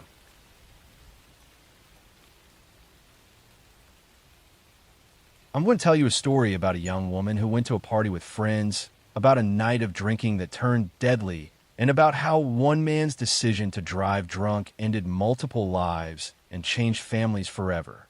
In June 2013, 22-year-old Jacqueline Saburito was driving home from a birthday party in Austin, Texas, when her life changed forever. A car, traveling in the opposite direction, suddenly swerved into her lane and hit her vehicle head-on. The impact was devastating, and Jacqueline's car immediately burst into flames. 2 of her friends died at the scene, and Jacqueline was trapped in the burning vehicle for nearly a minute before being pulled out by rescue workers. The driver who caused the crash was 18-year-old Reggie Stepe, and he was severely intoxicated. Stepe had been at a party drinking heavily and had gotten behind the wheel despite being far over the legal limit. Witnesses said his car had been weaving across the road before the collision. When police tested his blood alcohol level after the crash, it was more than twice the legal limit. Jacqueline survived the initial crash, but the burns she suffered were catastrophic. Over 60% of her body was burned, with the most severe damage to her face and hands. She spent months in the hospital undergoing dozens of painful surgeries. Doctors had to amputate several of her fingers. Her face was so severely burned that her features were completely disfigured. She would require ongoing medical care for the rest of her life. The two friends who died in the crash were Laura Guerrero and Natalia Bennett, both young women in their early 20s who had been looking forward to their futures. They died instantly when Steffi's car slammed into them. Their families were left to grieve, while also watching Jacqueline fight for her life in the hospital. Reggie Stepe was charged with 2 counts of intoxication manslaughter for the deaths of Laura and Natalia. The prosecution argued that Stepe had made a conscious choice to drink heavily and then drive, showing reckless disregard for human life. They presented evidence of his blood alcohol level and testimony from witnesses who had seen him drinking at the party and had tried to stop him from driving. The defense tried to portray Stepe as a good kid who had made a terrible mistake. They argued that he hadn't intended to hurt anyone and that he was remorseful for what had happened. They asked for leniency, suggesting that sending a young man to prison for a long time wouldn't undo the tragedy and would only ruin another life. The jury found Reggie Stepe guilty on both counts. The judge sentenced him to 7 years in prison for each count, to be served concurrently, meaning he would serve 7 years total. Many people felt the sentence was too light, given that 2 people had died and Jacqueline had been left permanently disfigured. But under Texas law at the time, this was within the normal sentencing range for intoxication manslaughter. Jacqueline Saburito became the face of anti-drunk driving campaigns in Texas and across the country. Despite her severe injuries and constant pain, she chose to share her story publicly to prevent others from making the same choice Stepe had made. She appeared in public service announcements showing her disfigured face and explaining what drunk driving had done to her life. The images of Jacqueline before and after the crash were shocking and powerful. Before the accident, she had been a beautiful young woman with her whole life ahead of her. After the crash, she was left with severe scarring and disfigurement that would never fully heal. She underwent over 100 surgeries and attempts to reconstruct her face and hands, enduring years of painful procedures and rehabilitation. Jacqueline's story resonated with people because she refused to hide. She could have stayed out of the public eye and dealt with her injuries privately, but instead she chose to use her experience to educate others. She spoke at schools, appeared in media campaigns, and shared graphic photos of her injuries to show the real consequences of drunk driving. Reggie Stepe served his 7-year sentence and was released from prison. After his release, he also began speaking out about the dangers of drunk driving, expressing remorse for his actions and the pain he had caused. Some people appreciated his efforts to prevent others from making his mistake, while others felt no amount of advocacy could make up for the lives he had taken and destroyed. Laura Guerrero and Natalia Bennett never got the chance to speak out or advocate for anything. Their lives were cut short at 20 and 21 years old, respectively. They had dreams, families who loved them, and futures that were stolen in an instant by someone's decision to drive drunk. Their families had to live with the permanent absence of daughters, sisters, and friends who should still be alive. Jacqueline Saburito lived with the consequences of Steffi's actions every single day. She required constant medical care, faced daily pain, and dealt with the stares and questions that came with her appearance. Simple tasks that most people take for granted became difficult or impossible for her. She needed assistance with basic activities and faced numerous health complications related to her injuries. In 2019, Jacqueline Saburito died at age 40 from cancer. Her death was not directly related to the crash injuries, but her compromised health from years of surgeries and medical treatments may have made fighting the disease more difficult. Her death was mourned by many who had been inspired by her courage and advocacy. The case of Jacqueline Saburito and the crash caused by Reggie Stepe became one of the most well-known examples of the devastating consequences of drunk driving. The before and after photos of Jacqueline were used in driver's education classes and anti-drunk driving campaigns around the world. Her willingness to show her injuries and share her pain educated millions of people about why getting behind the wheel while intoxicated is never worth the risk. Drunk driving remains a serious problem despite decades of awareness campaigns and stricter laws. Every year, thousands of people die in crashes caused by intoxicated drivers, and many more are seriously injured. Jacqueline's story served as a powerful reminder that drunk driving doesn't just potentially kill the drunk driver, it destroys innocent lives and leaves survivors with permanent consequences. The tragedy also highlighted how lenient sentencing can be for drunk driving cases, even when people die. 7 years in prison for taking 2 lives and permanently disfiguring another person struck many as inadequate justice. The case sparked discussions about whether drunk driving laws and penalties need to be even stricter to truly deter people from making this deadly choice. Jacqueline Saburito's legacy lives on through the countless lives that were potentially saved by her advocacy. Young people who saw her photos or heard her speak made different choices about drinking and driving. Her courage in sharing her story despite the pain and difficulty transformed a personal tragedy into a force for preventing future tragedies. I'm going to tell you a story about a prominent attorney who seemed to have it all, about a family dynasty built on power and prestige, and about how one man's web of lies and financial crimes led to the murders of his wife and son in a desperate attempt to cover up his crumbling empire. In June 2021, 52-year-old Alex Murdaugh called 911 from his family's hunting property in rural South Carolina, reporting that he had found his wife and son shot to death. Maggie Murdaugh, 52, and their youngest son Paul, 22, had been killed with different weapons in what appeared to be a brutal double murder. Alex claimed he had been visiting his mother and returned home to find their bodies. The Murdaugh family was legal royalty in South Carolina's Low Country. For 3 generations, Murdaughs had served as the elected prosecutor for the region, wielding enormous power and influence. Alex himself was a prominent personal injury attorney whose family law firm had won millions in settlements. The family name commanded respect and even fear in the small communities where they operated. But behind the prestige and power, Alex Murdaugh was living a lie. He had been stealing millions of dollars from his law firm and from clients, including vulnerable people who had trusted him to handle injury settlements. He was addicted to opioid painkillers and spending massive amounts of money to support his addiction. His financial house of cards was beginning to collapse. Just days before Maggie and Paul were killed, Alex's law firm had confronted him about missing money. They were closing in on discovering the full extent of his theft. Alex was facing exposure, disbarment, and likely prison. He needed time and sympathy, and the murders of his family members provided both. Investigators were suspicious of Alex from the beginning, but they couldn't immediately prove he was involved. Alex played the role of grieving husband and father, appearing at the funeral and speaking about his devastating loss. But his behavior seemed off to many people. He didn't seem as distraught as someone who had just lost his wife and son should be.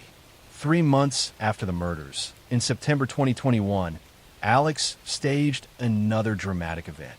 He called 911 claiming someone had shot him in the head while he was changing a tire on a rural road. He was taken to the hospital with a superficial head wound. Alex claimed it was a random attack, but investigators quickly determined he had arranged the shooting himself. Alex admitted he had hired a man to shoot and kill him so that his surviving son Buster could collect a $10 million life insurance policy.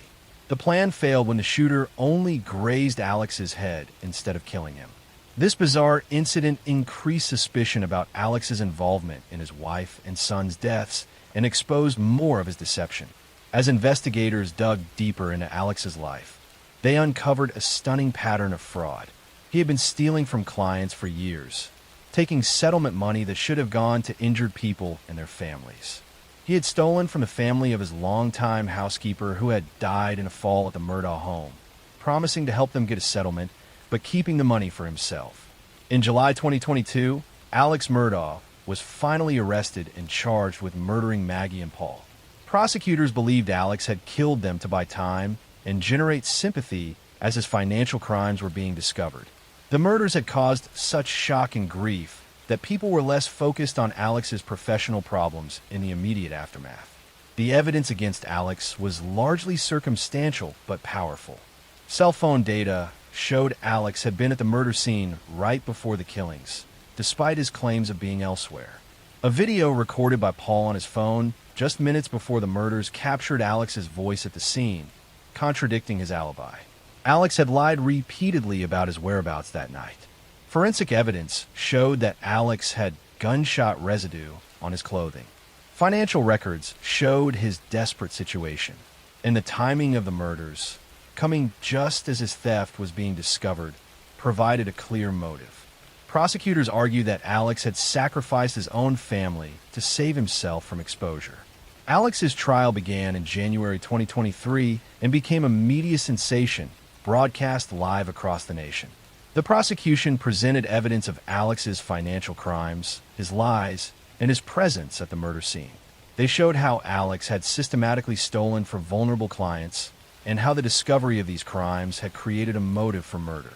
The defense argued that Alex was a loving father and husband who, despite his flaws and addiction, would never harm his family. They suggested that someone else might have committed the murders, possibly related to a previous incident involving Paul. In 2019, Paul had been charged in a boating accident that killed a 19-year-old girl, and the defense suggested someone seeking revenge might have targeted the family. But the prosecution's case was too strong. Alex's own lies undermined his credibility. When he finally took the stand and admitted he had lied about being at the murder scene, his defense collapsed. He claimed he had lied because of paranoia from his drug use, but the jury didn't believe him. On March 2nd, 2023, after deliberating for just 3 hours, the jury found Alex Murdaugh guilty of murdering his wife Maggie and son Paul. The courtroom was packed with people who had been victimized by Alex's financial schemes and with family members of those who had died in the boat crash involving Paul. The verdict brought some measure of justice, though it couldn't undo the damage Alex had caused. The judge sentenced Alex Murdaugh to 2 consecutive life sentences without the possibility of parole. Alex would spend the rest of his life in prison for killing his own family members in a desperate attempt to cover up his crimes. The Murdaugh dynasty that had controlled the legal system in South Carolina for nearly a century ended with Alex in prison and his family destroyed. Maggie Murdaugh had been a devoted wife and mother who loved her family and was active in her community. Paul Murdaugh was a young man who had made mistakes but was trying to deal with the consequences of the boating accident. Both deserved to live, to have futures, to continue their lives. Instead, they were killed by someone who was supposed to protect them, someone who valued his own freedom more than their lives. Alex Murdaugh remains in prison, where he also faces dozens of financial crime charges. He stole millions from people who trusted him, ruined countless lives through his fraud, and ultimately took the lives of his own wife and son to try to escape consequences. His case revealed how even powerful, respected families can hide terrible secrets, and how privilege and influence can enable someone to commit crimes for years before finally being held accountable. I'm going to tell you a story about a kindergarten teacher who was beloved by her students, about a husband who reported his wife missing after she failed to come home from work, and about how investigators discovered that a seemingly devoted spouse had actually strangled his wife and hidden her body while staging an elaborate disappearance. In January 2020, 29-year-old Jennifer Dullos lived in New Canaan, Connecticut with her 5 children. She was going through a difficult divorce from her husband, Fotis Dullos, and had moved out with the kids while the custody battle continued. On May 24th, 2019, Jennifer dropped her children at school and returned home. She was never seen again. When Jennifer didn't show up to pick up her children from school that afternoon, friends immediately knew something was wrong. Jennifer was an extremely devoted mother who would never miss picking up her kids.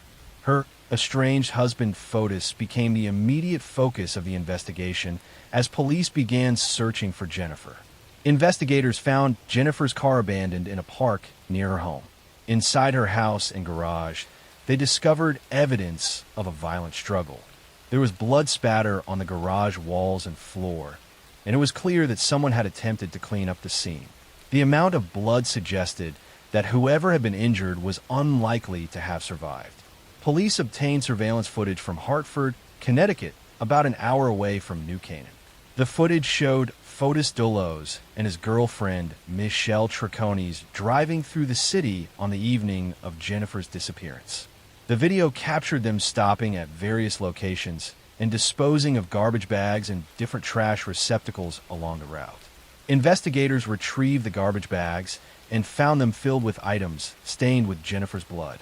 The bags contained bloodied clothing, sponges that had been used to clean up blood, and other evidence suggesting someone had tried to dispose of material from crime scene. The evidence strongly indicated that Fotis had attacked Jennifer and was attempting to cover up the crime. Fotis Dullos was arrested and charged with tampering with evidence and hindering prosecution.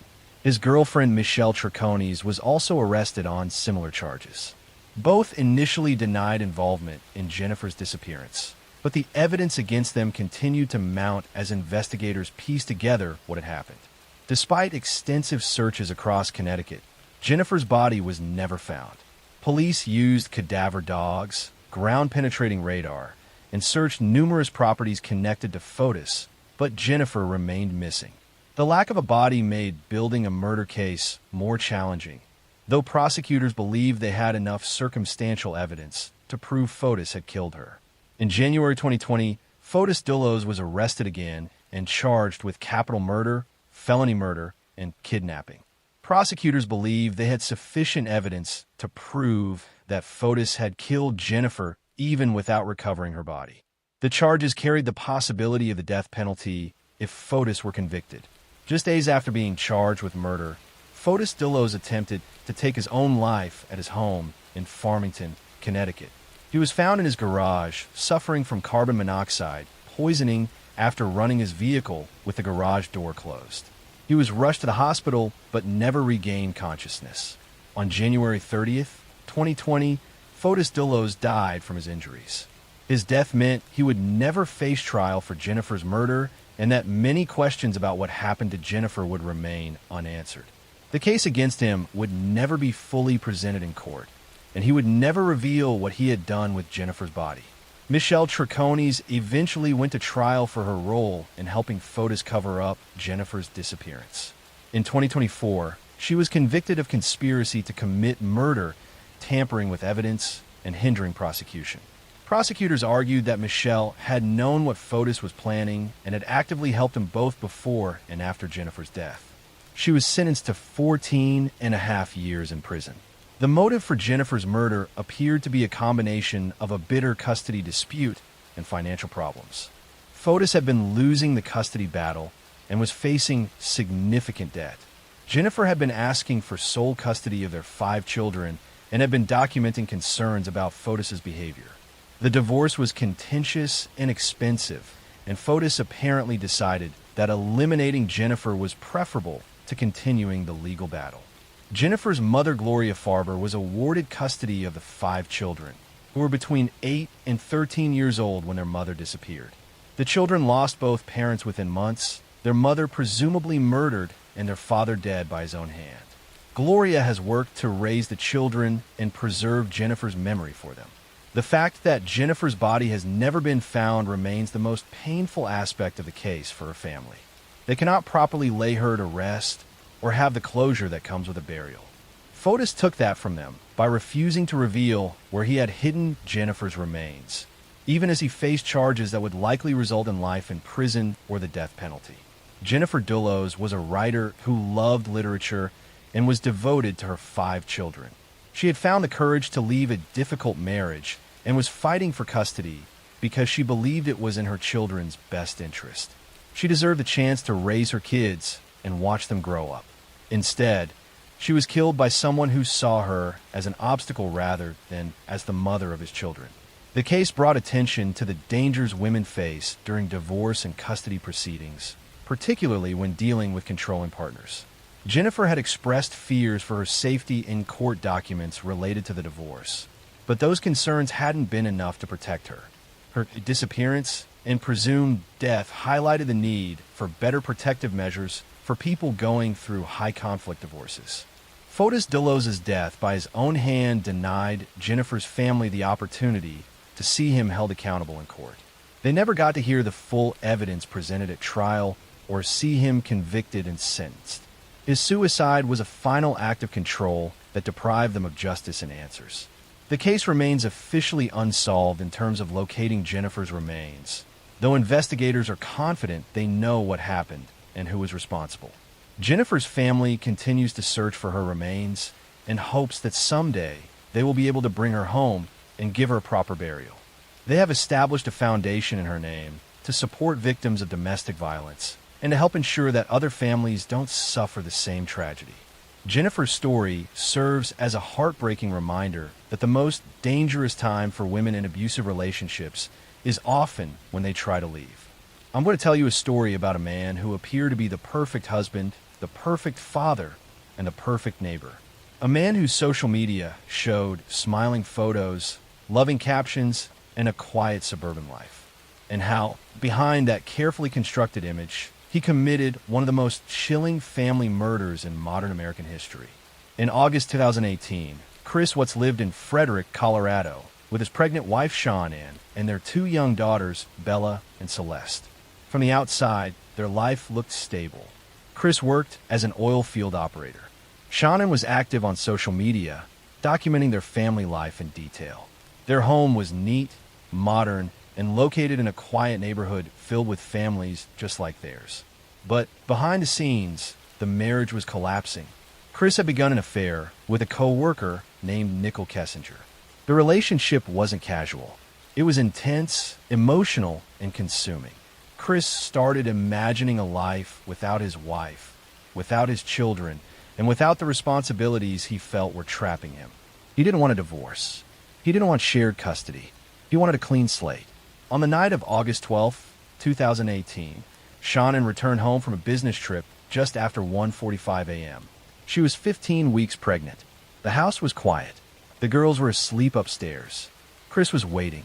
What happened next would later be pieced together through digital evidence, phone records, security footage, and Chris's own shifting confessions.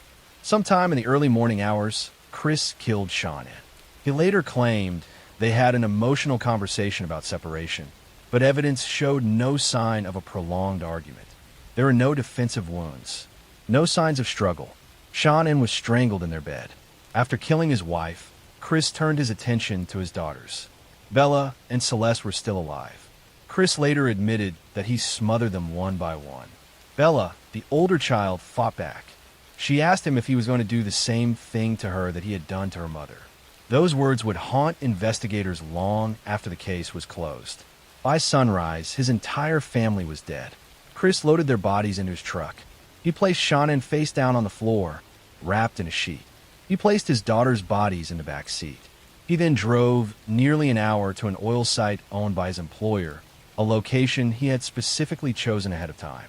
At the site, he buried Sean Ann in a shallow grave. Then he placed Bella and Celeste separately into two massive oil storage tanks, forcing their bodies through small openings designed for equipment, not people.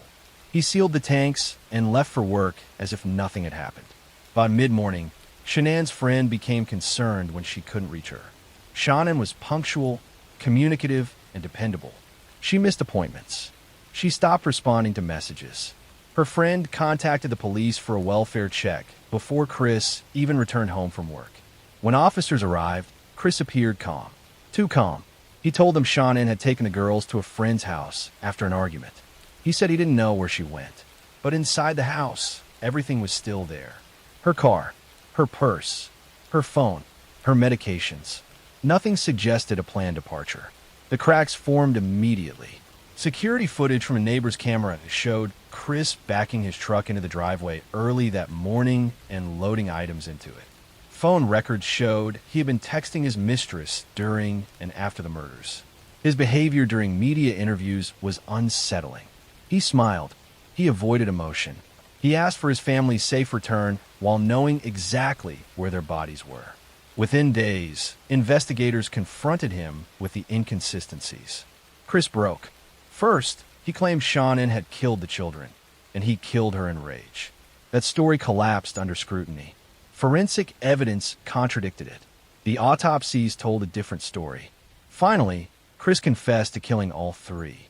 The truth was worse than anyone expected. Investigators discovered the burial site. They recovered Sean Ann's body. Extracting the children from the oil tanks was one of the most disturbing recovery operations many responders had ever experienced. The oil had damaged their skin. The scene was traumatic even for seasoned professionals. Chris Watts was charged with multiple counts of first-degree murder, including the unlawful termination of a pregnancy. The motive was painfully simple. He wanted a new life. He wanted freedom. He wanted to erase his responsibilities instead of facing them. In November 2018, Chris pleaded guilty to avoid the death penalty. He was sentenced to life in prison without the possibility of parole, plus additional consecutive sentences. He was transferred to a prison in Wisconsin for his own safety, where he remains incarcerated. The Watts case shook the public not because of complexity, but because of familiarity. This wasn't a drifter.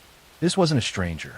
This was a husband, a father, a man who tucked his children into bed and killed them hours later. Shannon Watts was remembered as a devoted mother, a driven woman, and a loving friend.